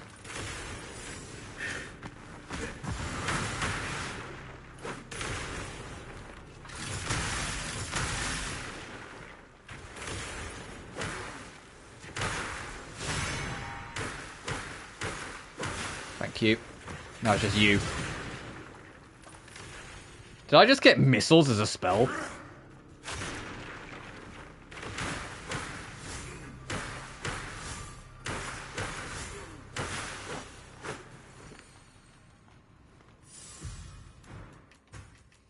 I absolutely did. I need 14 magic for it, but... Mysterious diamond. Where does this drop us?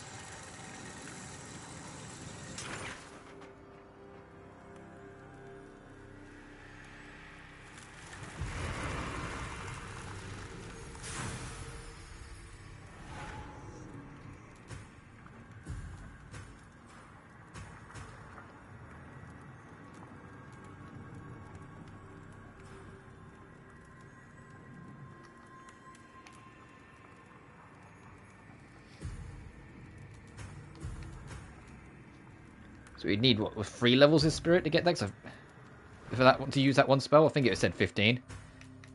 Like 14, so we only need 2 levels. Ooh, I might entertain that then. I mean, we have this too. But that's not as instant as just zap the railgun.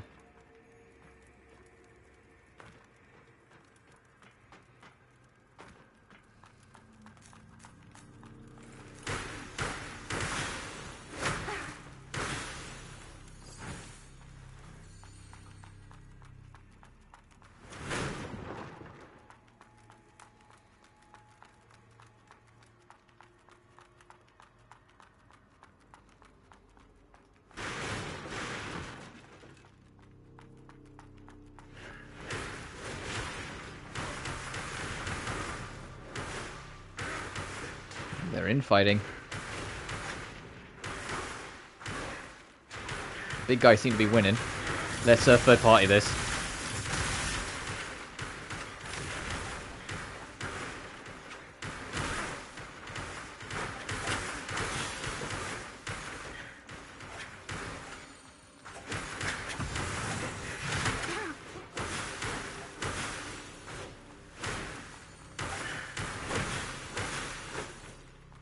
Successfully third-partied, yeah.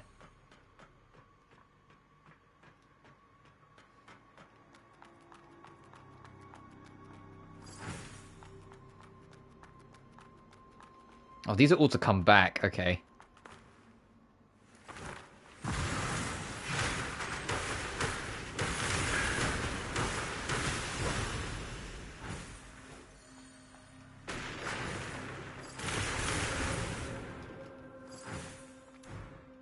Motherfucker trying to make a getaway.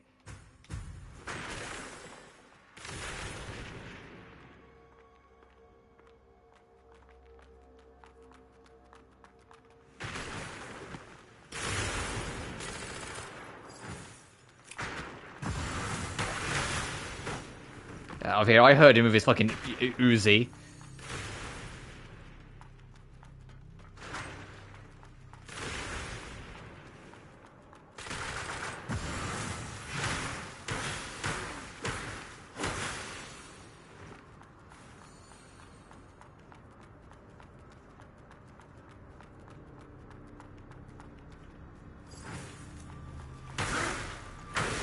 Ow, aye, hey. Let me back up. Thank you.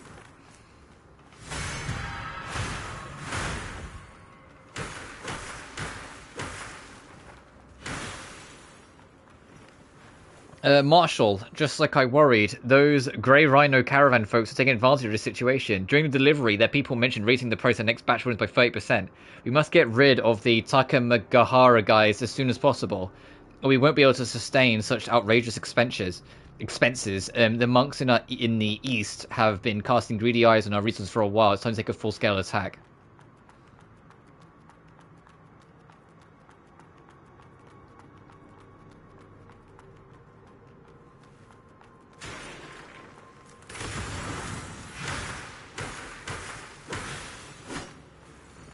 That's one of you. I know there's two more of you. Is that door open back there? It doesn't look like it will, but I should have a look.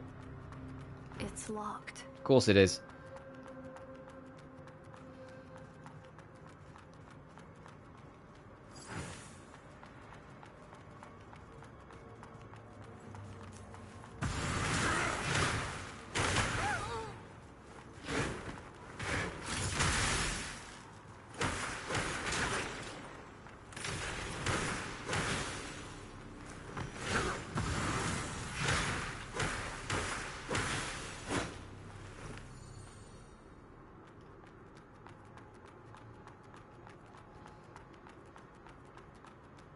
What do we have over here?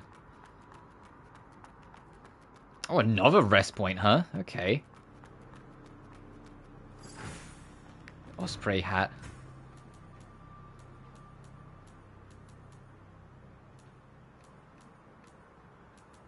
Oh, they're all the same. It's just, yeah, for different gangs in the area.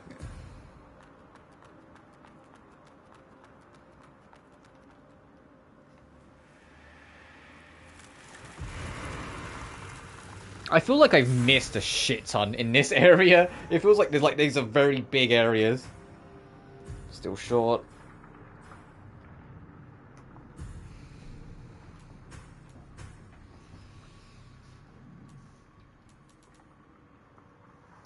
%1 more sync rate? That's kind of no.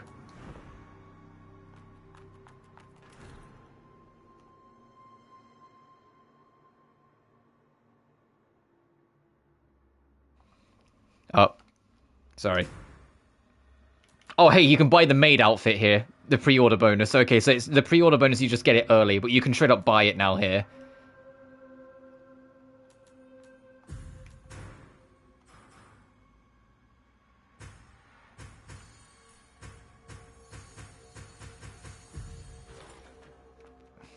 That's good to know.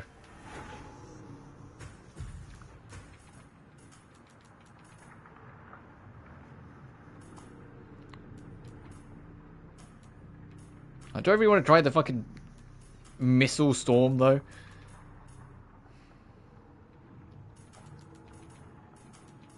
Oh, I get that general defense and resistance boost regardless. Okay. Yeah, I'll get it. So we can try it out.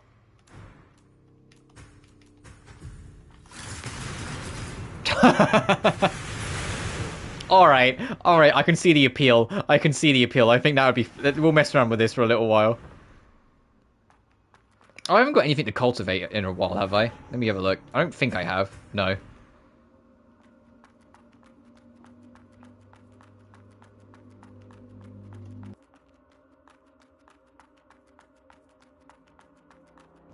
Oh, this is like a... Oh, hey!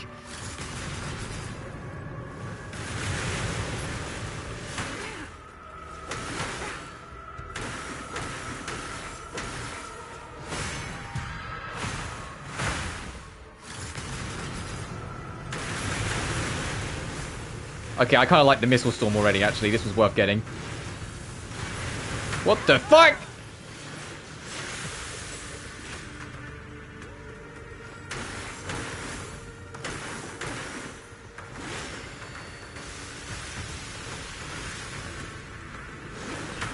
I like this enemy design.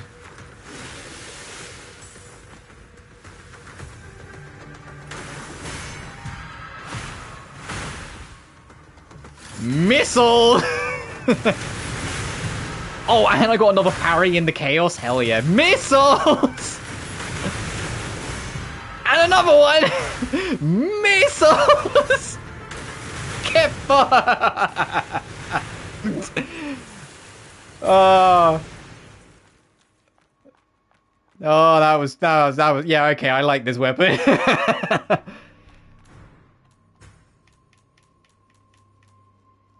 Oh, we got his fucking weapon for the trouble, hell yeah.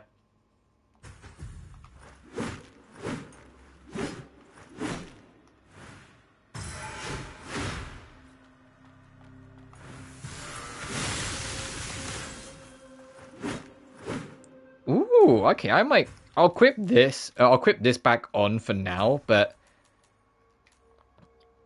if I upgrade that, I mean, it uses a bit of tech as well, but if I spend a bit of time upgrading it, that could be a real beastly piece of kit. Also, missiles. Ever seen such a large-scale necro invasion before? Why the fuck do you look like...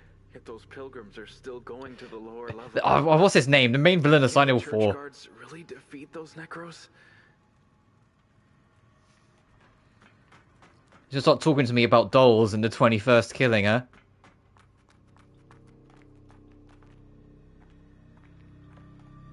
Oh, it's you, Arrisa. Is this a necro? Why doesn't it attack you? It's charcoal. Grandpa sent it here. Grandpa transformed it so it only attacks bad guys near us. Grandpa? Grandpa is a genius. He builds robots. I don't really like this thing with lingering here, kid. People with prosthetics. He must have found out that I sneaked out after asking his customers. But it's fine. Grandpa is busy, so he won't come and take me back. Actually, charcoal is quite useless. It only knows how to follow me around. And it scared away my companions on the pilgrimage. I can see why. Alright, let's talk about something cheerful. I was actually planning to invite you to my pilgrimage, Arrisa. They even gave me this brochure. Brochure? It's about Elysium. It describes Elysium as a place surrounded by springs and waterfalls, where flowers bloom and trees grow. Somehow I doubt it. Delpha about it, and he said that the drawings on the brochure are plants. If only I could see Elysium with my own eyes. So many colorful flowers. Delpha told me that plants are extinct. But that's the promised land granted by the Father, right? He must have found a way to restore the plants. Restore the plants? Who is the Father? Do you not know? The Father is a god. A god? Over 100 years ago, the Father and his envoys descended upon Heavenswell from Elysium and performed miracles. It was during that time when people witnessed his cathedral, Hyos Petir, emerge from the city center, reaching up to the sky. All the mud in the sunken city flew to that spot, and the cathedral was built in just one day. The top of the cathedral even pierced through the clouds. So, that's why people believe in the legend of Elysium. As long as we advance with devotion to Elysium, his envoys will come and greet us. And then, we'll break free from the flesh, enter Elysium, and gain eternal lives. Break free from the flesh? You aren't interested, are you? It's okay, I knew it. You're not afraid of those, necros, and even without the protection of the church, you can freely roam the city. Someone as powerful as you must have important tasks. Go and do what you need to do. Don't let me drag you down. It's dangerous up ahead. You may run into necros. Don't worry. The pilgrimage route is safe, and charcoal will protect me. I see. Before you leave, here. Oh, thanks. This is for you. I found it along the way. Oh, thanks. Yeah, we can actually upgrade some of our stuff. Arrisa. Thank you. If you head into the city, I'm sure we'll meet again. Yeah, I thought it was going to be a thing that we're going to keep on bumping into this kid. You. May the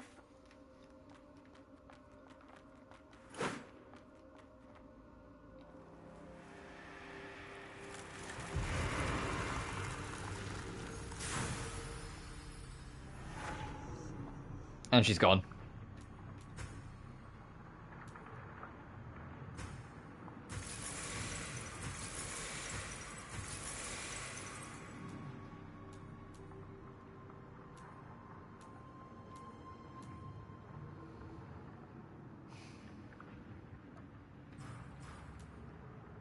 No, I'll commit to trying this weapon. It means we don't upgrade our sword steel blade for a while, but it's fine.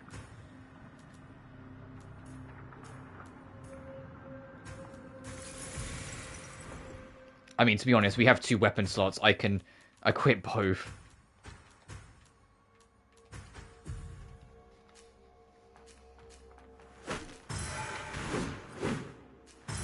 Oh! You can hot swap weapons. Hang on a minute. I did not realize you could hot swap weapons.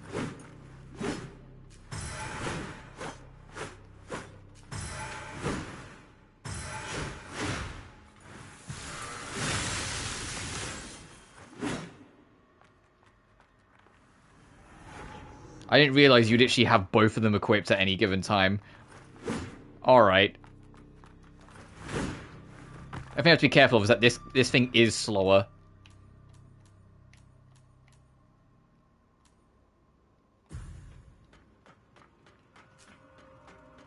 Like, this is a lot snappier, but this hits and has the electric advantage. Is there anything else up here, or is it literally just to talk to the kid? I think it was just to talk to the kid.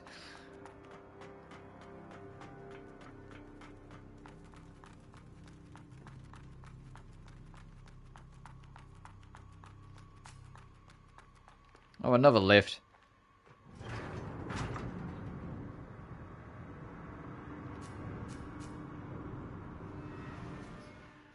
Oh, load screen. Uh-oh. It's been a while. Hopefully it will load. I'm so paranoid it's going to break.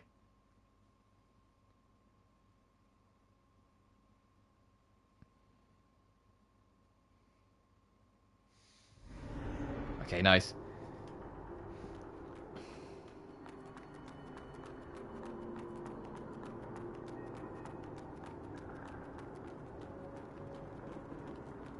An earthquake. What happened? The flooded street.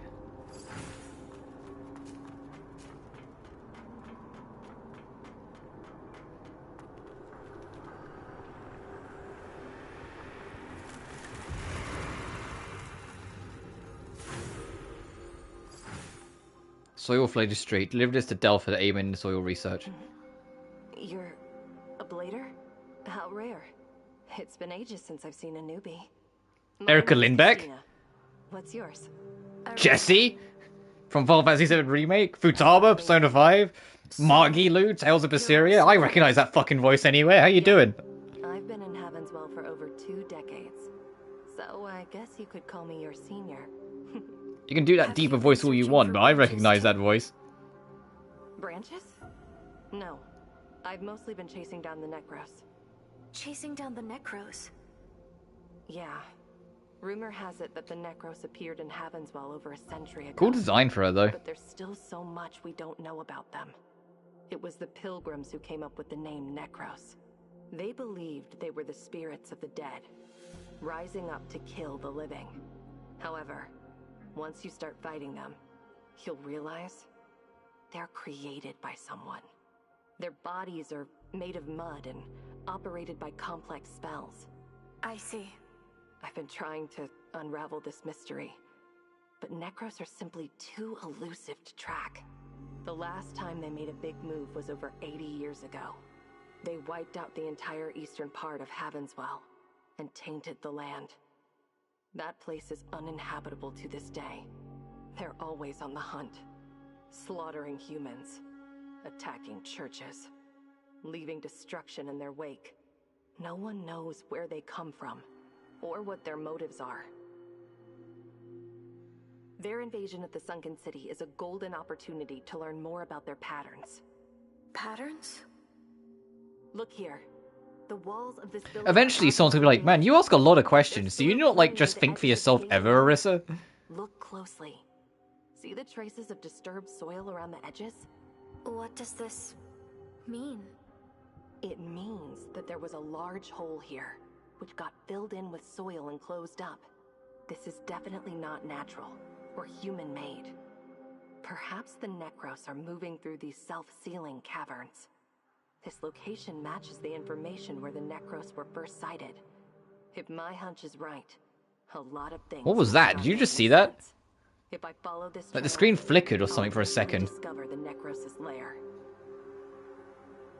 If you're heading into the city, take this. It should come in handy. Consider it a gift. Burst, an elite normal steel that moderately increases the damage dealt by fatal strikes. Let's see if our paths will cross again. I'll keep investigating this.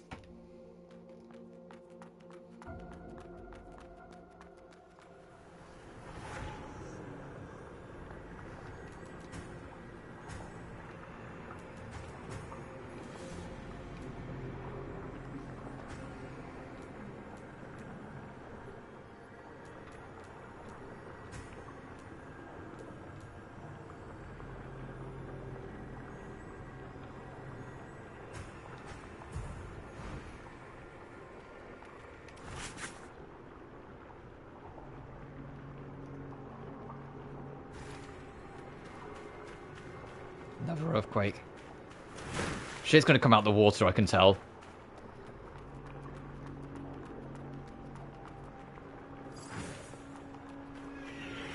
Oh shit! Hey, case in point.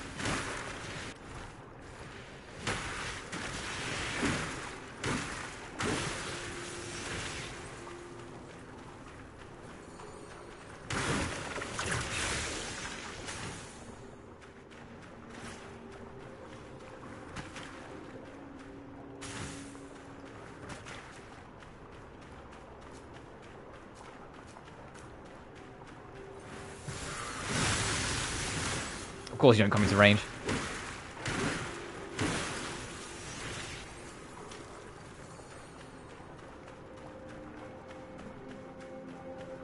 This scythe is like twice her size. It's kind of funny just carrying it around like this.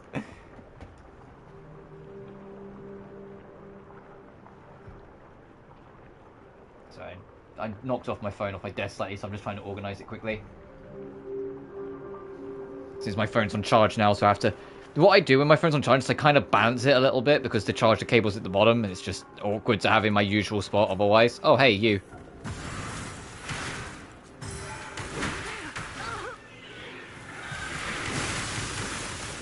Did I get iframes when I do that animation? Sure as heck felt like I did.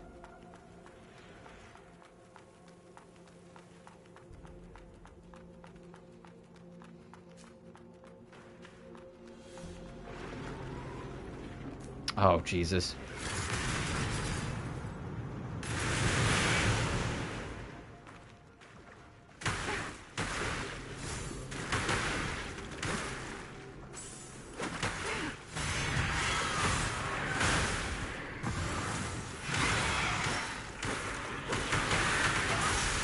Okay, I got womboed.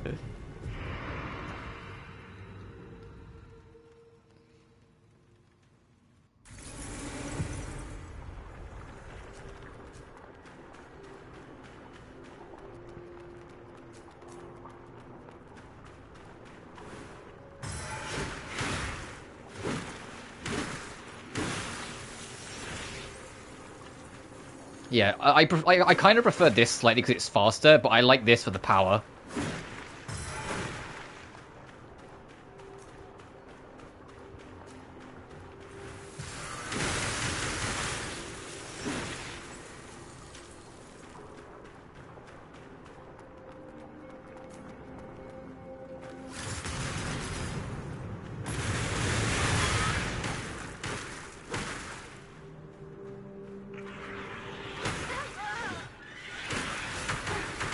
No, no, no, no, not again.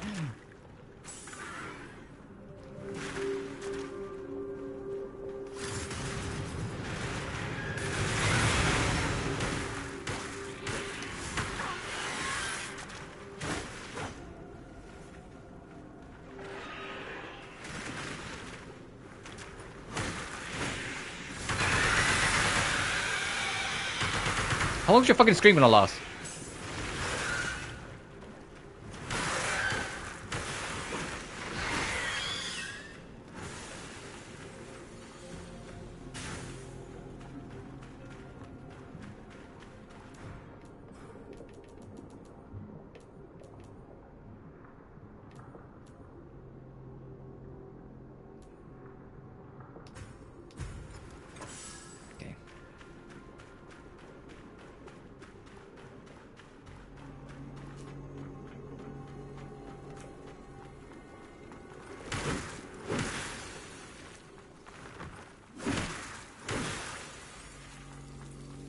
We haven't seen any, like, the basic void monsters in, like, forever. You've definitely moved on to necroses. Lady Midram, I have thoroughly validated your previous point. We lack any means of active communication with the Church. Our knowledge about the Church stems from the external observations and unilateral statements by pilgrims, and non-pilgrim members of the Church accessible to us show no inclination to engage in a meaningful conversation. Since the disappearance of Prometheus, the sun, decades ago, the leaders of the Church have ceased communicating with the outside world. Only the cathedral continues to receive a constant stream of pilgrims from all directions.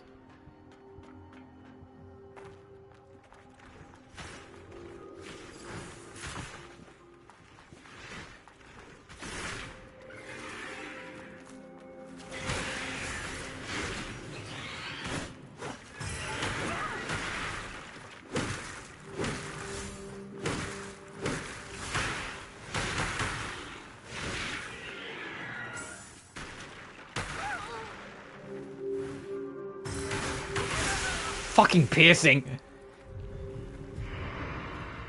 Piercing's gonna be the death of me. Wait, it is literally the death of me. Piercing is such a vicious condition if you're hit by it.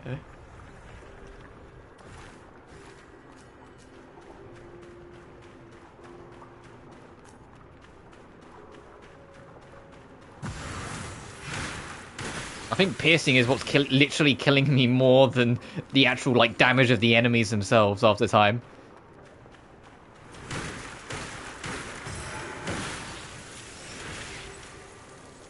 Alright, let's get our vengeance on this prick first.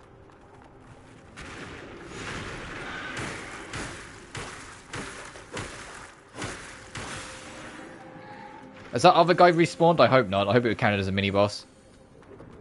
Okay, he did count as a mini-boss, thank God.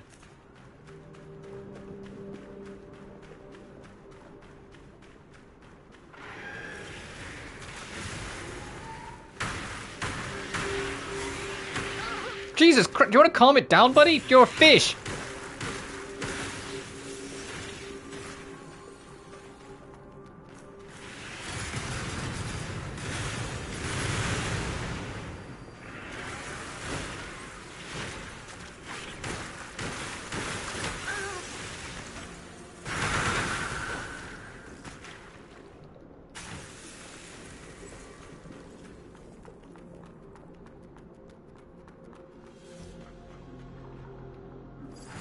Sausage mud ball, nice. That's it for here, okay.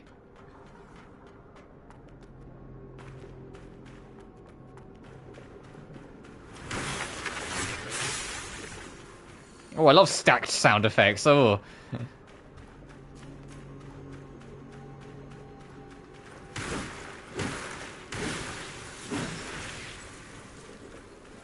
Also, does this technically count as the swamp area of the game?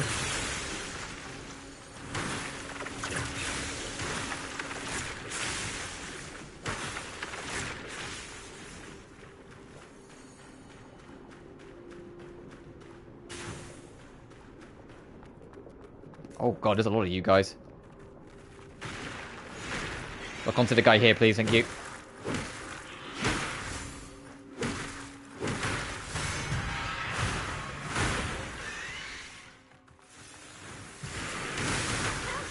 Okay, no, you don't have iframes.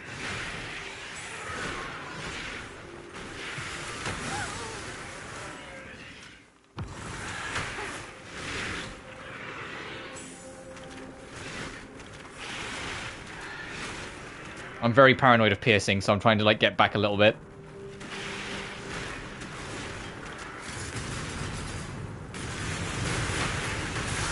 That's why I was paranoid of piercing, fuck's sake. Piercing just kills you. I need to figure out how, like, if piercing is just an insta-kill status effect, or if it's just that it does a lot of damage to you.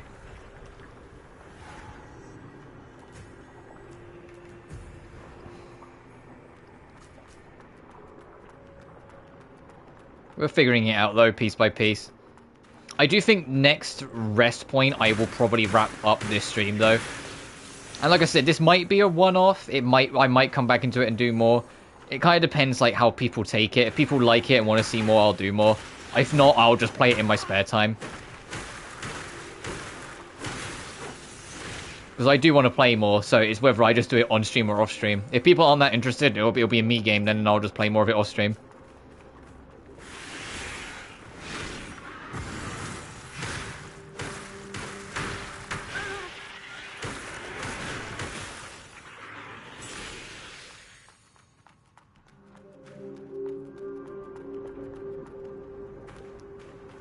But I'm having a great time with this, so I'd be down to play more.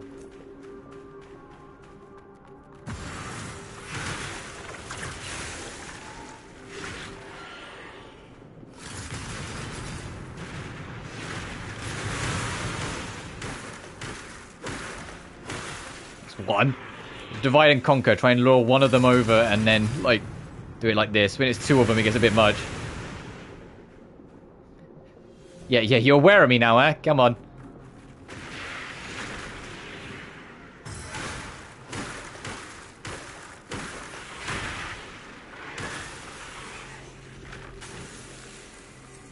Last one.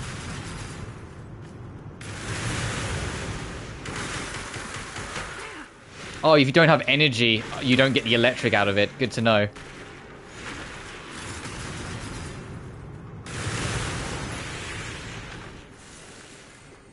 Oh, if you don't have enough energy, you still do the swing, you just don't get the oomph.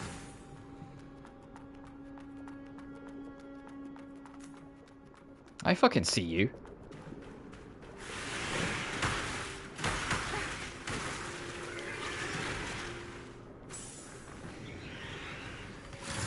Yeah, I got a ranged attack as well. Fucking eat missiles. Never gets old. It was worth upgrading my magic just to get that fucking spell.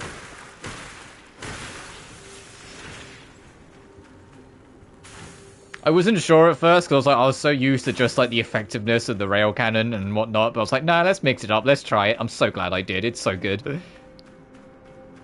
There's there's a pick up there. How do I get up there? Oh, hey, buddy.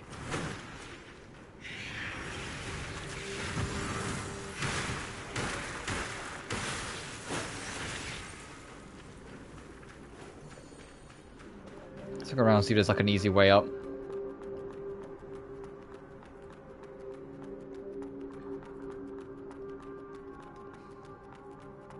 Do I have to drop or jump to it, maybe?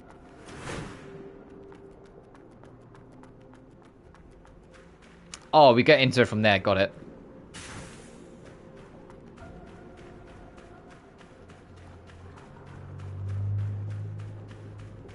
What the fuck's that thing? Oh, Jesus. Missiles?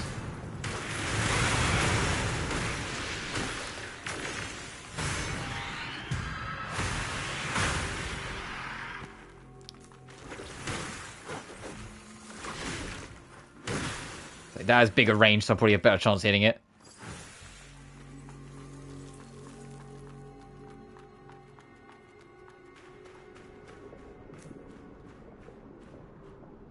Is this we snuck up on? I'm probably risking my life here, but I've got to try it. It's a wait. What the fuck is this? Ow.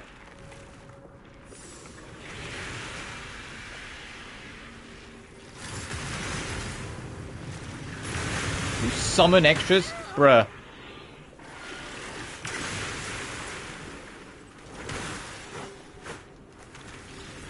Oh god.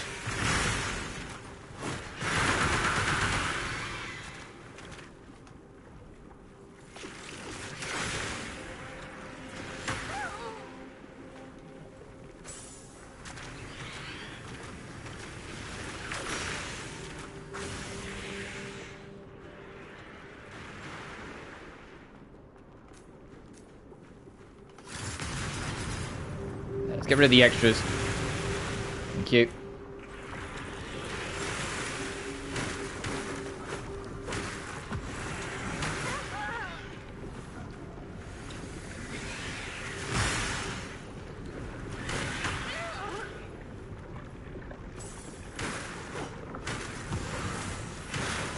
There we go. That wasn't too bad. It was a little scary what we got there. Ah, it heals though, so I need to be a bit careful.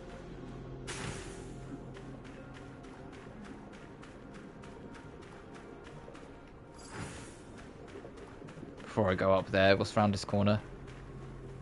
Oh, a swarm, huh? Fucking infestation.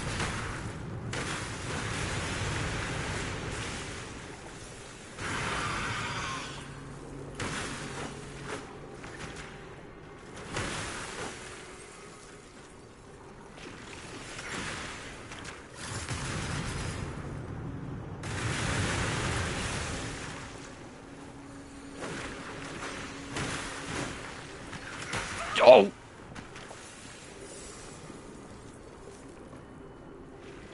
I unironically love the missiles. My magic spell is fucking rocket launcher.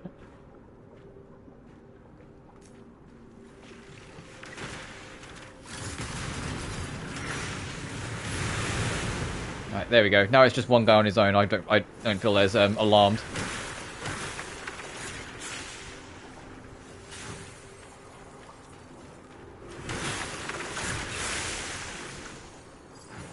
Fawny headgear.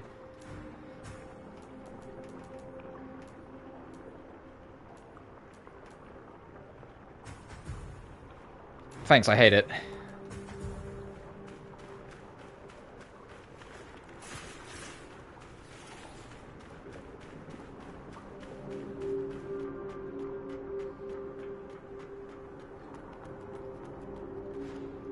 You think you can get into Ethereum technology by joining the Byron family? Ha! Dream on! You think I haven't been through their ridiculous genetic personality similarity test? Instead of wasting your time trying to pass that test, why don't you find a way to marry into the Crowley family?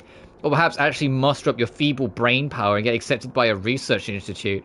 But I know you're too useless to achieve either, so just give up and keep daydreaming. Oh, he sounds nice.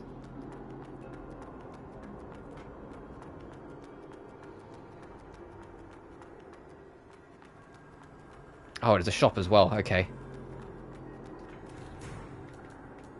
Rabbit ears and a rabbit set. Okay. The opossum sires.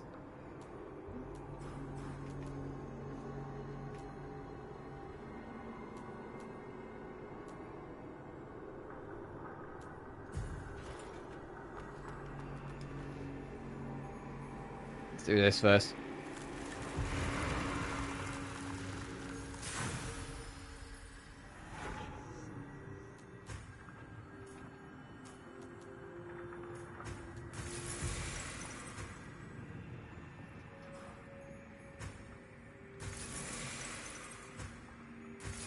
And then I'll alternate, so I'll get that to 5, then that to 6, 6, 7, 7, 8, 8. I imagine it'll cap at 10.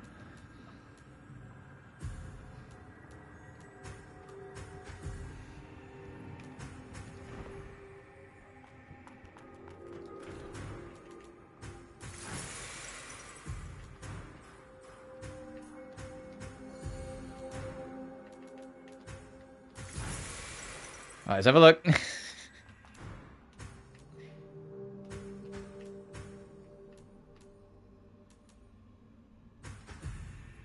Oh my goodness. Oh goodness. This is cute. And not the bunny here is flowy as well.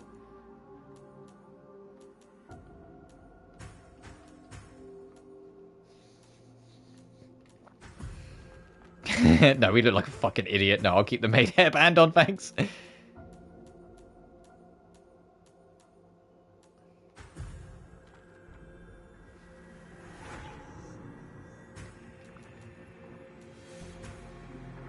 Oh, this is still technically like the third like chapter, quote unquote, of areas. Interesting. We've just gone from the streets to the, from like the rooftop streets to the flooded streets.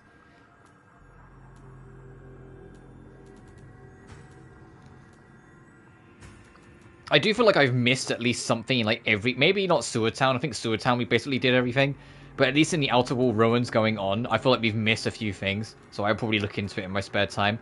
But I think that is a good as point as any to wrap up.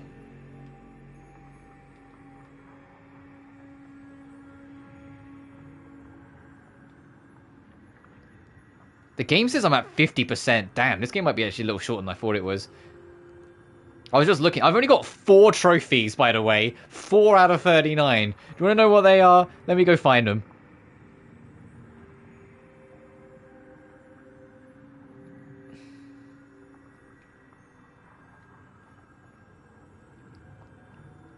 Oh, of course, I can't view it easily from this screen. Hang on. Let me tell you what my 4 trophies are. View all trophies. I have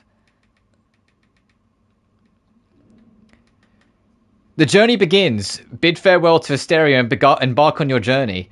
Cultivate a branch using the purified soil for the first time. Defeat Lore, the Lost Lancer. Defeat Necro, the Panic Reaper. That's it. That's everything, baby.